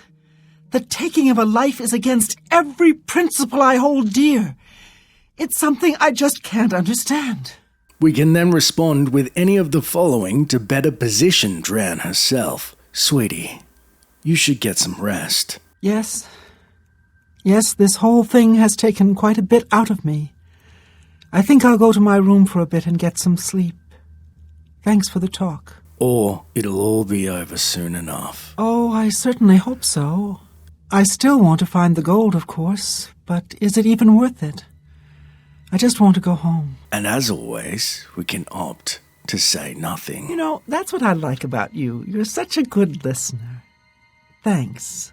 I feel so much better now. I think I'll head down to the basement and get something to eat. I think there's some cheese down there. We can then speak with Dovesi about the other guests again, assuming they're still alive, and depending on her disposition, she will have the following to say. Is that why someone invited us here? To kill us? This is horrible! Dovesi, it's about Matilde. So what are you trying to tell me? That Matilde is the killer? Why are you trying to turn me against her? I just wanted to see what you thought. Well, she does seem genuinely upset that someone's been killed. Not that I'm ruling her out as a suspect, mind you. She has been so sweet, don't you think? I don't trust that old hag. She pretends she likes you and then stabs you in the back. Who knows? Maybe she'll really stab you in the back. For Nels the naughty, a low disposition will have her say. So you think Nels did it, do you? I would appreciate you keeping your opinions to yourself. You don't think Nels is capable of this? I don't know what to make of all this, but I'm not sure I see Nels as a murderer. Neither do I. He was barely conscious half the time. Well, it seemed that way. Do you think he could have done it? He comes across as something of a drunk. But you never can tell what someone is capable of. Devesi, when did you last see Neville? I'm sorry, but someone has been murdered. I really don't want to talk about Neville right now. Right.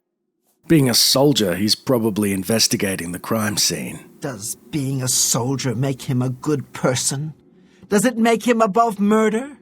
I hardly think so. You think he would do this? For what? The gold? I heard the others talking. Neville was a soldier for 20 years. He's used to killing, if you know what I'm saying. We then inquire about Primo, but are met with an incredulous. You can't possibly think that Primo had anything to do with the murder, do you? That's madness. You're right. That would be so out of character. Primo seems kind of nice. I just can't imagine him killing anyone. I hope so. What are your feelings for him? I rather like Primo. He's not like the other boys I've known. He has class. He could never have killed anyone. You'd be smart to stay with the rest of the group.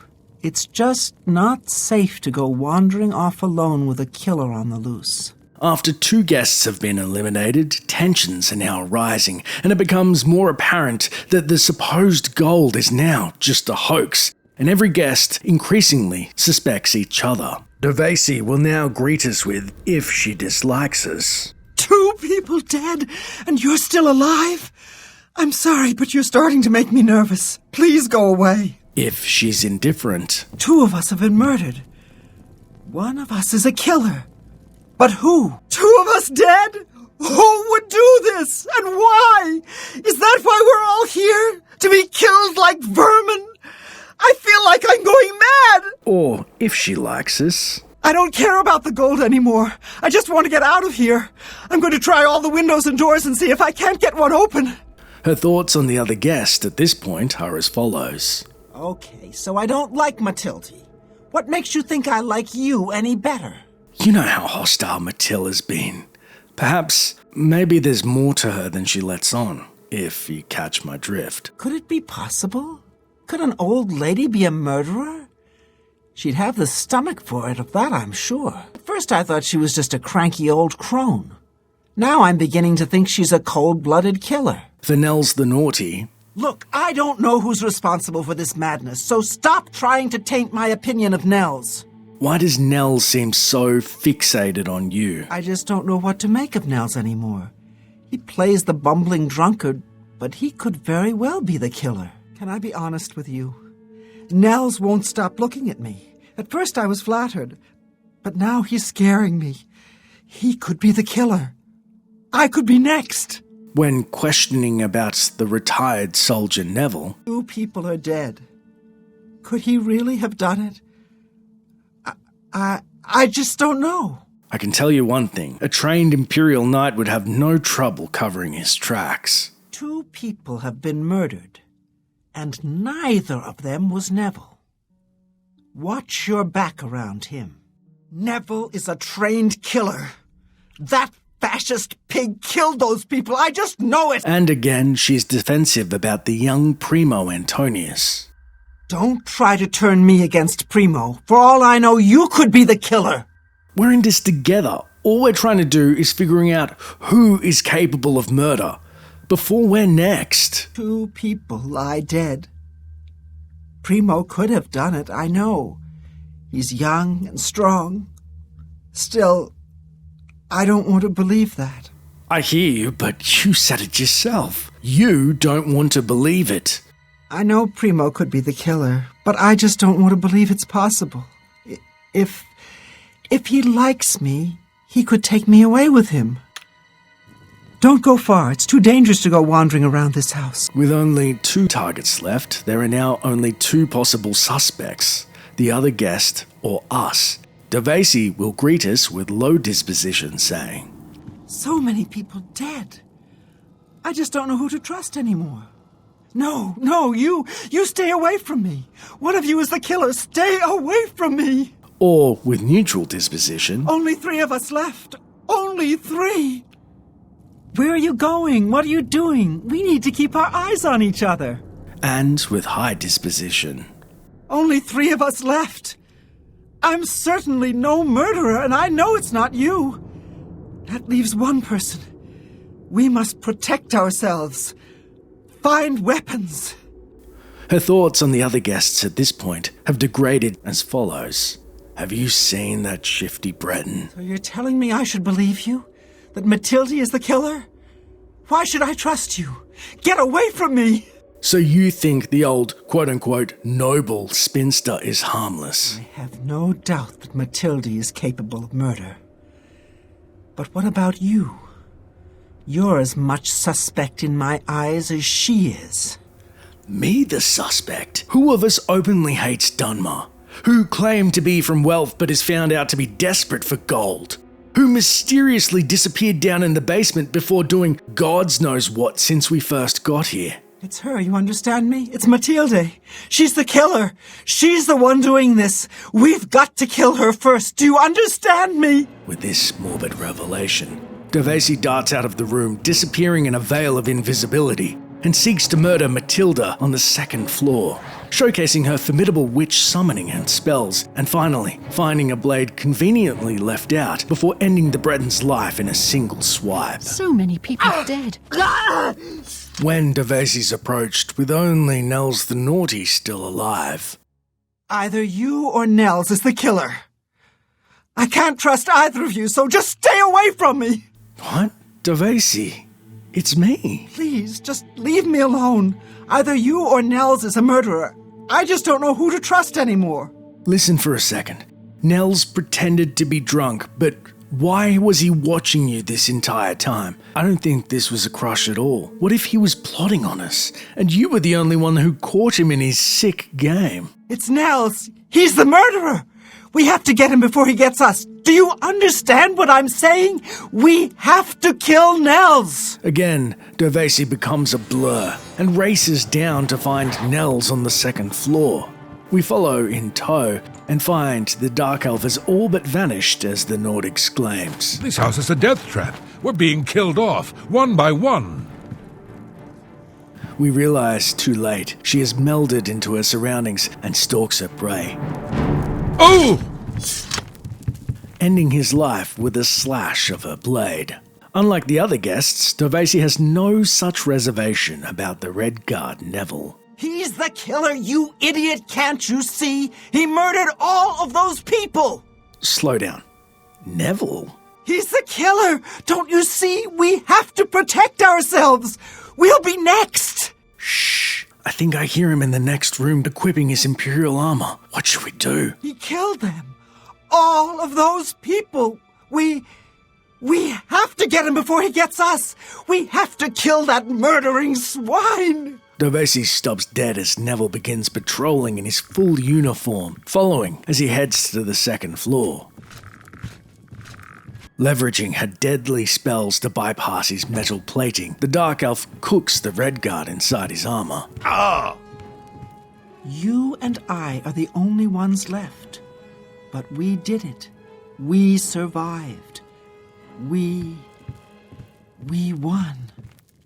And last but not least, if Primo is the only guest left, Dervaisi, you don't have to trust me, but I need you to answer one thing. Why would a nobleman lock himself in a house to find gold he clearly doesn't need? He can't be the killer. He can't. I won't believe it. Get away from me.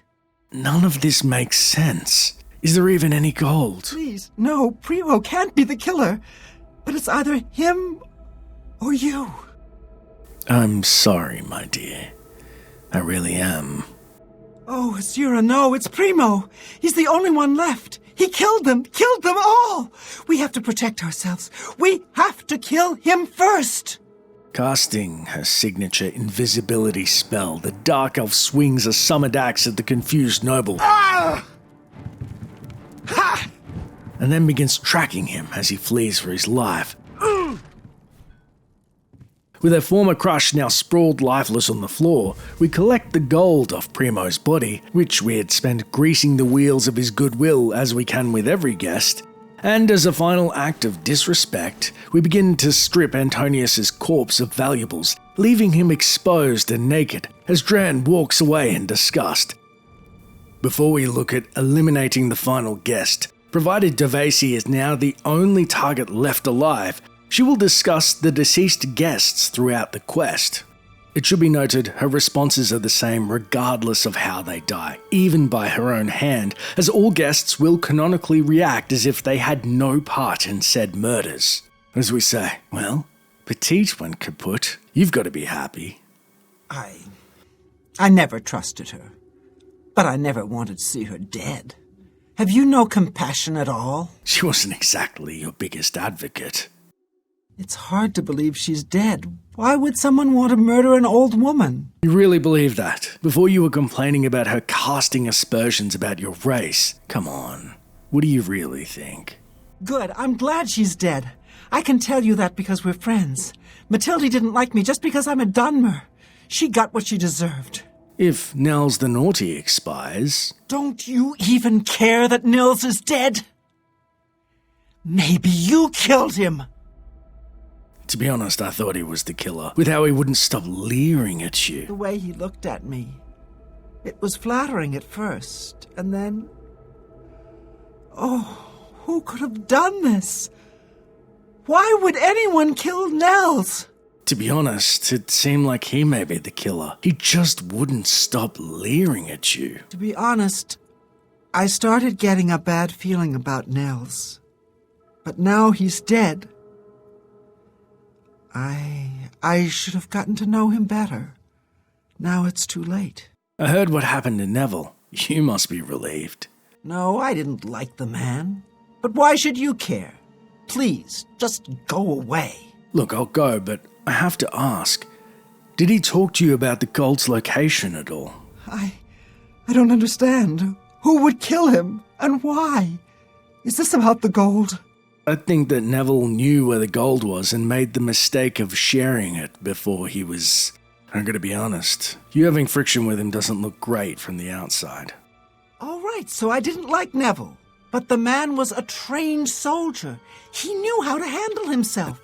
Who could possibly have killed him? Finally, Devasi's reaction to the young, handsome, and now dead Primo Antonius. Get away from me. You're the last person I want to talk to about Primo. I'm sorry to hear about Primo. You two seem close. I wanted to get to know him. Be his friend. Maybe more. I can't believe he's gone. What do you mean, more? I thought you just wanted the gold and to leave like the rest of us, and it was just a big ploy to find out clues. Huh.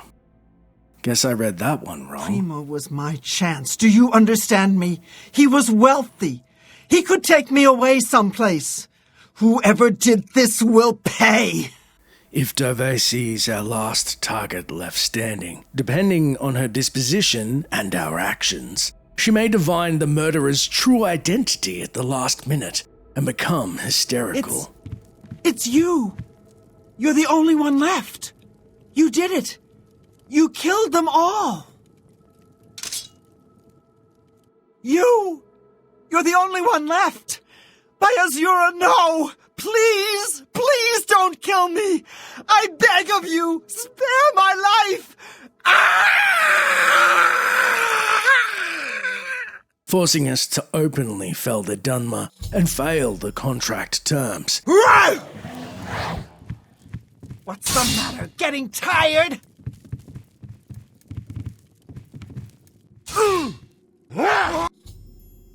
Pilfering the gold off her body we used to persuade her, and sniggering at the single copy of a guide to Skingrad she carried, as her little tourist guide did nothing to prepare her for her eventual demise. Otherwise, remaining undetected until the end, with a low disposition, she will remark. So that's it. It's down to you and me. I know I'm no killer, so that means... Please help me. I don't want to die. I just want to go home. Go home. On a neutral disposition and on a higher disposition. You and I are the only ones left, but we're not alone in this house. That killer is in here with us, hiding. But where? We must escape. Do you understand? We're the only two left. We're next. If we don't find a way out of here, we're going to die. Dran will then proceed frantically to search for a non-existent exit as we slip into our assassin's gear to stealthily end her life undetected.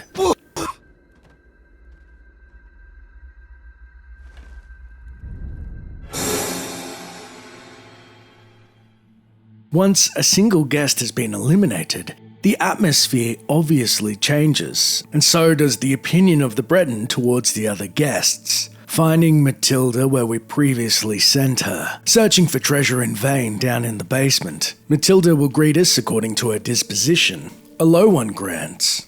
What do you want from me? For all I know, you could be the killer. A normal one. Oh, this is just horrible. Who could do such a thing? Who could kill a defenseless person in cold blood? Greed truly brings out the worst in people. And a high disposition. Please, sweetie, stay close to me. The killer might strike again, whoever he or she is. You'd be smart to stay with the rest of the group. It's just not safe to go wandering off alone with a killer on the loose.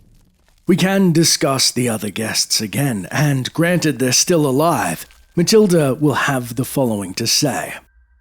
Have you seen that dark elf? Someone has been brutally murdered, yet you want to question me about that little dark elf tramp? Go away, you fool! What are you saying? If you ask me, the dark elf is our killer. They're an evil and vengeful people, all of them. That little tramp is as guilty as sin, you hear me? She's the killer, and if we don't keep our eyes on her, she'll do it again. Speaking to Matilda about her favourite Nord nets. Even if I do think Nels is the killer, I wouldn't share my thoughts with the likes of you. Nell shared a few thoughts about you, you know. Seems you weren't fond of his, humour. He's an obnoxious drunkard, I know, but I'm not sure if I see him as the murdering type. Well, he certainly has the power and the need for gold to fuel that mead consumption. He even said something about buying a tavern. You think Nels might be the killer? Well, he plays the buffoon, but it could all be an act. He's an Ord, and they're such a savage, uncivilized people. When discussing Neville. What? You don't think Neville is the killer, do you? That's absurd. He's a gentleman and a retired soldier, not a murderer. Exactly. A soldier of the Emperor's finest. Neville used to be a soldier. I'm sticking close to him. He makes me feel safe. Neville has a strong sense of justice, I can tell. If we find out who the killer is, he'll take care of things, if you know what I mean. We then ask, have you seen Primo Antonius? Someone turns up dead and you have nothing better to do than pester me about that fine young man? How truly pathetic you are. I'm just worried about him is all. A man of his standing caught in the middle of a scandal. Primo is a young man of refinement. This murder must be quite a shock for him. Right, but why would they target Primo? I worry about the boy. What if the killer is after money? Primo is quite wealthy. He could be the next victim. You'd be smart to stay with the rest of the group. It's just not safe to go wandering off alone with a killer on the loose. With tensions now rising, it becomes more apparent that the supposed gold is just a hoax, and everyone suspects each other more and more.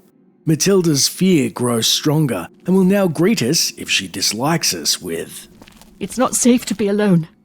I certainly don't want to be the third victim. 2 people are dead. And for all I know, you could be the killer. If she's indifferent. My goodness, 2 of us are now dead. What's going on in this place? Don't go far. It's too dangerous to go wandering around this house. And if she had warmed to us. I've been trying to figure out who our host might be. With 2 people dead, it almost seems like he set this party up just to kill us all. Speaking about Dove Sidran once more elicits. She's a dark elf and a harlot. And for all I know, she's a murderer too. Now leave me be, you cretin. How could a lithe dark elf take out anybody? Isn't it obvious? 2 of us have been murdered in cold blood, and that little tramp hasn't batted an eyelash. You figure it out. She seems so innocent. Don't trust her, sweetie. Not a thing she says. If she tries to get you alone anywhere, get away as fast as you can. She's a cold-blooded killer. When we question her about Nels the Naughty... Why are you trying to turn me against the Nord? Maybe you did, and you're just trying to cover your tracks. I'm just trying to figure out what the hell is going on, and I'd wager that Nord is stronger than the rest of us combined. Well, the list of suspects is certainly getting smaller. I don't think the swine had it in him, but now I'm not so sure. 2 people dead, yet Nell still lives. I don't think that's a coincidence. Nords are savages, born to kill. I just know he did it. I thought you were looking for Neville. Have you seen him? You're trying to turn me against him, aren't you? Just leave me alone. What? Not at all. I was just making sure that you were safe down here. I just don't know what to think anymore, or who to trust. Neville seems like such a decent man, but how can I know for sure? He hasn't checked on you? Odd. Do you think he could have done it? I mean, he is a retired soldier. He's killed before. Oh dear, this can't be happening. And for Primo? 2 people lie dead, and all you can do is question me about that sweet boy. I'm beginning to think something is seriously wrong with you. The poor lad is handling all of this better than I expected. It's a testament to his noble bearing, I'm sure. If I may confide in you, dear friend, I'm very worried about the poor boy. The trauma of murders, it could scar him for life. He deserves better. Don't go far.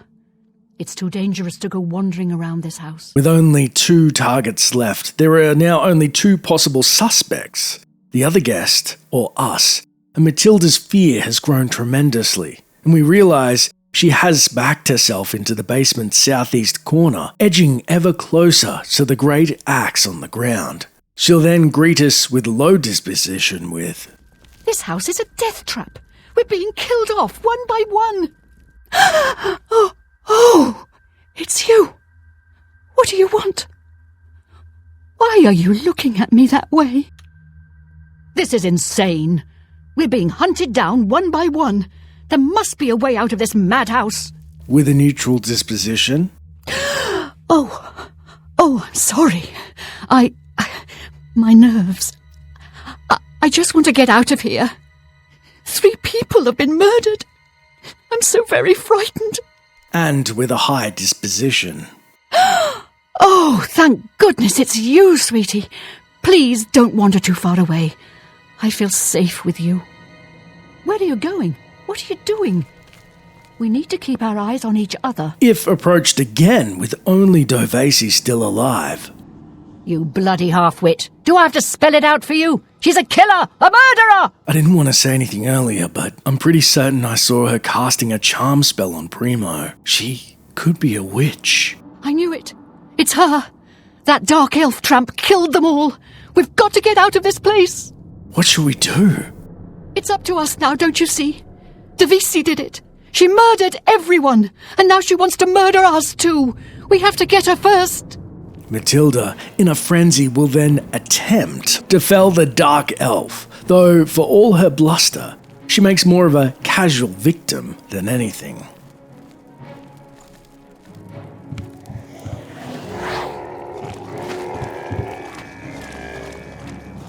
Whoa!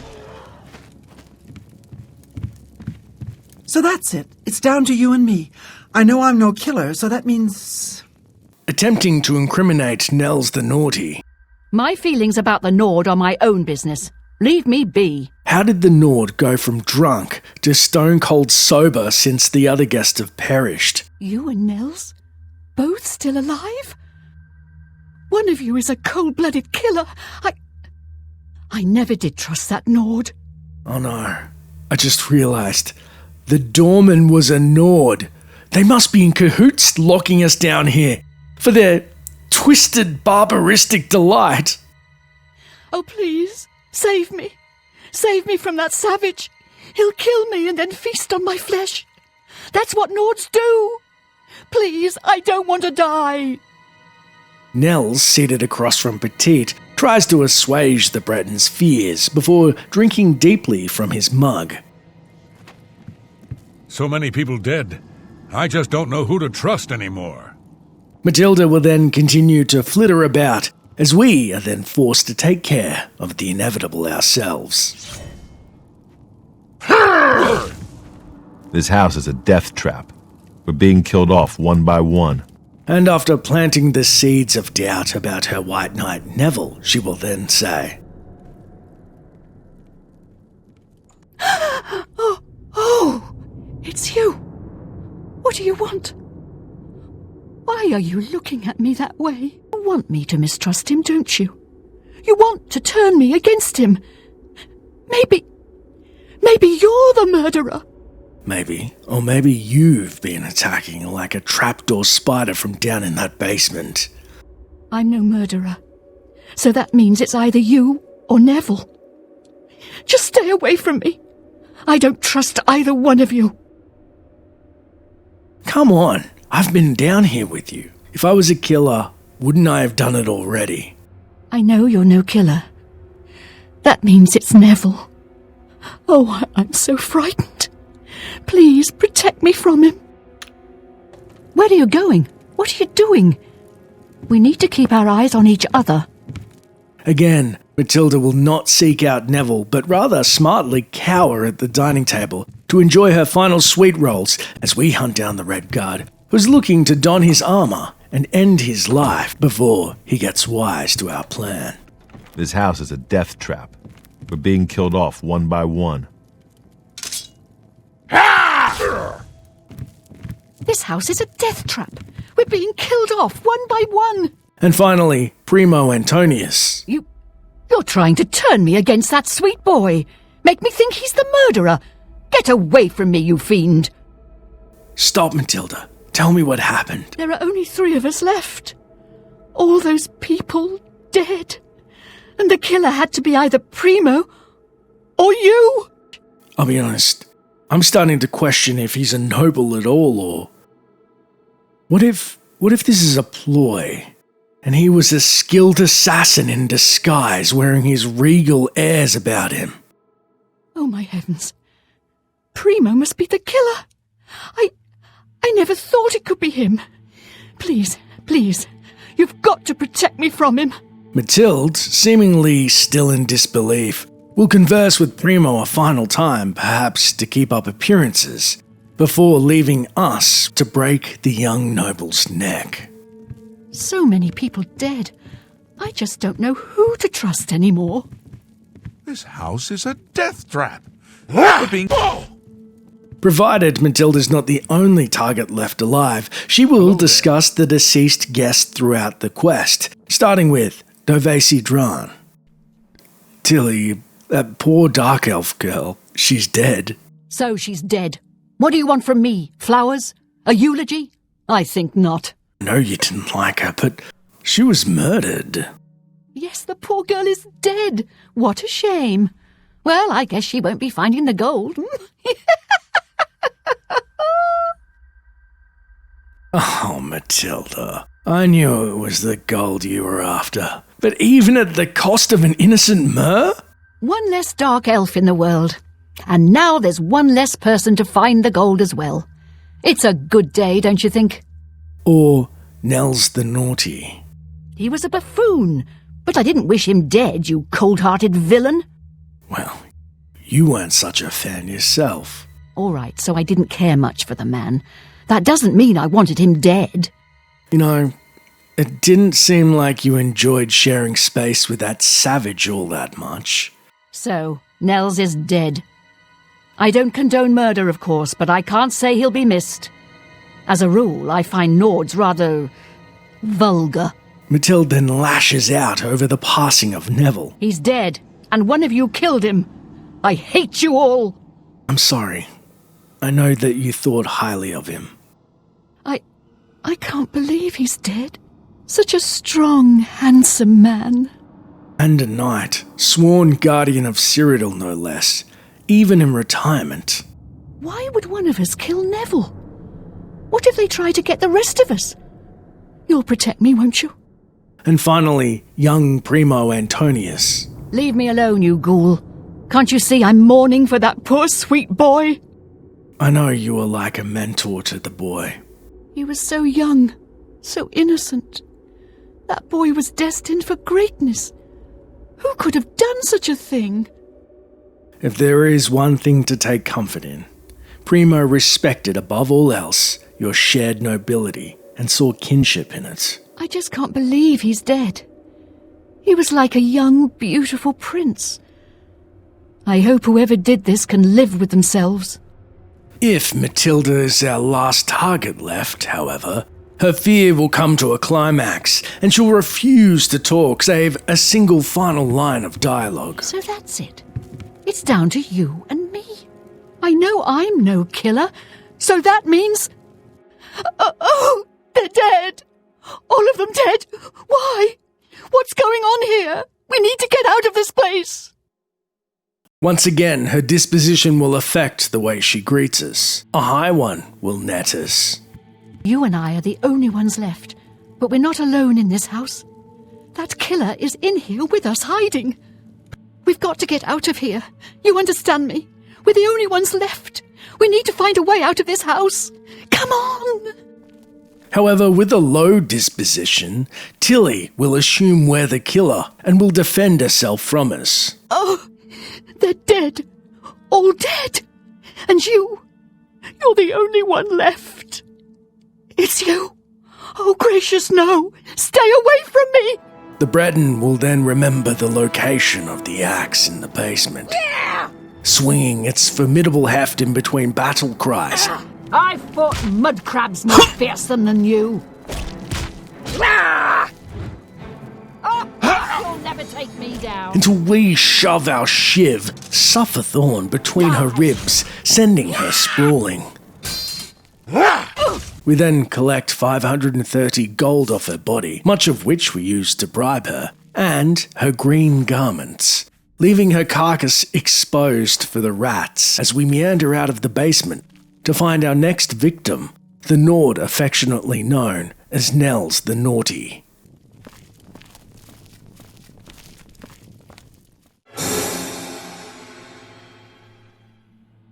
Once a guest has been eliminated, the atmosphere obviously changes, and so do the opinions of each guest. Nels will greet us according to his disposition, a low one will grant. What kind of party is this? Someone has been murdered. Someone has been killed. I don't suppose you know anything about that now, do you? A normal one? Someone's been murdered. By Ismir's beard, I need a drink. And a high disposition. Have you heard, my friend? One of our fellow guests has been murdered. This bodes ill for our stay and our search for the gold. Assuming the person we wish to discuss still lives, Nels will have the following to say. Nels, I wanted to talk to you about Dovesi. You want to talk to me about Dovesi? Someone's been murdered, you idiot!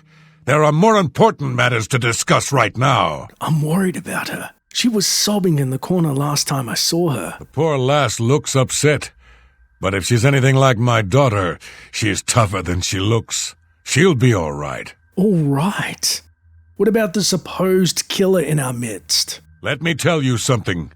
If anyone thinks they're going to hurt that poor dark elf girl, they're going to have to get through me first. Hey, have you seen the old Breton? Or has she scurried back into the basement again? Can't this wait, huh? Someone's been murdered, and I've got better things to do than gossip about an old woman. The old biddy seems flustered about the murder. But who isn't, right? Did she seem okay to you? It seems she's upset about the murder, but there's something else. It's almost like she's glad there's less competition for the gold. Greedy old bat. One of us has been murdered, and there's no legionary in sight. Right now, I'm more concerned with the person who's been left for dead in this very house, not with that Legion dog. Legion or not, he could be an asset if things go sideways. He's like everyone else in the Imperial Legion. Someone needs help, someone is getting killed, and they're nowhere to be found. Worthless. I really have to wonder where Neville was when someone was getting slaughtered just a few rooms away. Maybe he was busy looking for the chest of gold, or maybe he was right next to the victim with his hand on the hilt of a dagger.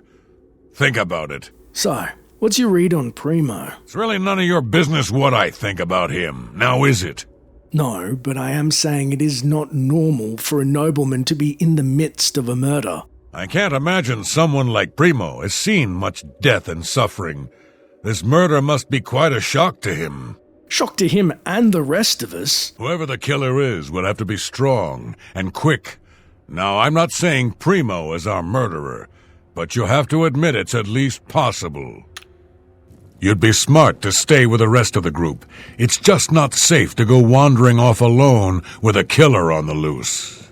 Tension now rising. Everyone suspects each other more and more, and the Nord, it seems, is more astute than he first let on. Nels will now greet if he dislikes us. It's not safe to be alone. I certainly don't want to be the third victim.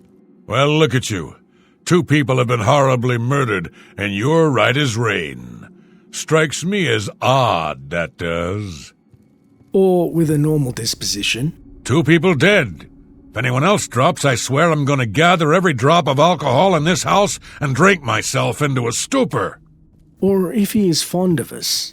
I haven't seen death like this in a long, long time. It's a bit more than my nerves can handle, I'm afraid. I plan to gather up every drop of drink in this house and keep it to myself. If things get any worse around here, I find comfort there, you see. Oh look, 2 of us missing and your favorite dark elf is fine. Who would have thought? 2 people are dead, you pathetic little worm. Take your gossip-mongering someplace else. Sorry, it's an off-color joke. It's gotta be the nerves. Not that hers are probably any better. She's frightened, of course. No one that young should be exposed to such horrors. So far, the killer has claimed 2 victims. If they plan on adding Duvisi to that list, they can think again. I won't let any harm come to that girl. Hey, Nels, you seen that old goat? Still looking for that wheel of cheese, I bet. You know compassion? There are 2 bloody corpses lying in this place, and all you can do is question me about that old woman? Come on. 2 people dead and Mathilde looks more rattled than a baby's toy. Yeah, she looks pretty shaken, doesn't she? I can't tell if it's genuine fear or just really good acting. She's as much of a suspect as anyone, don't forget. Suspect? What are you saying? I'll be honest, friend. I don't know what to think about Matilda. Yeah, she seems frightened, but she's also still alive. Why wasn't she killed? She may look old and weak, but that's never stopped a murderer before, has it? Don't doubt for a second that she couldn't be the killer. You know Neville, sorry, that Legion dog, said something about donning that armor of his. I wonder if he'll help in battle.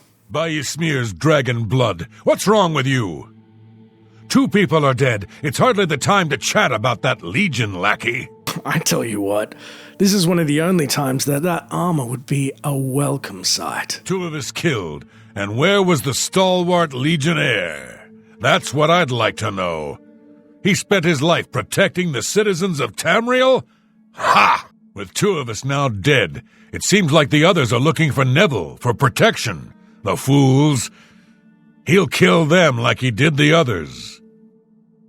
That's right.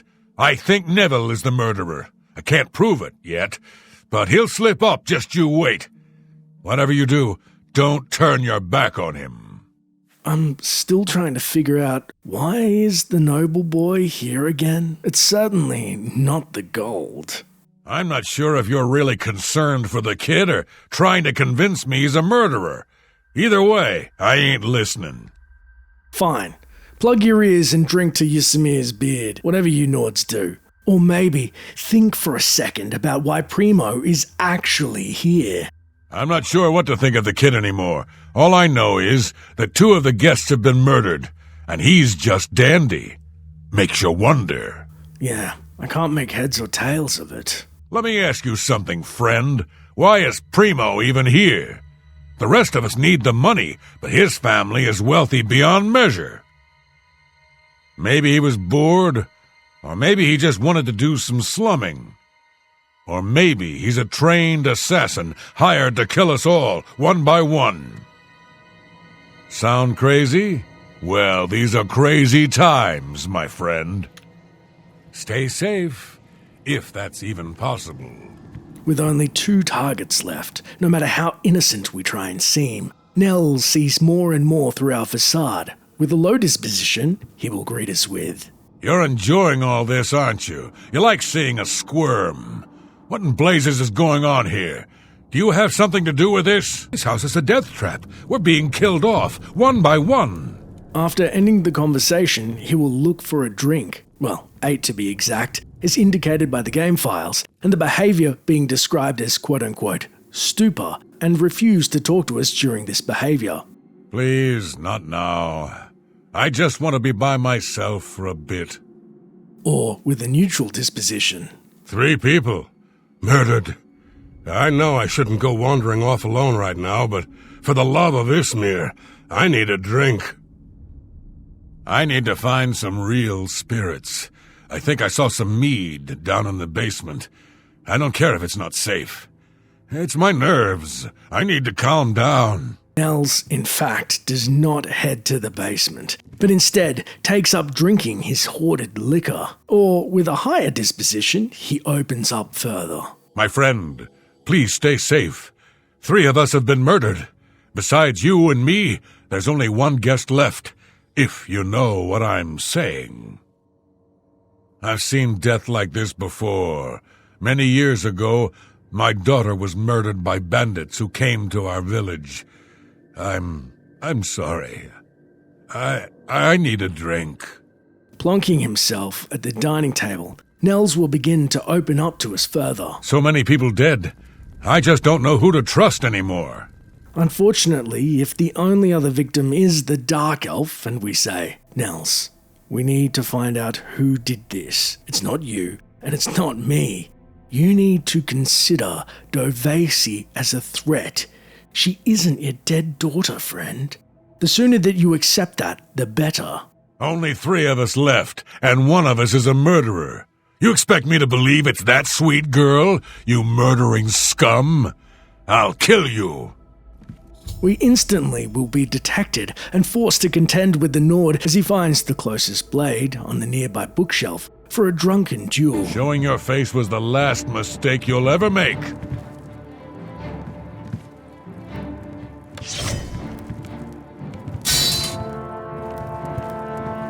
Yeah. Stay away!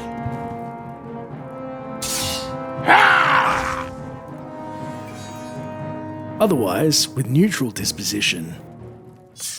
She's afraid for her life, as we should be. There's someone else in this house, my friend. Someone hiding somewhere, killing us off one by one. I swear to you, my friend, if anyone tries to harm that sweet girl, I will tear them limb from limb. Whoever killed the others will strike again. They're getting into this house somehow, which means there must be a way out as well. We need to find the secret exit and escape this madhouse. Unable or unwilling to believe that Dovesi or we are the killer, Nels will then look to escape the house. But first, he starts to rummage around to find himself a beverage or 7. When it comes to the Breton, with a low disposition, he says, What? You think the old woman is the killer? Is that it? Is that what you'd have me believe? Trying to cover your tracks? Believe what you want, but more people keep dying, and for some reason she seems fine. She's either a frightened old woman or a cold-blooded killer. I don't know whether I should comfort her or hit her over the head with a rock.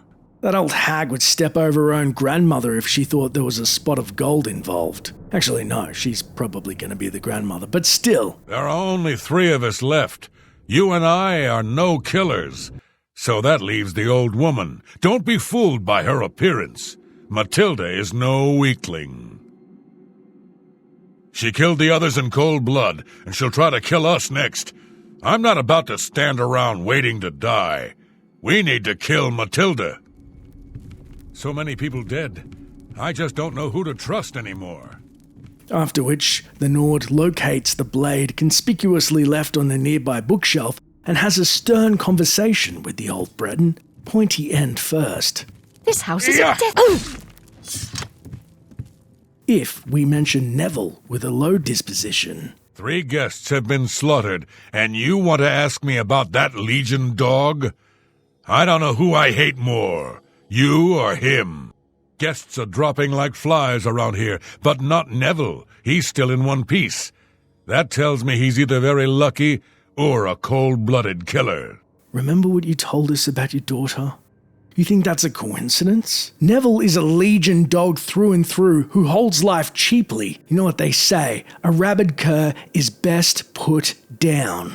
That sniveling Legion dog must die. Do you understand me? He's the murderer. He killed all those people. He must pay for what he's done. After Nels finds his sidearm, he then swiftly rushes up to the second floor and finds Neville struggling with his locked chest, holding his precious armor, and is promptly felled before he can raise his arms to defend himself. You and I are the only ones left. But we did it. We survived. We won. If we approach Nels about Primo with low affinity... By a smear, you've got nerve. 3 people are dead. What? Are you trying to turn me against Primo now? Turn nothing.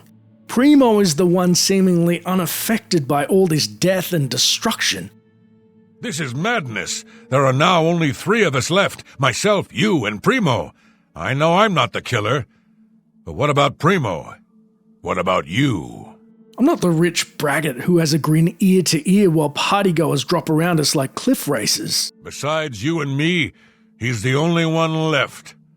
By Ysmir, that boy will pay for what he's done. Come, we must kill Primo before he kills us. With his preferred sword in hand, the Nord darts after the boy, performing a leaping backslash that would make the Bruma blade trainer Rightwind blush. Oh! Provided he's not the only target left, Nels will discuss the guests you've already murdered. When asking about the fallen Dovesi Dran. Who could have done this? Who could have killed a sweet, innocent girl? Was it you? So help me if I find out you're the one who did this. Calm down. Why would we ask after her if we had anything to do with it? We're not a monster. I can't believe she's dead. Seeing her body lying there. It's like my poor daughter all over again. I'm sorry, Nels, about your daughter. Dovesi. No. When I looked into Dovesi's face, it was like peering at my own daughter. I feel like I've lost her all over again. He will respond about a dead Matilda Petite with low disposition. She's dead. You wouldn't happen to know anything about that now, would you? What kind of sick, demented person could cut down an old woman in cold blood? It proves that evil truly does exist in this world. The kind of killer that gets enjoyment out of slaughtering civilians, I'm sure. Some bloodthirsty monster killed that woman in cold blood. It's obvious to me one of the other guests killed her to eliminate the competition. Assuming that's true, who's next? You? Me? We need to keep our eyes open, friend, and we'd do well not to trust the others. If approaching Nels about a fallen Neville and he isn't a fan... The man is dead, you horse's ass. There's nothing more to tell. Nothing more? What about where you were when he died? I may not have liked the man, but I'm particularly troubled by his death. Neville was a capable fighter. Who could have killed him? And so quickly? Yeah, not many. What are you trying to say? You want to know how I really feel about Neville's death? I'm afraid. I may hate the Imperial Legion, but its members are trained warriors. Neville was probably the most capable fighter among us, yet he was cut down silently, just a few rooms away. I fear one of us is not who they appear. This isn't the work of some greedy houseguest. There's an assassin among us. You mark my words. We must watch ourselves at every step. And with a dead young Primo. The lad's dead, you uncaring fool. Now get away from me before you join him. Easy. You said it yourself. We need to stick together. That poor boy didn't deserve to die. He was rich. He had no business even being here, looking for treasure that might not even exist. You think the treasure isn't real? Why are we here then? Surely it's jealousy over gold. Primo being here made no sense. Whoever our host is, why would he invite someone who didn't even need the money? It's as if we were invited for another reason altogether. Think about it. We're trapped in this house with no way out, and now people start dying. I think poor Primo was tricked, just like the rest of us. If we're not careful, we'll end up dead, too. You mark my words. If Nels had aided us at all in the killing of the guests, after they've all perished, he will congratulate. Ha ha ha ha! We did it, my friend! The killer is dead, and this nightmare is just about over. All we have to do now is find a way out of here. Leaving us to end the Nord's life at our leisure. Ha! Otherwise, if Nels is the only target alive, he may attack us after greeting him, depending on his disposition. A low disposition, Nets. By the gods, you're the only one left. It was you. How could you? How could you have killed all those people? You won't take me so easily. After which, he'll attack, and we will fail the bonus. Show me what you've got.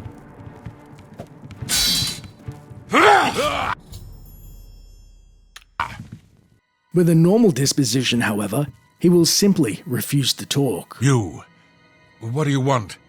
If you're looking for something to drink, I can't help you. It's mine. It's all mine. It's the only thing I have. Staying true to his word, he begins gathering and consuming all the nearby liquor, and we await the Nord to fall into a promised stupor before using our bare hands to break his neck. Interestingly, he's the only guest with a high disposition that will figure out that we've been manipulating him the entire time. As we say, it's over, Nels. It's just you and me now. Everything's gonna be okay. You want to know something, my friend? I just don't care anymore. We're the only two left. I know I didn't kill those people, so that leaves you. And now you're here to kill me, right? Well, let's get this over with. So I guess this is it, then? Nels will then resume drinking at his seat among the fallen corpses of his fellow party guests, awaiting the inevitable.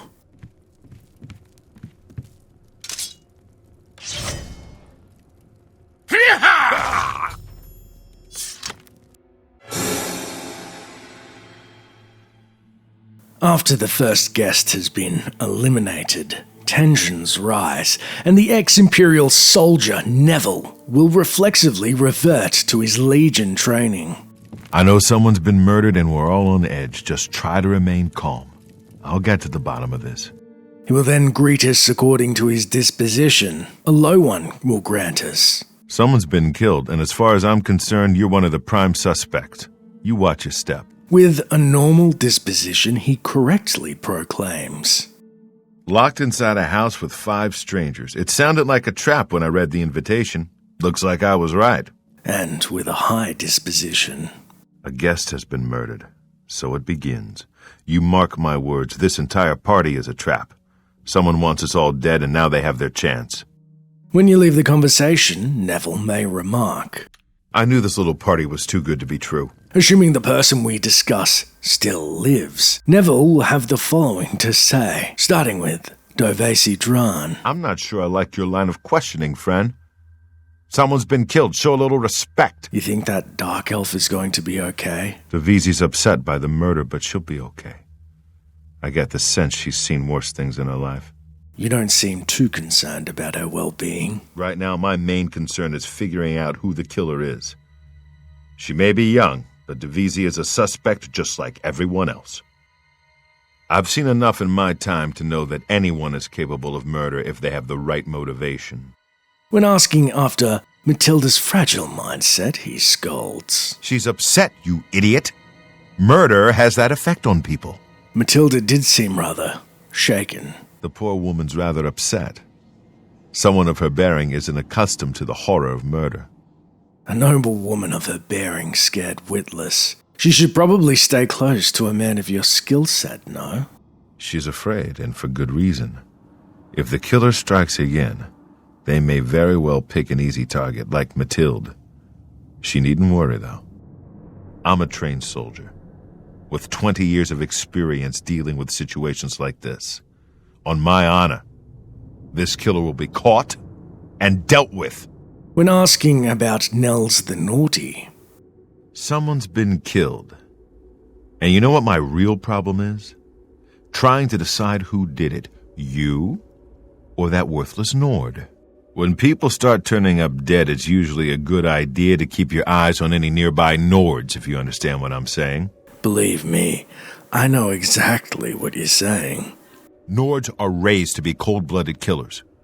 Don't take your eyes off Nels if you value your life. I'll bet anything he's our murderer.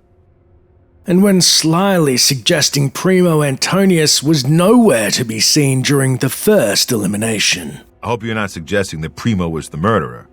I'm the trained investigator here. Just keep your mouth shut and stay out of my way. Fine, I'll stay out of your way. But I'm guessing you believe Primo is innocent in all of this, don't you? Well, when somebody gets murdered, everyone nearby could be considered a suspect. That includes young Primo. Oh? Includes Primo? To be honest, my instincts tell me the kid isn't the killer. Sure, he's a bit obnoxious, but that doesn't make him capable of murder. You'd be smart to stay with the rest of the group. It's just not safe to go wandering off alone with a killer on the loose. With a second guest dead, Neville, now believing the party is indeed a trap, initiates his own investigation of sorts in a futile attempt to take control of the spiraling situation. Neville will now greet us if he dislikes us. Well, look who's here. It's the #1 suspect in a cold-blooded murder of 2 innocent people. I'm watching you, scum. Or if he is indeed indifferent to us. I'd say that with 2 people dead, it's time for everyone to pull together. We need to watch out for each other, stay in a group. If we greet him with a high disposition at this point, he'll say the following before he gets his gear. We're being stalked like animals in the forest. I'm still not sure if the killer is one of the other guests or is hiding somewhere in the house. One thing I do know is that the killer won't just stop with 2. They never do. You and I, we need to watch each other's backs. I've got my old Legion armor and sword in a chest upstairs. It's time I geared up and showed this coward just who he's dealing with. Stay safe, if that's even possible. The Red Guard will then stalk his way upstairs, and his demeanor noticeably changes along with his garb. Don't worry, my friend. I'm going to show this slinking cutthroat how the Imperial Legion takes care of things. And when we leave the conversation, he may say, "Don't get any ideas about wandering off alone. I'm keeping my eye on everyone, including you." When asking if Neville is worried about the young Dunmer once more, he cautions. Why are you so concerned with my feelings toward a young dark elf girl? You wouldn't be so stupid as to try to turn me against her. Look, Gervasie's clearly upset. I believe that. That girl's either upset that those people were killed, or she's an excellent actress. She's still a suspect as far as I'm concerned. If Nels is alive at this point, we can ask. So, between us, who do you think is the killer? You want my honest opinion? I think Nels is the killer, but I haven't yet ruled out that Devisi may be working with him. Or if Nels is dead, Neville, who do you believe is behind this? You want to know the truth? I thought for sure Nels was the killer. But with him dead, my bets are now on Devisi. When moving on to question Neville about Mathilde Petite... Excuse me? You want to question me about Mathilde? 2 people have been murdered, you fool! Get your priorities straight! My priorities are my safety first and foremost, thank you. I need to channel some of that energy into helping the frightened old biddy. Mathilde is old and frail. The shock of 2 people being murdered is surely too much for the poor woman. There's a killer in here, and Mathilde needs protection. Who better to defend her but me? I'm keeping my eye on the old woman, don't you worry. If we share our common concerns about Nels the Naughty. Now this is interesting. 2 people turn up dead, and you're more concerned with my feelings toward the Nord. If I didn't know better, I'd say you were trying to turn me against him to cover your own tracks. Why would we need to cover our tracks? The drunken Nord is doing an excellent job looking suspicious, leering at everyone from the bottom of that mug of ale. And especially at you. 2 people are dead, and the only thing the Nord can do is dive into a bottle of beer. If you ask me, it's all an act. Nels killed those people, and pretty soon he'll come for the rest of it. Don't you worry. When I gather more evidence, I'll take that scum down. I think you may be right, but, well, it's like you said. You need more evidence. That mead-swilling barbarian killed those 2 people. I'm sure of it. I don't have the proof just yet, but I'm watching him. Don't you worry, my friend. Nels won't get away with this, not on my watch. When again questioning the ex-soldier about Primo Antonius. I don't really know what you're trying to accomplish, but questioning me about Primo with 2 people lying dead just makes me suspect you even more. I'm trying to figure out what exactly a noble is doing slumming in a murder manor. Primo may be young, but he's no fool. He knows that the murder of 2 innocent people doesn't bode well for his own safety. You're right. He is young and greener than the great forest after rainfall. Primo may be young, but he looks strong, and I'm sure he could handle himself in a fight. I think I'm going to enlist his help. I'll talk to Primo. Give him a bit of encouragement. If he and I are vigilant, we may prevent the killer from claiming another victim. Don't go far. It's too dangerous to go wandering around this house. With only 2 targets left and 3 guests eliminated, there are now only 2 possible suspects left, the other guest and us. And as we round the 2nd floor corner, we see the imposing figure of a fully armoured Neville looming over us at the top of the stairs to the 3rd floor. With a low disposition, Neville will accuse. So many people dead. I just don't know who to trust anymore. Come to have a few words before you slit my throat? That's right. I know you did it. I can't prove it yet, but you mark my words. You're going down. Or with a neutral disposition. I've been doing some thinking about you. It's kind of interesting that you were the last guest to arrive, don't you think? And now 3 people lie dead, and you look as if you haven't a care in the world. It just looks a bit suspicious. That's all I'm saying. With a high disposition and Nels being dead, he'll greet us with, There you are. Listen, I've searched every inch of this house. It's sealed up tight. There's no way in or out, and there's nobody hiding any place. That means the killer has been inside with us all along. You and I aren't murderers, so that leaves 1 person.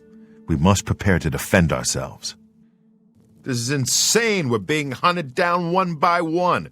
There must be a way out of this madhouse. If Nels is the other guest still breathing and Neville has a high disposition towards us, we're given an opportunity to affect Neville's actions prematurely. There you are. Listen, I've searched every inch of this house. It's sealed up tight. There's no way in or out, and there's nobody hiding any place. That means the killer has been inside with us all along. You and I aren't murderers, so that leaves 1 person. It's Nels the Naughty. We can, as always, say nothing. Yes, well, I know how you feel. What words can really do justice to the terrible situation at hand, but we must stick together if we are to survive. Otherwise, flee, my friend. I'll confront Nels. You would do that for me? You are truly a good friend. Yes, I fear this is beyond even my ability. I'm not as young as I used to be. I'll take refuge in my room until Nels has been dealt with. Thank you, my friend, and good luck. Neville will then proceed to hide and attempt to sleep off the inevitable confrontation, though it is too difficult for him in his Legion gear, leaving Nels for us. This house is a death trap. We're being killed off 1 by 1. Or instead, we can goad him, saying, we must act now. Kill Nels. Yes, Yes, we must kill that foul Nord before he slits our throats. Aye! Pursuing Nels, Neville trudges down the stairs, hitting the Nord square in the back with a terrible lick of lightning that sends the Nord sprawling. Otherwise, with varying disposition, we can approach Neville about the remaining guests before they too are dealt with. Starting with asking about Dovesi Dran with low disposition. Find it odd that so many people have been killed, yet the two of you still live. Looks to me like you two are working together. I find it odd you came to that conclusion when Dovesi has actively been avoiding both of us the entire time. So, 3 of us left. You, Dovesi, and myself. The list of suspects is certainly getting smaller. With Nels dead, my eye is on Dovesi. Look, you believe in evidence, and I respect your methods, but in confidence, you were right about her. She's been harping on about how much she hates the Legion behind your back with a passion, and you said that yourself. I don't want to cast unfounded aspersions, but I saw her spell casting earlier, and I think she may be a witch, and we've somehow fallen for her wicked trap. You've helped me come to my senses, friend. There's no time for evidence gathering, no time to collect proof. Dovesi is the murderer. That little dark elf urchin killed 3 people in cold blood, and now she's gonna try to kill us. We can't let that happen. Follow me, my friend, and watch my back. Dovesi must be brought to justice, and I'm the one to do it. Let's go. Neville then barrels towards the dark elf, giving her a taste of their coveted destruction magicka. Afterwards, provided he killed Dovesi Dran himself, we can discuss the murder, to which he'll show his unease regarding the killing of a child. She murdered all those innocent people, and I delivered justice, just like any Legion soldier would. I only did what I thought was right. If Matilda Petite is one of the few left and Neville isn't a fan of us. I suppose you're trying to turn me against Matilde, eh? Make me think she's the killer. I've got news for you, friend. I know it's you. I can't prove it yet, but just you wait. You try to hurt that poor old woman, and I'll cut you in 2. Why do you think we're here with you? To get to the bottom of this. Whoever this killer is, it's like they're almost invisible. 3 people have been killed, and now Matilde thinks she's next. I guess only the killer knows for sure. Isn't that right? Okay, let's lay our cards on the table then, and you can see if you think I'm lying. I think the killer is an assassin. I feel they're somehow in our midst, and I don't know exactly why they are here, but I know it's a matter of time until more people die. You know I'm right. 3 people have been killed, and the only ones left are you, me, and a little old lady. One of us is a murderer, and my money's on the old lady. Don't let her looks deceive you, friend. I've seen Black Widows like her before. Her crimes must not go unpunished. Justice is at hand. Unfortunately for Matilde, her only crime being in believing in the infallibility of the ex-Imperial Legionnaire. This house is a death trap. We're being killed off one by one.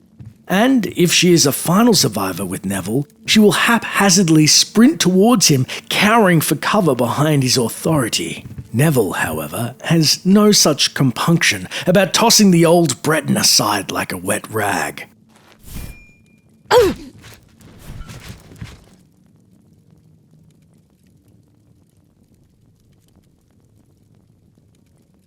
You and I are the only ones left. But we did it. We survived. We won! If we begin probing a final time about Nels the Naughty... I was positive he was the killer until you opened your mouth.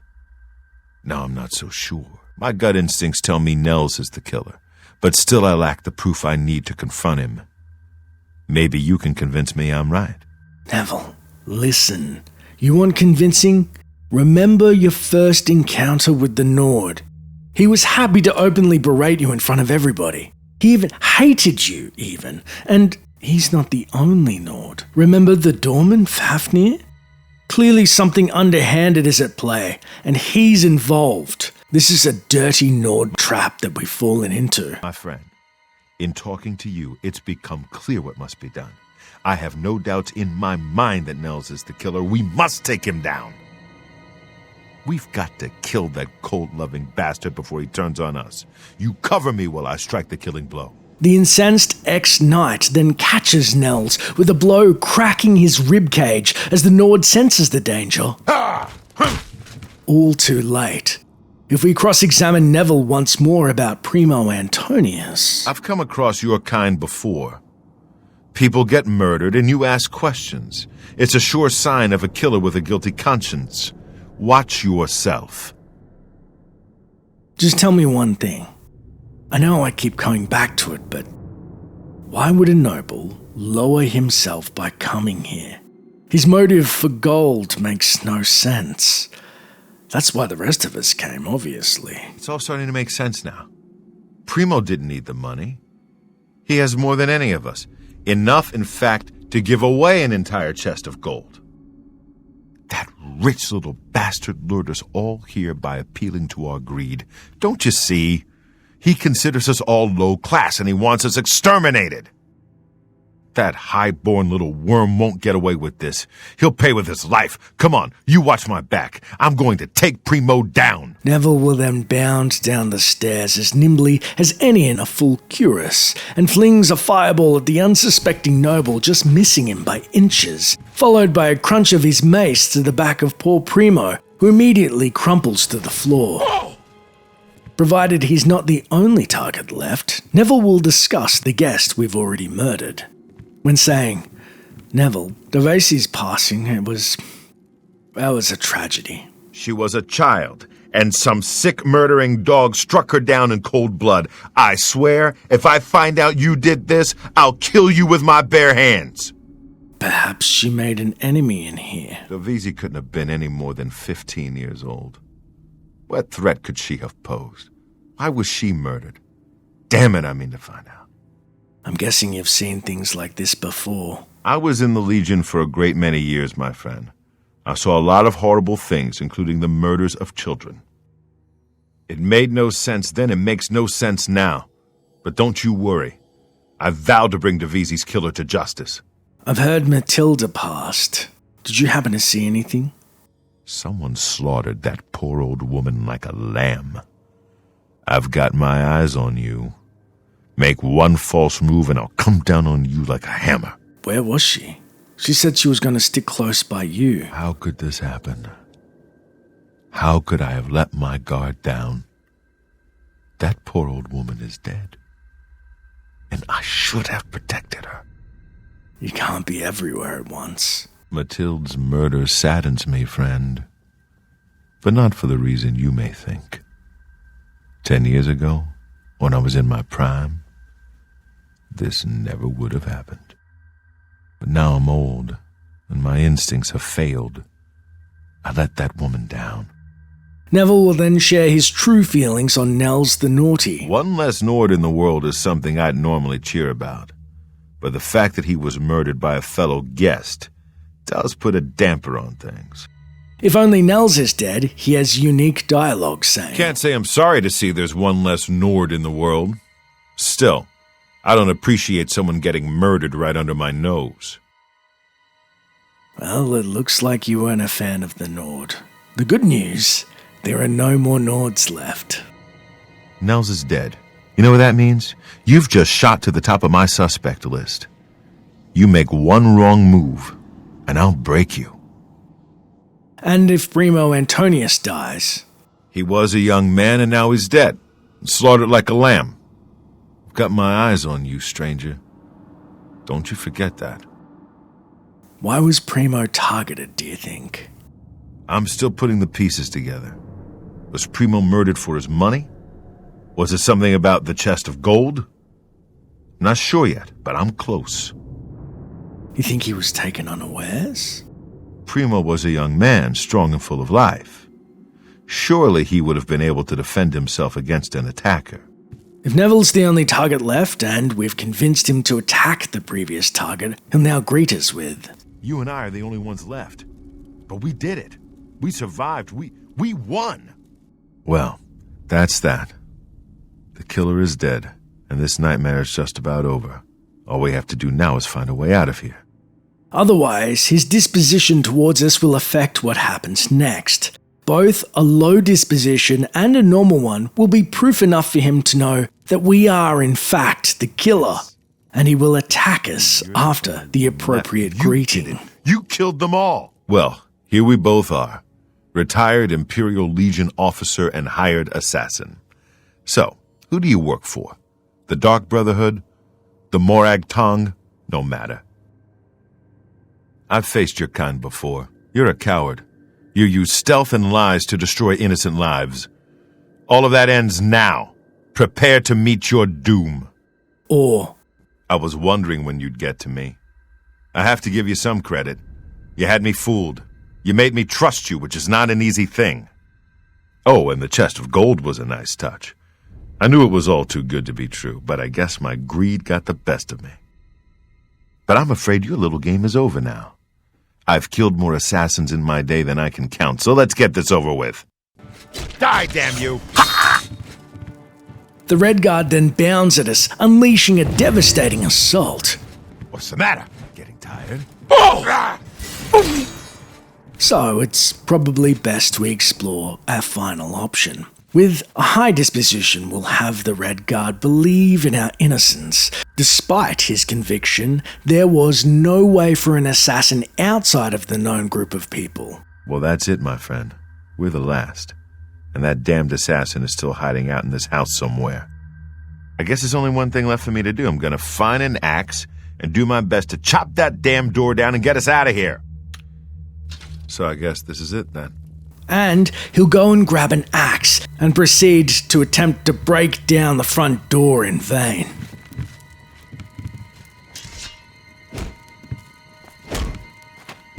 It should be noted, Neville wasn't lying about his prime being behind him, as, without any armor at least, he's basically helpless and boasts a pitiful 1 HP according to the wiki, allowing us to lose but a single arrow to fell the ex-Imperial.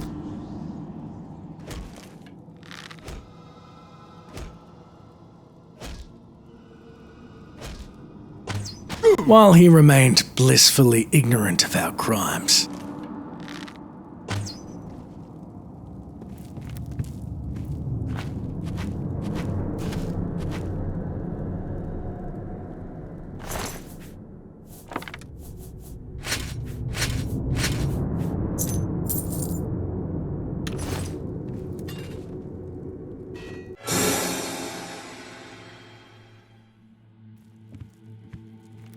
Once a guest has been eliminated, the young noble becomes visibly rattled and more paranoid. Approaching him with a low disposition that's... What kind of party is this? Someone has been murdered! Get away from me, peasant. Someone has been murdered and I'm rather unnerved by the whole thing. A neutral disposition. Did you hear? Someone has been murdered. One of us. One of the guests. Or if Primo is fond of us, he confides. Beginning to get a bad feeling about all of this. I'd leave right now if I could. Well, the money means nothing to me. I just thought it would be fun. Wonderful. People are dropping dead and I'm trapped here looking for gold I don't even need. I'll be happy just to find the key and get out of here. Speaking to Primo about our fellow guests, to cast suspicion on the treasure seekers and of ourselves, we begin sowing seeds of doubt towards the dark elf Dovesi, his one-time crush, which we're sharply met with. My ears deceive me. Or are you actually suggesting Dovesi might be the one behind the murder? Back away now, cretin! Behind? No. Affected by? Absolutely. She seems very upset by the murder. I do hope she'll be all right. Have you had time to console her? I can tell. The murder is weighing heavily on her heart. She seems such a paradox to me. So gentle and beautiful, yet so strong. In regards to the destitute noble Matilda Petite, he snaps. Is there something wrong with you? Someone has been murdered. My feelings about that old crone are hardly important right now. Feelings maybe, but you think Matilda will be okay? She seems rattled. Something tells me the murder of one of the guests isn't going to stop Matilda from searching for the money. She strikes me as the greedy type. Now that someone's been killed, Matilda may be a little frightened for her own safety, but she's still more concerned with finding the hidden gold. Matilda claims to be from one of the High Rock's most distinguished noble families, but I have a feeling their fortune has long been squandered.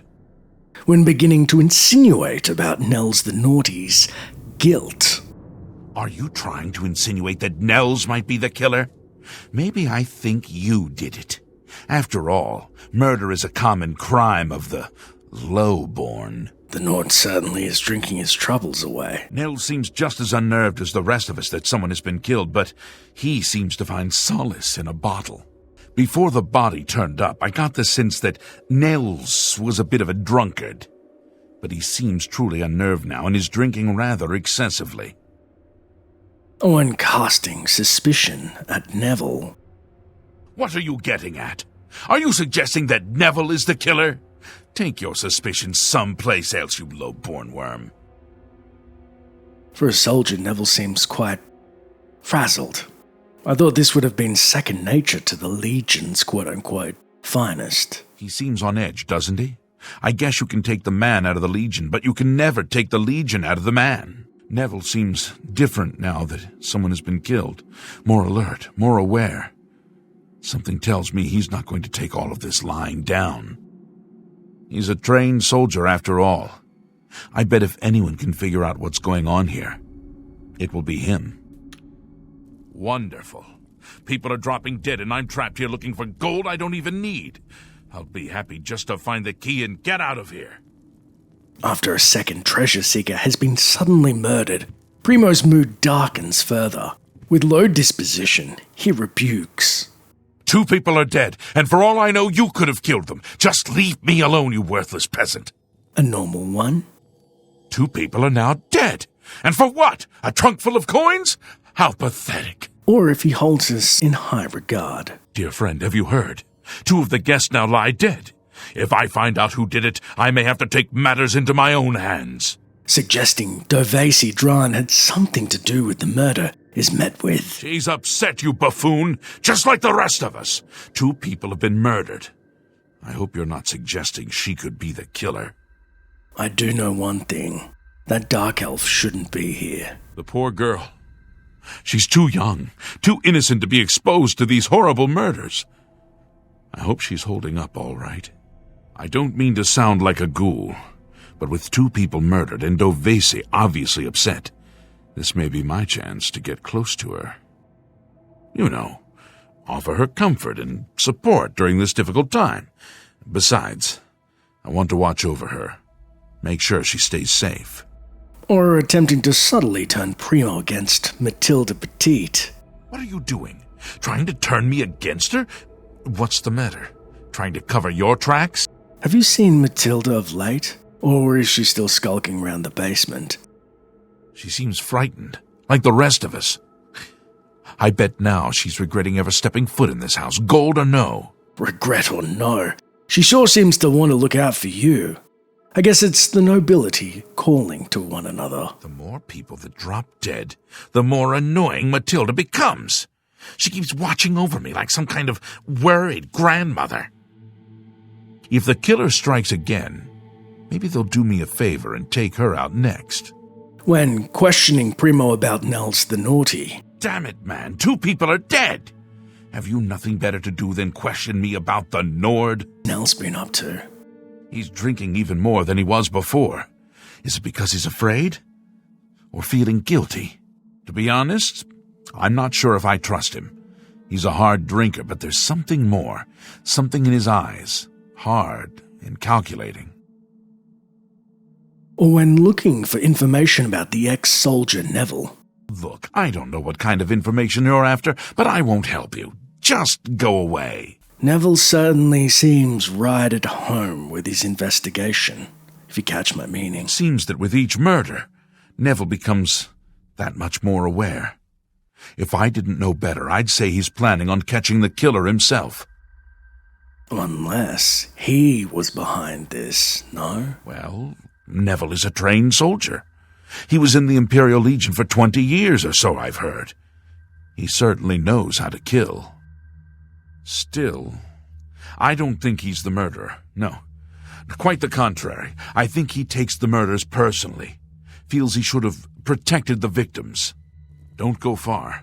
It's too dangerous to go wandering around this house. Post the third death of the party-goers, Primo becomes accusatory and bears his hostility openly, especially if he doesn't like us accusing. You're still alive. For all I know, you're the killer. You stand your ground, or so help me, there'll be blood between us. With a normal disposition? 3 people now dead, and yet the 2 of us still live. Do you think I'm the killer? Because I most certainly wonder the same thing about you. Or if we are in the noble's good graces. Dear friend, 3 of the guests have been killed. You and I, we must stay close, band together for mutual protection. This is insane. We're being hunted down one by one. There must be a way out of this madhouse. If we dare outright suggest Dovesi is the murderer. You fiend. Are you suggesting Dovesi is the murderer? You'd do well to watch your mouth and your back. Why is Dovesi still alive is all I want to know. Dovesi is young and weak, yet the killer left her alive. Why? She couldn't possibly have anything to do with the murders. Could she? Primo, I've seen her spell cast when no one was looking. She's a dark elf savage and has been trying to trick you. How could I have been so naive? So stupid! We must stick together, my friend, for Dovesi is surely the murderer. We must strike before she does. Primo then dashes for a nearby sword, as Dovesi, sensing imminent danger, serendipitously confirms our accusation, conjuring a scamp as Primo darts after his former crush and slashes at her recklessly, killing the poor girl too stunned to fully defend herself. After the dark deed is done, Primo will then regain his composure and exasperates. It's finally over. The killer is dead. We just need to get out of here.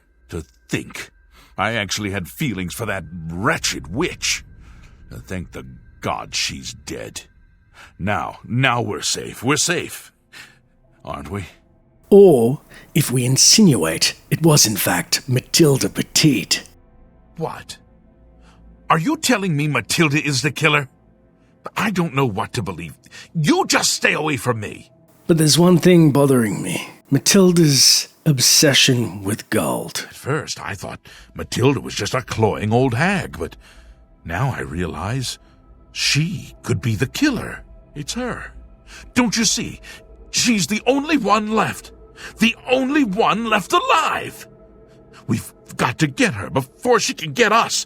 Do you understand? We then follow Primo as he rummages around upstairs for a weapon. So many people dead. I just don't know who to trust anymore.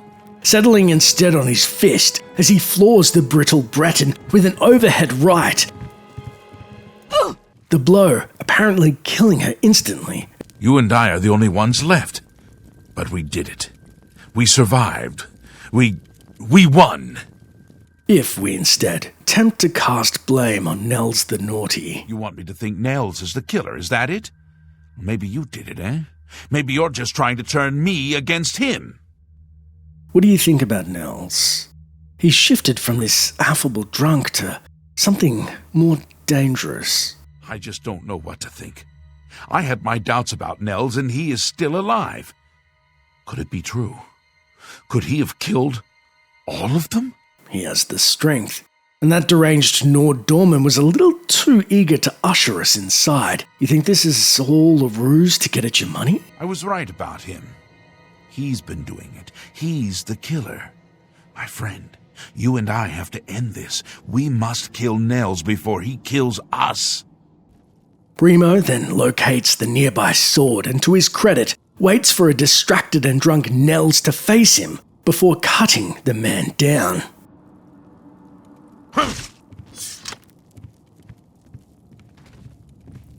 We then attempt our final besmirching of the legionnaire named Neville. What are you saying?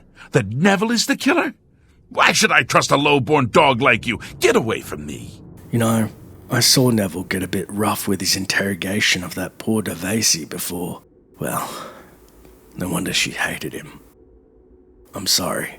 I thought he was hunting the killer. Now, I don't know what to think.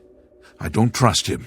Or you. Stay away from me. Do something. And what? We separate? Then Neville takes us aside for his own special interrogations. No thanks. I was wrong. Don't you see? I thought Neville was trying to catch the killer, but he is the killer. We need to find a way out of here. Neville beats the younger man to the sword. Where are you going? What are you doing? We need to keep our eyes on each other. But Primo, in his prime, easily bashes the old Redguard over the rail to fall to his death on the floor below.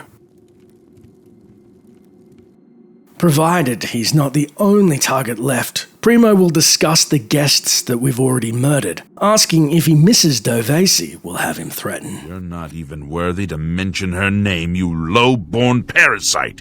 Now get away from me before you wind up dead. That dark elf. She really was a sweet girl. She was so beautiful. And now she's gone. It seems so. Senseless. Who? Who among us is vile enough to take the life of such a beautiful, precious creature? If I find out who did this, they will pay with their life! If we instead say, you did say you'd be happy to be rid of old Mathilde. No, I didn't really care for her, you commoner scum. But I never wanted anything like this to happen to her. She certainly made a lot of enemies in a short time, but that doesn't justify how she was butchered. The old woman is dead. Murdered. Cut down in this very house. But why? Did she find the gold? And someone wanted it for their own? Between you and me, I think Matilda found the gold, and one of the others killed her for it. Maybe that means the rest of us are safe. If that's the case, then the killer got what he was after. The rest of us needn't worry about our own safety. So, Nels the Naughty found the bottom of his mug, eh? He's dead. And one of us killed him. Maybe it was you, eh? Maybe he found the gold and you murdered him for it. It didn't seem like he did much except drink and infuriate the Redguard. Someone killed the man. But who? And for what reason? We may never know. Do you have any ideas? I was thinking, maybe Nels found the chest of gold and one of the others killed him for it. We've got to be careful, my friend, or we could be next. And finally, if we ask, what happened to Neville? He's dead, you peasant. There's nothing more to tell. What does this mean for us? Neville was strong. A soldier. If he was murdered, this does not bode well for the rest of us. My friend, I am truly worried. Neville was a strong and capable man, a soldier of 20 years. The rest of us will be easy prey for the killer now. After all the guests have been killed, if Primo himself had murdered a guest previously, he will greet. It's finally over. The killer is dead. We just need to get out of here. Otherwise, with his hands clean and a low disposition towards us, he divines. You murdering dog. How could you have killed all those people? For the gold. Is that it, you filthy peasant? Primo will find the closest sword and begin swinging at us.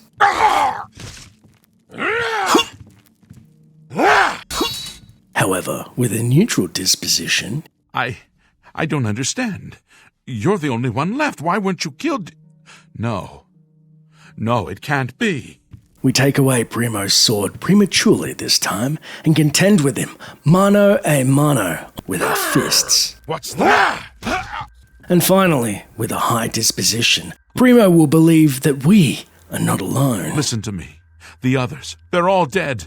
Someone has been coming in here and killing them. That means there must be a way out.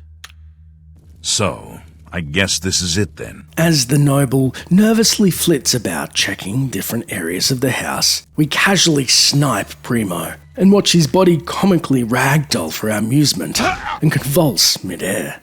Our quest and updates reading. All of the guests are dead, and no one knew I was the killer.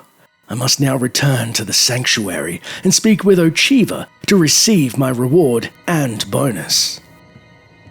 After murdering each guest successfully, we look to leave the manor unnoticed and thoughtfully don the downed Neville's Imperial armour to hopefully dissuade any locals from questioning us, and successfully exit Skingrad via its gate, making our long journey back to Cheydinhal.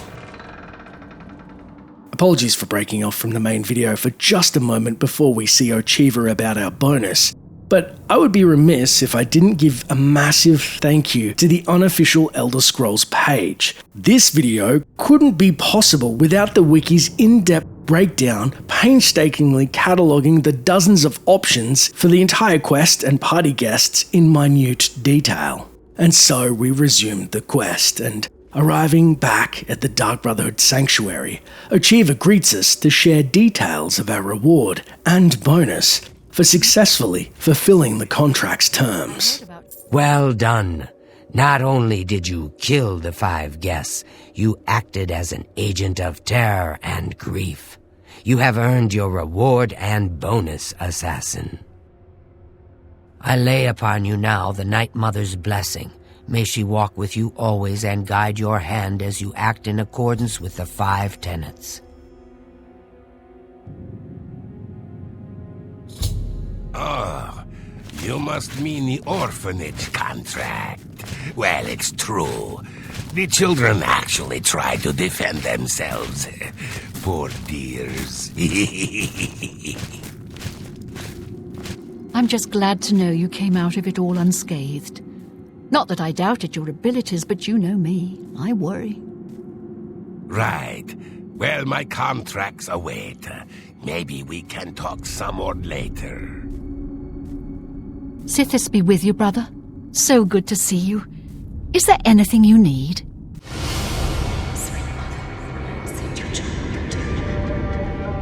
He's dead. And on my watch, I failed. Failed everyone. This is the sick story of the slaying of the ex-Imperial Legion commander, Adamus Philida, and the unseen tragic consequences of his death. Returning to the Argonian head of the Dark Brotherhood Sanctuary, Ochiva, for our next contract, still in our Imperial disguise from our previous assignment, she questions. Greetings once more, assassin. When you're ready, I have a most important contract, one that has been sanctioned by the Black Hand itself. Why are you looking approvingly at this uniform? Do you recall the name Adamus Philida? The Imperial Legion best? It's time he joined Sithis in the Void. Think you're up to the task? We can opt to disappoint Ochiva's saying. No, I can't accept right now. Do you realize what you're saying? Do you fully understand the honor you are rejecting? For your own sake, return to me when you're ready. Otherwise, our mind races back to our first arrest, thanks to Philida at Claudius Arcadius' house. Stop right there, criminal scum! Nobody breaks the law on my watch! Our fury builds, remembering the savage beating we took from his guards in the cell. And the audacity of Philida. Upon our release, we found him wandering the prison grounds in a state of dementia, not even having the decency to remember us from the days prior. I'm Adamus Philida, prison administrator and commander of the Imperial Legion forces here in the Imperial City. Have we met? You look familiar. And so, seeing Providence and Sithis smile upon us, we can barely contain our joy, saying, "It would be an honor. I accept." Adamus Philida has spent his entire career investigating the Dark Brotherhood, interrupting our contracts, killing our family members. We tried to eliminate Philida, of course, but failed on 3 separate occasions. He's a powerful man and was surrounded by powerful associates. Now the Legion Pig's years of service have come to an end. He has retired. Philida must not be allowed such a victory. His destiny is darker.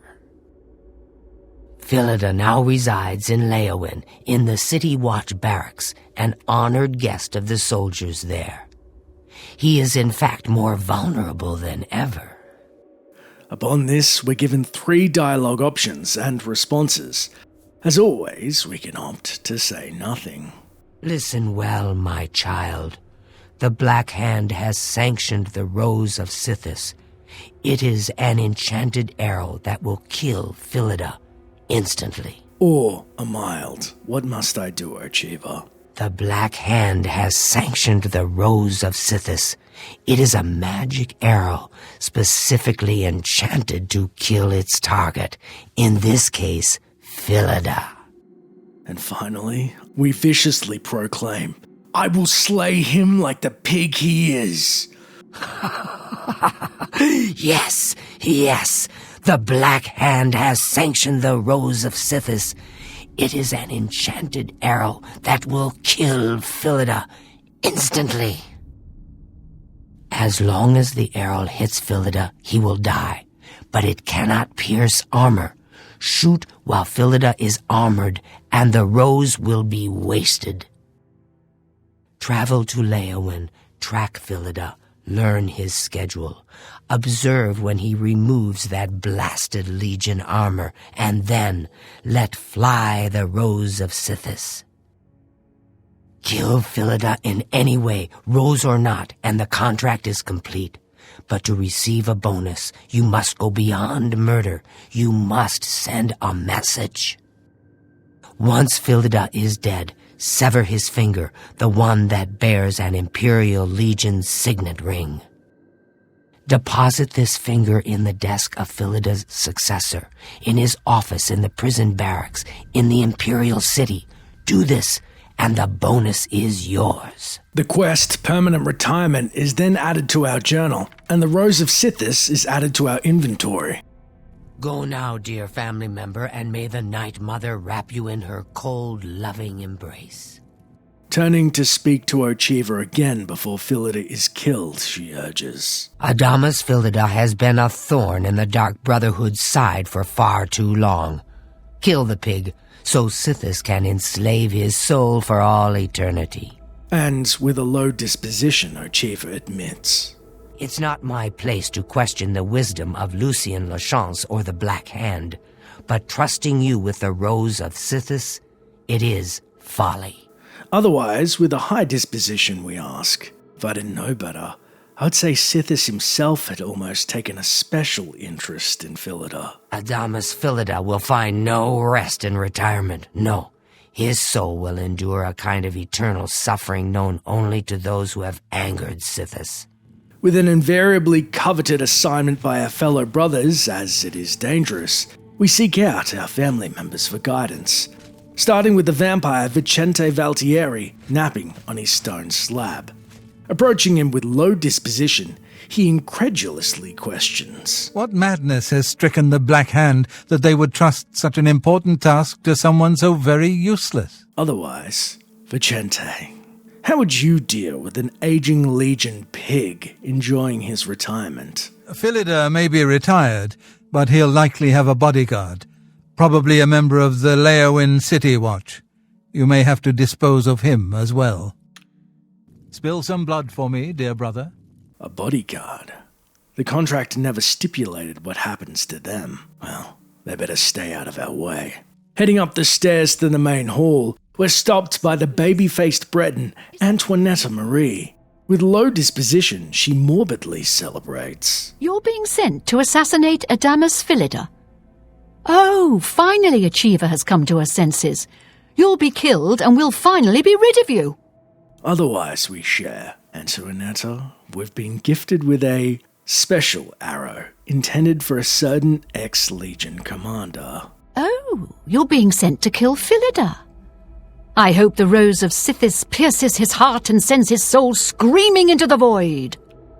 I'll be seeing you then. With the Breton's blessing, we turn to the main hall and see the shadow scale to Niva, who, with low disposition, gloats. One of my dear friends was killed while trying to kill Philida several years ago. He was twice the assassin you are. You are doomed to failure. Otherwise, unfortunately, we were told by your hatchmate, the Rose of Sithis can only pierce flesh. The rose will only work if Philida is unarmored. So, when would a soldier not wear his armor? I only take my armor off to sleep or swim? May you walk always in the shadow of Sithis, dear brother. Admittedly, Leowyn isn't our first boggy pick for a swim, but we are talking to an Argonian. We then make our way into the southern trading hall to see the burly barbarian Gogren hefting his axe over and over. With low disposition, he pauses to mock. You're gonna kill Adamus Philida? You? Oh, it'll be a retirement, all right. Yours. Otherwise, Gogren, you've no doubt heard of our latest contract and about this infamous Rose of Sithis. But waiting till Philida disrobes seems a bit cheap, no? Don't get me wrong. That magic arrow sounds nice and all, but it seems to me like you don't even need to use it to get the bonus. As long as you cut off his finger and leave it in that desk, you'll get your bonus. Sounds to me like you can kill the old sod any way you'd like. So what if he's wearing armor? You think that Imperial Legion scrap can stop a well-forged claymore? Not bloody likely. Happy hunting, my brother. As Gogren slashes away, we consider his advice, imagining savouring Philida's death. Nice and close. Perhaps an option to explore. Looking to depart the sanctuary, we're then stopped by the High Elf archer Talandril. With low disposition, she derides. I find your very presence foul. Say what you will and then leave my sight. Ah, of course. You're going to succeed where 3 previous family members have failed. How silly of me. Otherwise, for our latest mark, we've been gifted a very special arrow. The Rose of Sithis? Such an honor. Just make sure your marksmanship is up to the task. If you miss the target, the enchantment will be wasted. May your arrows always strike true. Let's hope we don't miss that target. Exiting the sanctuary via the southwestern well hatch, we defer to our journal as we make our way to the swampy southern city of Leowyn, and it reads, I must kill Adamus Philida, a recently retired Imperial Legion officer who has taken up residence in the City Watch barracks in Leowyn. For this task, I have been given an enchanted arrow called the Rose of Sithis. If I can hit Philida with the arrow when he's not wearing his armor, the strike will be fatal. I should head to Leowyn, stalk Adamus Philida, and attack when the moment is right. The contract will be complete when Philida lies dead. Whether I use the Rose of Sithis or not, however, of note, the bonus will be forfeit if we do not leave his severed finger for a certain Imperial successor. Exploring our first option of foregoing said bonus, we enter Leowyn through its southwestern entrance, approaching the barracks as instructed and barely make it up the stairs. However, Philida's bodyguard intercepts us, seeing through our Imperial disguise. You're not supposed to be in here. With the little time we have, we observe the ex-Legion commander, making himself right at home with his old military buddies. Got called in on a murder. There's been some talk. Some of the men think it was, the Dark Brotherhood. You're a good man. We could use more like you, that's for damn sure. You ask me, you'll be getting that promotion in no time. I'll arrest you. Just remember, my sword's here if you need it. You run into any trouble, just holler. Go take your break. Little does he know, the Brotherhood is closer than he dared imagine. Thus, we leave the barracks before his vigilant escort becomes too suspicious. Waiting till morning, Philida exits the barracks to go about his day. We then turn to his bodyguard for clues about his routine, and the cheery rookie mistakenly admits. The old man? He's easy to protect. Every day's the same. He visits the Coast Guard station, goes for a swim, never puts himself in harm's way. Take care. Cautiously following the pair during his errands, as he finally leaves the safety of the city as promised and heads towards the Coast Guard station just northeast of Leowyn. What is it, citizen? Philida then pauses to chat to a nearby guard captain, Dentius Opsius, who, it seems, relieves him of his pseudo-watch out of respect for the old commander. You're off duty now. Good. I'm hungry.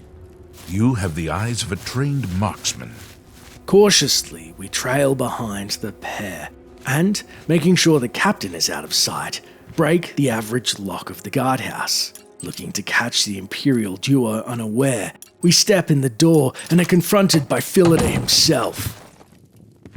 You're trespassing here. You'll have to leave. Caught off guard, we turn to leave, but something stirs inside us. Primal, as Philida looks down at us with his trademark condescending stare. This is your last warning. Get out or I'll arrest you. Rage drowns the voice of reason inside us, and before we can react, with a glint of recognition, he says, Do we know each other? There's something familiar about you, but I just can't place it. We then have 3 dialogue options. The first is to de-escalate the situation and to say nothing. Yes, well, I'm a very busy man, enjoying my retirement, don't you know?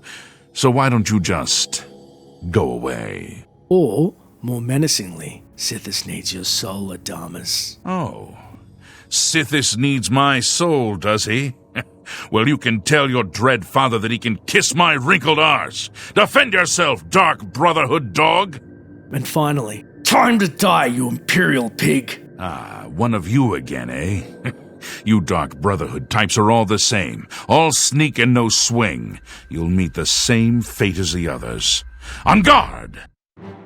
Die, damn you! Caught in close quarters, we managed to disarm his bodyguard before delivering a devastating blow. What's the might of the Imperial Legion?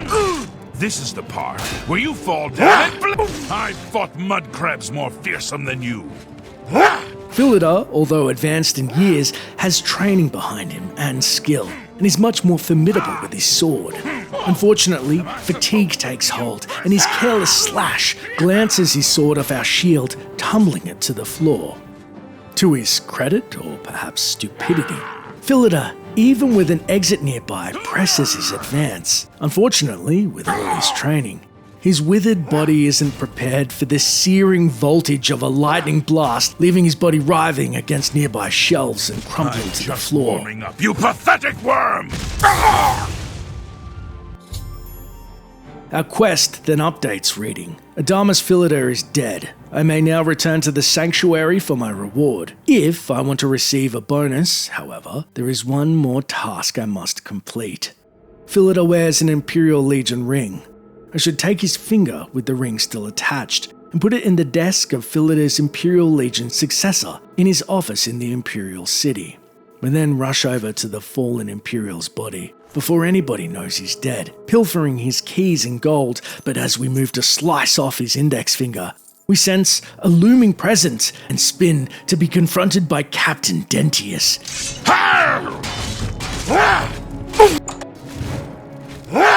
Forced to flee, the incensed captain stalks us down, and we desperately steal the nearby white horse. Help! Come quickly! We've got a burglar! Cursing the Imperial armor that Tanaiva divined should never touch a body of water, as the horse labors under us, barely making it to the other side of the bank, and we ride off into the underbrush, evading the Imperial's detection. Unfortunately, the entire Imperial army is now searching for us, and we have no choice but to head back to Shadenhall's sanctuary without the finger and our bonus forfeit. When returning to Ochiva, she somberly greets. Sadly, you chose not to leave Philida's severed finger as a warning to his successor. Your laziness has cost you your bonus, I'm afraid. Now go, get some rest. I'll have another contract ready for you shortly. But what is the tragedy that only occurs if we complete the contract as intended? Well, first, it's best to kill Philida with the infamous Rose of Sithis without being detected to obtain his coveted ring finger. To do so, we learn that when the permanent retirement quest starts, Philida begins his new schedule in Leyawen, which we cautiously observe in hopes of finding a weakness in his routine to exploit. which is the following. Philida sleeps in the Leyawan barracks between 2 a.m. and 6 a.m. He then breakfasts until 9 a.m. at the Three Sisters Inn, after which he wanders around the now familiar Coast Guard station until 1 p.m. when he heads off for his daily swim. However, when he arrives at the side of the lake, he simply stands there until 3 p.m. before he actually starts swimming, which he does until 8 p.m. Afterwards, he spends an hour near the pond, then returns to the barracks, eating and wandering until his 2 a.m. bedtime. With Philida still somewhat armoured when asleep and the cadre of guards that surround him, it doesn't take long for us to surmise our best bet is to fire upon him when he's truly exposed during his daily swim. And so, re-equipping our suitably stealthy Brotherhood armour, we begin the arduous task of climbing up the waterholes nearby rooftops, perched for an undetected kill. When we see Philida finishing his laconical paddle, we await for him to emerge from the water, pausing to speak to his bodyguard, and we finally unleash the spiteful Rose of Sithis that finds its mark, lodging nicely in Philida's grey matter.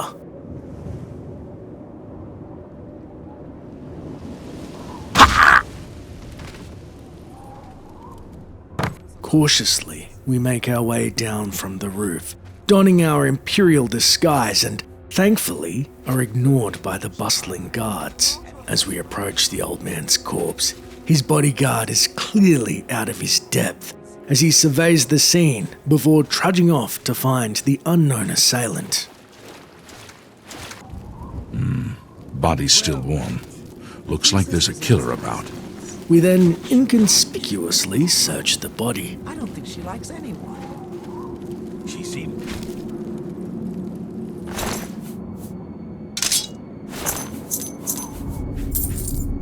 Cutting off his finger as our trophy and our quest updates reading. I've acquired the severed finger of Adamus Philida, with the ring still attached.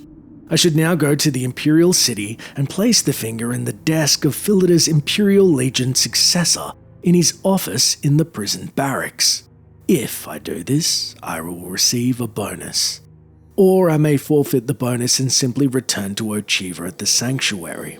Before we pay Adamus's successor, Giovanni Ciavello, a visit, it's worth sharing the more tragic aspect of this quest, as, if left alive, we can catch up to Philida's bodyguard and, speaking to him, see he's devastated at his former ward's passing. He's dead. And on my watch, I failed. Failed everyone. I'm through talking to you. More macabre yet. The next time that we return to the city of Leyawan, post-quest completion, we can find Adamus's former bodyguard's corpse inside the Leyawan City Watch barracks. Oh my goodness. Excuse me, are you all right? By the divines, this person's dead. On his body is a death note explaining the reason behind his untimely demise. And it reads, "This was my big break. Finally, I'm given something important to do. And what happens? I blow it. All I had to do was keep Philida alive. That's it. But no, I couldn't even accomplish that.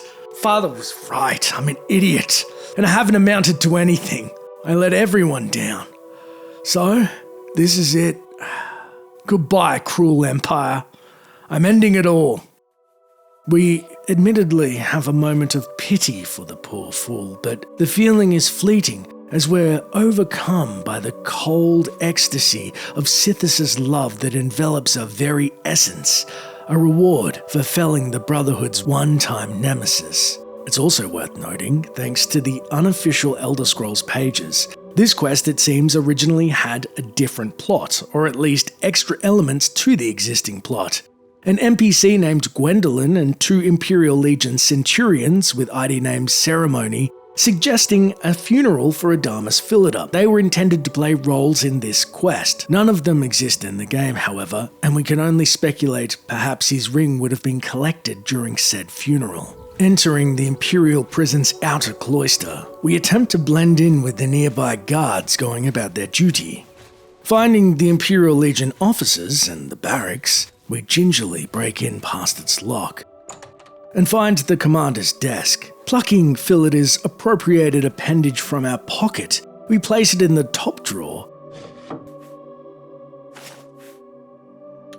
And our journal updates reading, I've placed the finger of Adamus Philida in the desk of his successor in his office in the Imperial City. I should now return to Ochiva and claim my reward and bonus. As we exit the Imperial barracks, we hear Giovanni settling into his role, with an all too familiar speech parroting his predecessor's open disdain for the Brotherhood. What do you say, pal? Seen any action? Got called in on a murder. There's been some talk. Some of the men think it was, the Dark Brotherhood.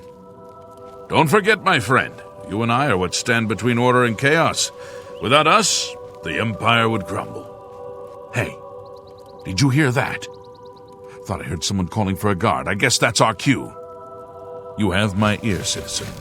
What is it, citizen? Moving closer to speak with him, he shows more likeness to his fallen comrade than we'd prefer. You. I've seen your kind before. You've got blood on your hands. Keep your blade sheathed, you murdering bastard, or I'll put you down myself.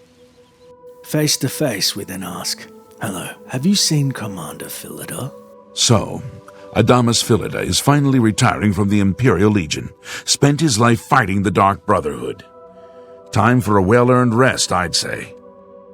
Keep moving, scum! Quietly bemused by the gift we've left for the new commander, we exit the prison ground, happy to be rid of this place, and as fortune would have it, overhearing the latest rumor between the guards. Have you heard?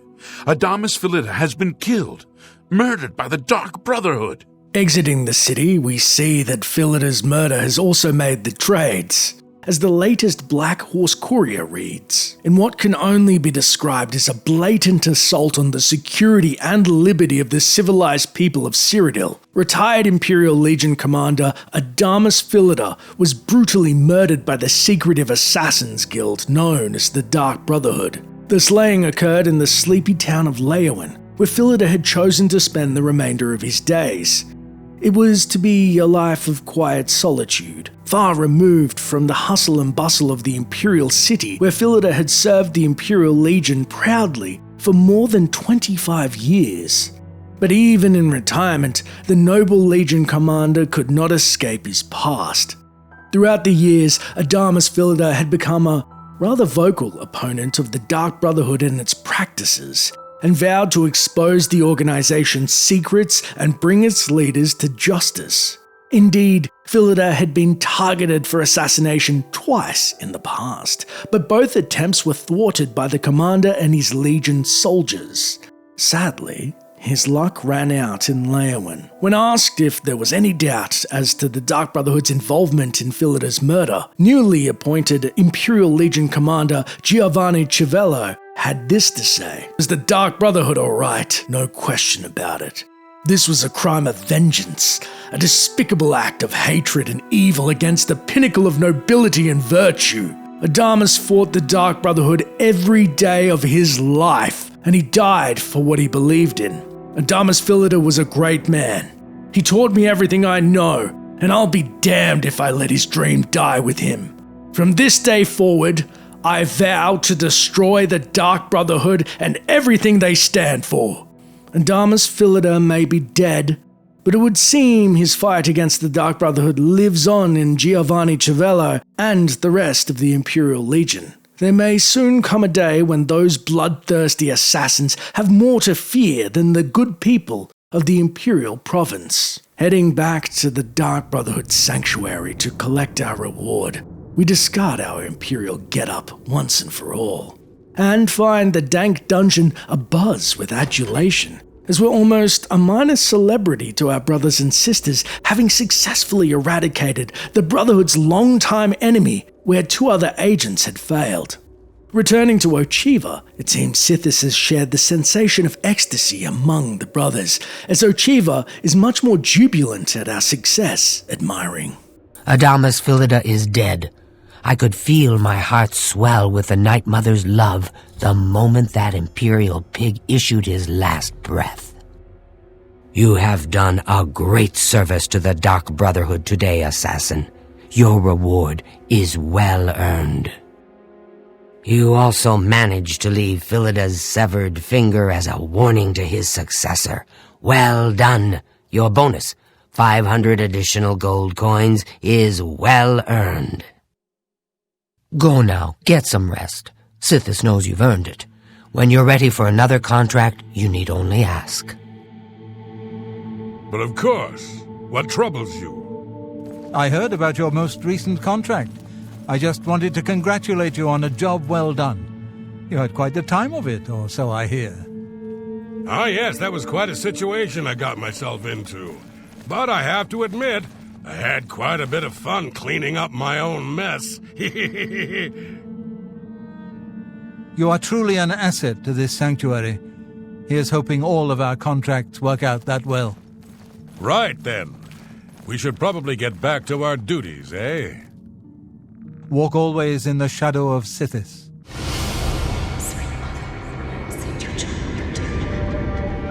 The Dark Brotherhood is an ancient organization. We have survived for millennia. Sometimes, to ensure that survival, drastic measures are required. Arriving back at the Dark Brotherhood sanctuary post-dealing with the Imperial lapdog Adamus Philida, our Argonian contract giver, Ochiva, approaches us hastily, saying, Ah, Assassin, I must speak with you. It is quite urgent. A sealed letter just arrived from a Dark Brotherhood courier. I recognize this type of parcel. It contains sealed orders. It's addressed to you from Lucien Lachance. You must open these sealed orders immediately and follow their instructions to the letter. It would seem the Black Hand itself has a task for you. Turning to Ochiva pre-opening the letter, she urges, Assassin, why are you still here? Have you not opened your sealed orders? Go, now. The Black Hand obviously has need of your abilities. Briefly glimpsing the letter's contents, a quest updates surmising. I've read the sealed orders from Lucien Lachance. I'm to meet him at Fort Farragut, which is in the wilderness northeast of the Dark Brotherhood sanctuary. Apparently, he has a special assignment for me. As we move to leave, Ochiva stops us to share a disturbing rumor. I've heard some talk. This past year, some family members have been found murdered. Could there be an assassin among assassins? Go now, dear family member, and may the Night Mother wrap you in her cold, loving embrace. Wasting no time, we hastily leave the safety of the sanctuary under the guise of night, heading toward the nearby Fort Farragut, pausing a moment to further peruse the contents of the letter, which reads, Eliminator. You have served the Dark Brotherhood well in the short time you have been with us. Indeed, the rate of your advancement has been rather remarkable.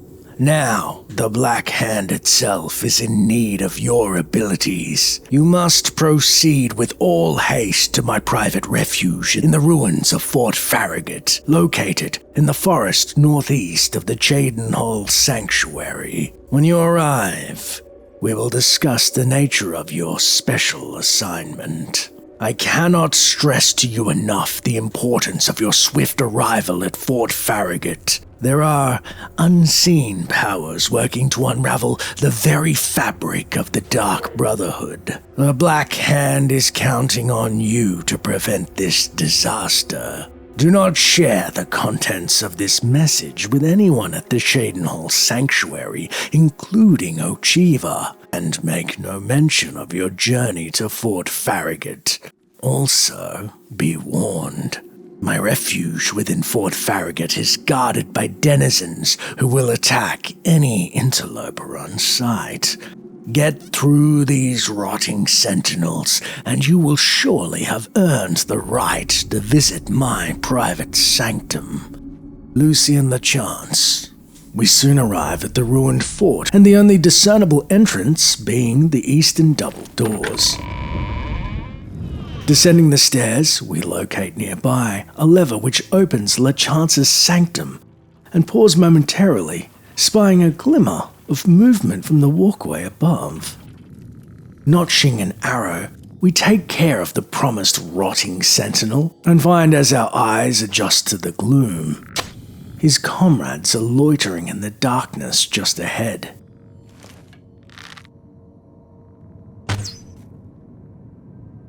Approaching the body of the skeleton, we see they are indeed dark guardians, such as the one lurking tirelessly in the Brotherhood sanctuary. However, in the southern hall, we also stumble into the first of presumably many traps laid by Lachance through his musty lair. Further plumbing Farragut's depths and felling a handful of dark sentries, we finally emerge at a grated gate with a switch, almost identical to the entrance, in reverse. Activating the gate and heading inside, we see Lachance awaiting our arrival in his quaint yet unmistakable Dark Brotherhood seat of power.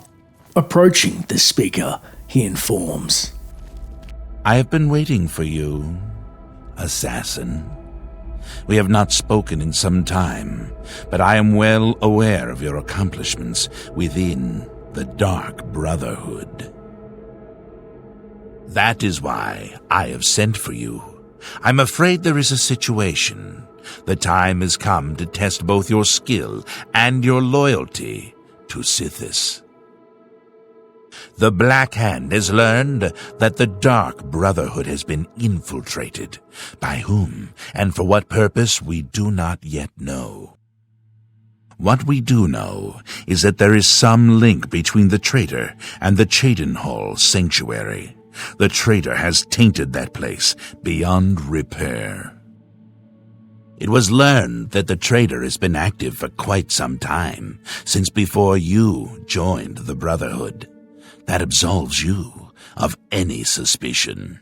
Aghast with the revelation of a traitor in our midst, we maintain our composure, having 3 distinct options to reply.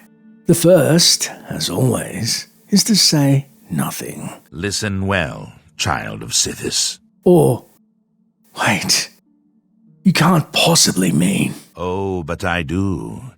And finally, we can pledge, I will serve you for time immemorial. And that, dear child, is why the Black Hand has chosen you to perform the ancient rite known as Purification. Everyone inside the sanctuary must die. You must break one of the tenets you have sworn to uphold. I know this is an unexpected turn of events, but drastic measures must be taken. Ochiva, Vicente Valtieri, Antoinetta Marie, Gogron Grobalmag, Talendril, Mirage Dar, and Tainava. All these family members must die.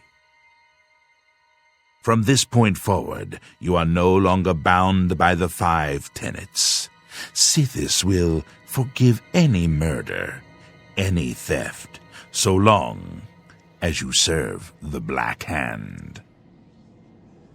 When the rite of purification has been completed, return to me here at Fort Farragut, and we will discuss your future. Now, take these special gifts. They will help you greatly. One is a poisoned apple. The other, a unique scroll of summoning. Good luck, Silencer. Still stunned at this revelation, we can only ask a few paltry questions while trying to wrap our head around the dark deed Sithis demands of us, and ask, the poisoned apple, is it similar to the ones Mirage Dar sells? The apple has been treated with a most deadly poison. It will likely kill whomever eats it, probably instantly. To use the apple, simply dispose of any other food and put the apple in its place. If someone is inclined to eat, and they taste the apple, death. Tell me, why does the scroll have the name Rufio on it? You of course recall Rufio, the feeble old man I sent you to kill when we first met. He was weak in life, but his spirit is quite angry in death. The scroll will allow you to call upon Rufio's angry ghost for assistance. He will appear, unleash his anger upon your foes, and then disperse. And we finally inquire, how can this act be condoned in the eyes of the Night Mother? What of her children, the family? The Dark Brotherhood is an ancient organization. We have survived for millennia. Sometimes, to ensure that survival, drastic measures are required. The Purification is one of the most extreme measures we are forced to carry out. Indeed, it has only been carried out twice. Before now, that is.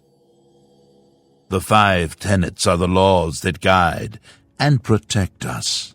But sometimes, even they must be broken to protect the sanctity of our beliefs. With a purification, we cleanse the Dark Brotherhood of mistrust and treachery. Those who are slain are offered to Sithis as a symbol of fealty. And hopefully, we kill the traitor in the process.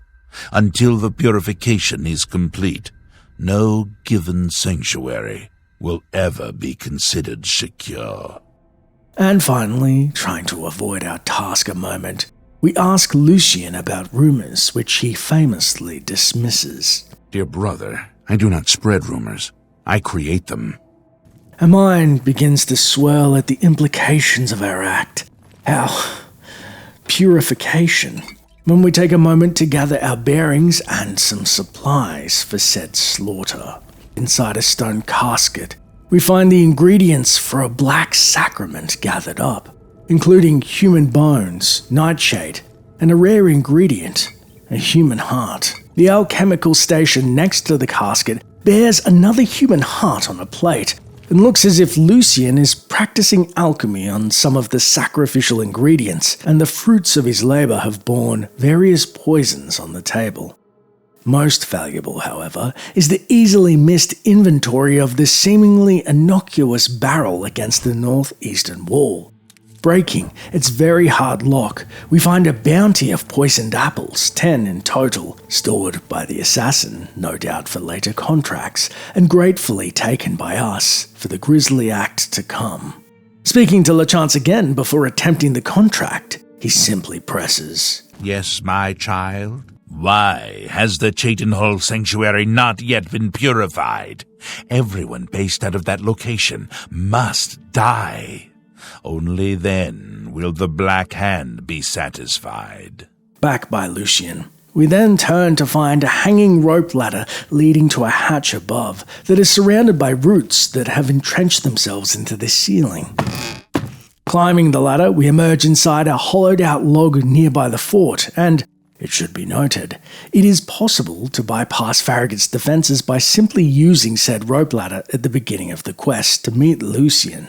Heading down the hill whence we came, our quest updates, reiterating what we already know to be true. I must kill every Dark Brotherhood member in the Cheydinhal Sanctuary, Ochiva, Vicente Valtieri, Antoinette Marie, Gogren Gro Bolnog, Talandril, Mirage Dar, and Tanava, because I'm now working for the Black Hand. I'm no longer bound by the 5 tenets and should employ any means necessary to purify the sanctuary. Cautiously entering the gates of Cheydinhal, we make our way back to the sanctuary's secret well entrance in an almost haze of regret. Shockingly, as soon as our feet hit the floor of the sanctuary, all our trepidation evaporates, replaced by the promise of the cold feeling of ecstasy that is Sithis' love for completing the macabre act. And so, our resolve bolstered anew. We begin stalking our prey in the sanctuary one by one, making sure to speak to them first, to garner any clues that may aid us in their disposal. Starting with the most powerful, the vampire Vicente Valtieri, located in the bowels of the sanctuary below.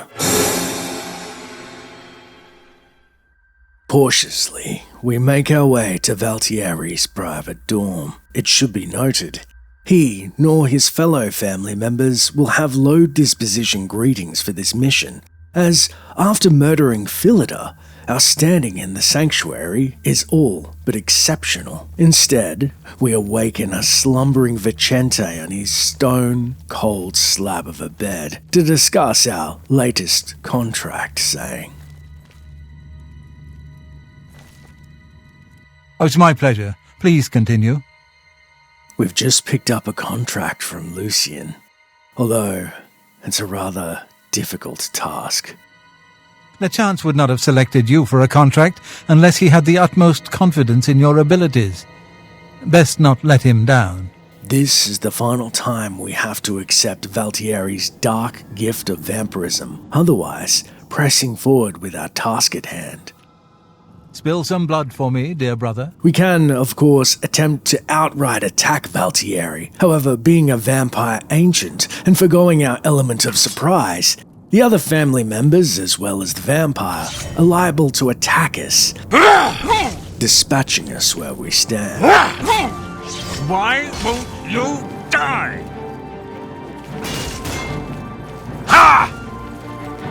I am honored by your presence.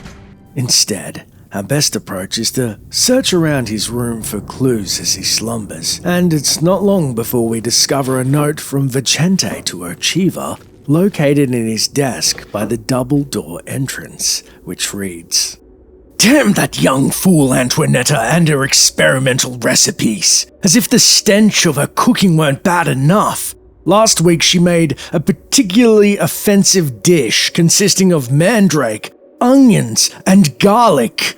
Garlic! I've told her repeatedly of the danger this plant poses to me, but she's obviously not heeded my warnings. It is strange, this reaction I have to garlic. In all my wanderings, in all my research, I've never encountered another vampire thusly affected.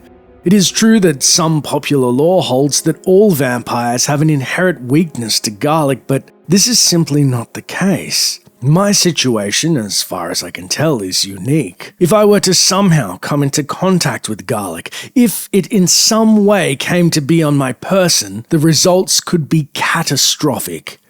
I would most certainly suffer from a loss of strength and stamina, and fear my resistance to magic would be nearly completely nullified. So please, Ochiva, as mistress of this sanctuary, I beg you to keep Antoinetta on a tighter leash. I love her as a sister, of course, but cannot be held accountable for my actions should she continue to disregard my own personal safety. The tenets clearly state that one family member may not kill another, but I need not remind you there is no restriction against draining Antoinetta of a few pints of precious life blood. Vicente. Following the note's clues to Vicente's admission, we've located in the dorms by Antoinetta's bed a rather pungent chest. Bypassing its lock, we locate a myriad of ingredients, one of which the despised bulbous vegetable. It should be noted, according to the game's files, Vicente has a scripted weakness to garlic, as he'd mentioned. If he's carrying any garlic, he is inflicted with damage strength 100 points, damage endurance 100 points, weakness to normal weapons 100%, and weakness to magic 100%. Since garlic is a zero-weight item, it can be reverse pickpocketed onto Vicente to dramatically weaken him. Sneaking back into the vampire's room while he still sleeps between 6 a.m. and 10 a.m., we surreptitiously slip the garlic in his baggy black trousers and cautiously await its pernicious effect. As we smell his skin beginning to lightly sizzle in his sleep, we leverage his horizontal state and weakness to magic to our advantage, scorching his exposed skin and immolating the proud vampire in the name of the Dreadfather as he exclaims in shock, Die, betrayer! Why, brother? Why? Appeasing Sithis, we can then loot Valtierre's valuables, including a glass longsword, an elven longsword of weakness, and some gold, plus, notably, his key to the chest beside his stone slab of a bed, which holds some gold, a potion of chameleon, and for sustenance, the rare ingredient of 4 bottles of human blood. Of course, with Valtieri being dead, we have forgone his dark gift, but you never know when blood may come in handy. We then begin stalking our second victim, the cantankerous cat, Mirage Dar, remembering his taunts and unwillingness to aid us in our contracts during our brief tenure with the Brotherhood. I have it on good authority that the newest addition to the Brotherhood is an annoying whelp, unworthy of licking my boots. How's that for gossip? However, when we approach him, we notice something different about his demeanor as the Khajiit greets. Ah, there you are. It's good to see you again. No, really, I mean it. Look, I've been thinking and... well, I guess I just want to say I'm sorry for the way I've treated you in the past. I mean, look at you, the things you've accomplished. You've obviously proven yourself a valuable member of this sanctuary. So let's start over, shall we? I know from now on, you and I are going to be great friends. Now, is there something you'd like to buy or sell?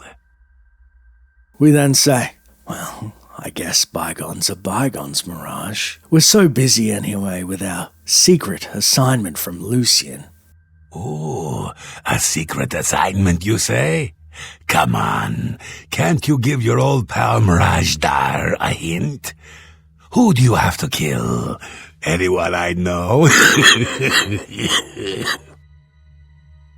Oh, you may know them. Tell me, as we've never had time to speak yet, heard any rumors of late? The Black Hand is trying to keep it very hush-hush, but one of their own has been assassinated.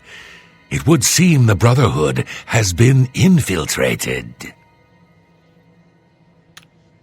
Until we meet again, my dear friend. It seems the disturbing rumor has permeated through the sanctuary, and the members' paranoia is rising in a rightful cacophony of anxiety. It's also worth noting, if approaching the Khajiit merchant again, he will say, Hey, there's my new pal. So what can I do for you? Need some items? Or maybe you're ready to unload something? Whatever you need. What can I interest you in? This is also our final chance to purchase the Khajiit's unique wares, as some of which only he stocks in the game. That's a good deal. When we're done idly shopping, thank you for your business. We can attack Dar with a frontal assault, but to his credit, he's a formidable spellcaster.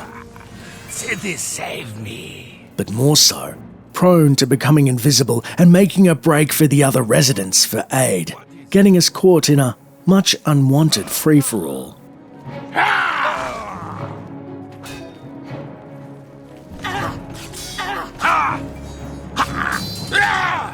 Greetings. So instead, we use a spell of paralysis and pummel his furred flesh into a bloody pulp. Night Mother, why, brother? Oh! Ah! Night Mother, I beg your mercy.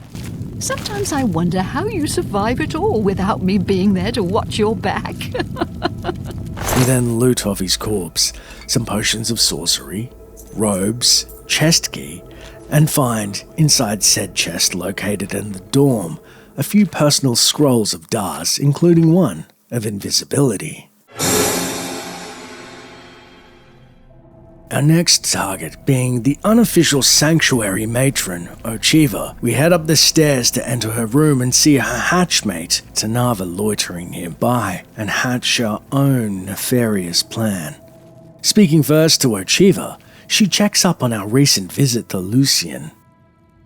You've seen Lucien Lachance then. Good, good.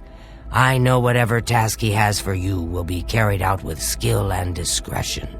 Admittedly, Lucien's contract is not something we ever thought we'd have to contend with. Lucien Lachance's word is law. Whatever contract he has given you must be carried out without question. What's the word since we've been gone here in the sanctuary? I've heard some talk. This past year, some family members have been found murdered. Could there be an assassin among assassins?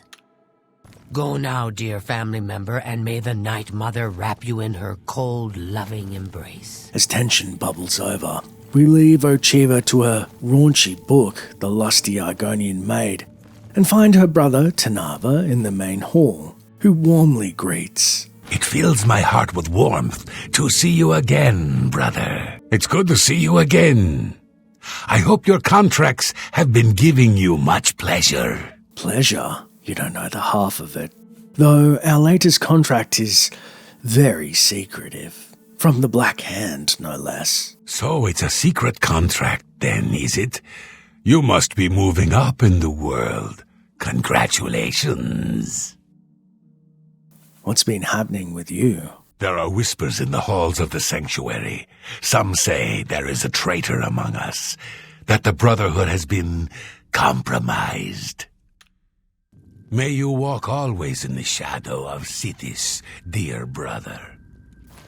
Tanava, probably due to his increased paranoia, finds comfort by his hatchmate in a private room. We follow the Argonians in as to not interrupt the others and remember their callous elimination of their old brother-in-arms Scartail as we begin our underhanded gambit. As twisted recompense for his slaughter, we intend them to murder each other. First, by leveraging the summon scroll of Rufio, our first contracted kill, as well as casting Mirage Dar's scroll of Shadow Shape, granting us invisibility so we can watch the mayhem, before finally flinging a cloud of frenzy at our newfound foes. You're pathetic.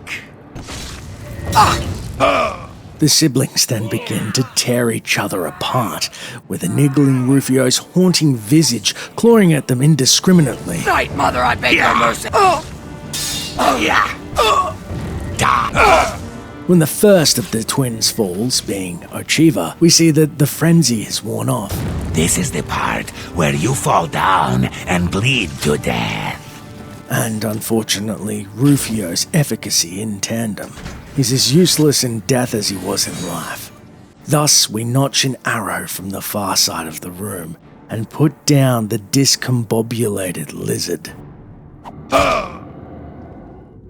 Searching both of their crumpled corpses, we find on Tanava's body his armor, key to his chest, the Argonian heart from the aforementioned Scartail quest, and 484 gold. Turning to his sister, we find her shrouded armor, raunchy book, The Lusty Argonian Maid, gratefully taken, and a letter to the wood elf Talandril that we pocket for the moment, plus a small amount of gold to boot. We also discover, dropped in the scuffle, Ochiva's glass dagger and her brother's short sword of weakness. Leaving the pair to rot where they lay, we head down to the familiar mess hall/dorm to find inside Tanava's chest some arrows of illumination boasting 8 fire damage and light 10 foot on strike, as well as a glass bow and skill book, the Black Arrow Volume 2, which increases marksmanship. Speaking of bows, we remember the letter to Talandril and pause patting our pocket, lifting out Ochiva's letter to the acclaimed Bosma Archer. Opening the note from Talandril reads, "Most Honourable Ochiva, as per your instructions, I will, from this day forward, leave the solitude of Sanctuary and maintain the following posts. Loridas and Sundus, I will travel to and remain in the city of Leowin. There, I will spy any and all vessels entering into the Imperial Province by sea. Upon my return to the Sanctuary, I will report on which ships have sailed the Nibbin northward to the Imperial City. Tyrdes, I'm to spend my day here in Cheydinhall in the establishment known as the Cheydinhall Bridge Inn. There I will spy the citizens of this city and report back on anyone I deem a threat to the Sanctuary's security. Tyrdes, I will remain in Cheydinhall, but keep a watchful eye on the Sanctuary entrance. At the first sign of suspicious activity, I am to report back to you immediately. My thanks again to you, Ochiva. Your reliance on my gift for subterfuge will serve the Brotherhood well. Of this I promise. May we walk always in the shadow of Sithis. This allows us two distinct ways to approach the travelling Bosma. The first is out in the open when she is in her streetwear and scouting, but she will simply dismiss. Not here! Not in public! We must never speak to each other outside the sanctuary. The risk of detection is too great. Casting a handy spell of frenzy will cause her to drop her ruse, and she'll have to contend with the guards instead of us, who, despite being paid off by Count Indaris to look the other way, will be forced to put down the assassin in the street, like a dog.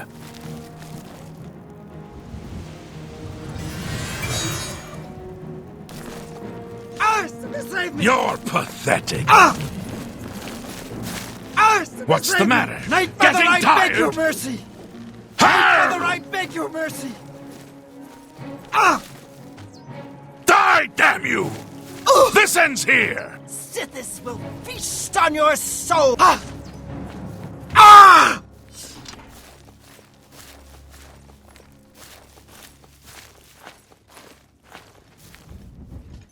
Leaving us to casually loot her corpse at our leisure and leave her disrobed body in the local cemetery for all to see.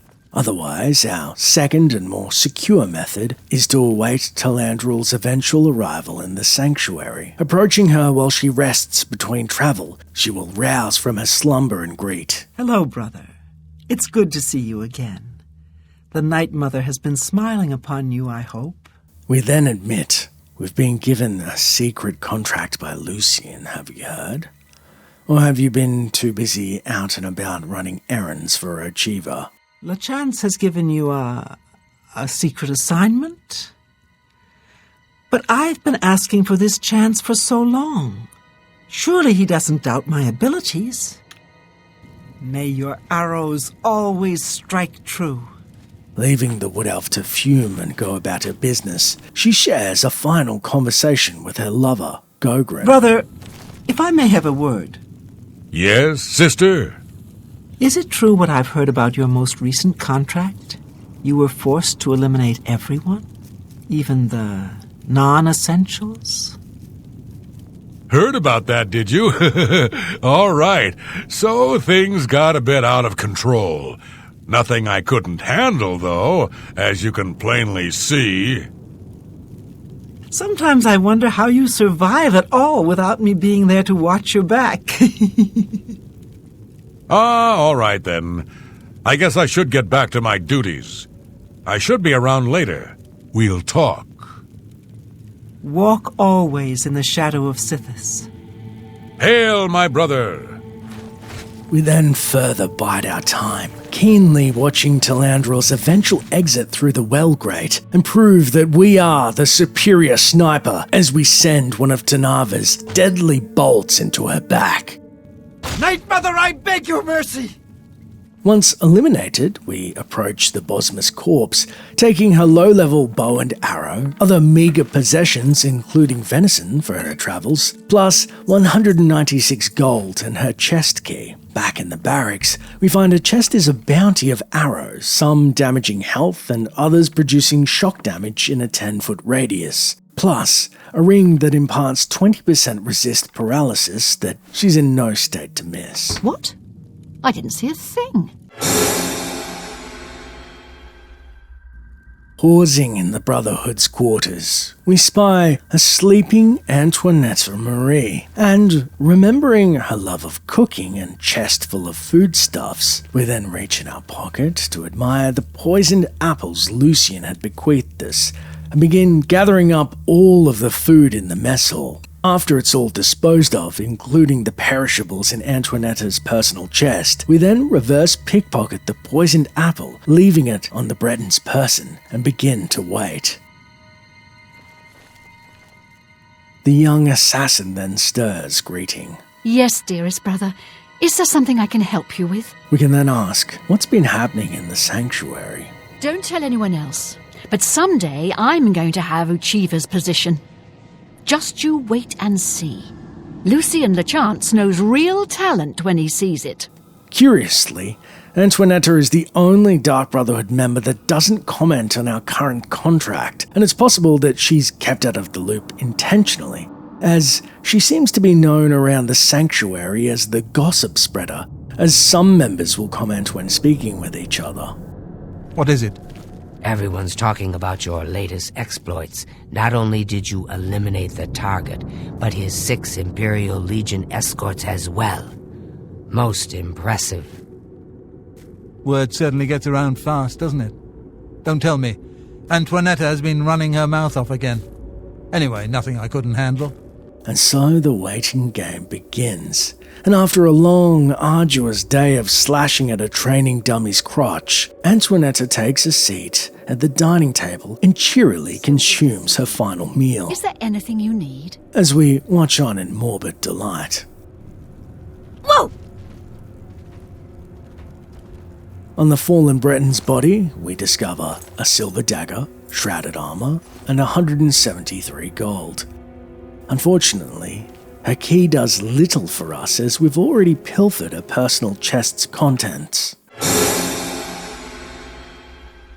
With all other Brotherhood members contended with bar one, we brace ourselves for the fight ahead.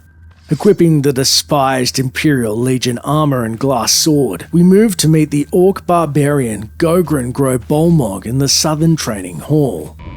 Gogren, as expected, is swinging his mighty axe at a helpless training dummy. Approaching him, he forebodingly admits. I know what you're thinking.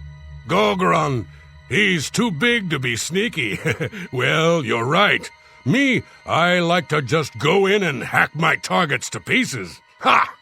We then say, we've actually taken a contract thanks to Lucien. I don't think we're going to use stealth for this one, Gogren.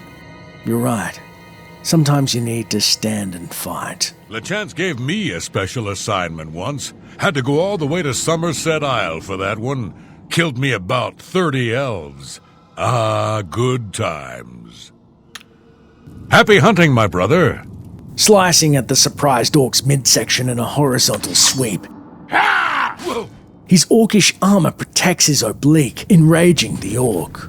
As we block his incoming assault, Why, brother? Why? We're alarmed to realize his great axe is imbued with soul trap, and he intends to savor our soul beyond our death. If we fall to him in battle, our only hope is to hit him in the one spot that is unarmed, and we make a desperate riposte to his open maw. I'm just warming up, you pathetic worm.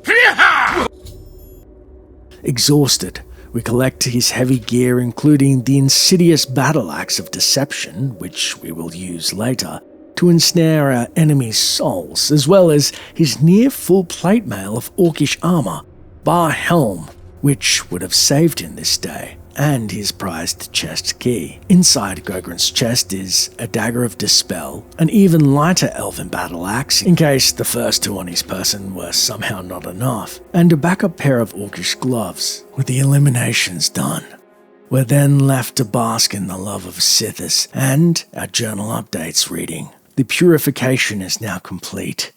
Every Dark Brotherhood member based out of the Cheydinhall Sanctuary has been killed. I must now report back to Lucien Lechance at Fort Farragut. Exiting the sanctuary via the well, perhaps for the final time, we don't bother looking back. Arriving at the hill beside Farragut, we then search in the gloom for the hollowed-out tree stump and slip into Lucien's private sanctuary unmarred. Upon our return, LeChance greets. The ritual of purification is complete. Well done. Sithis has been appeased, and the time has come to acknowledge and reward your unwavering loyalty.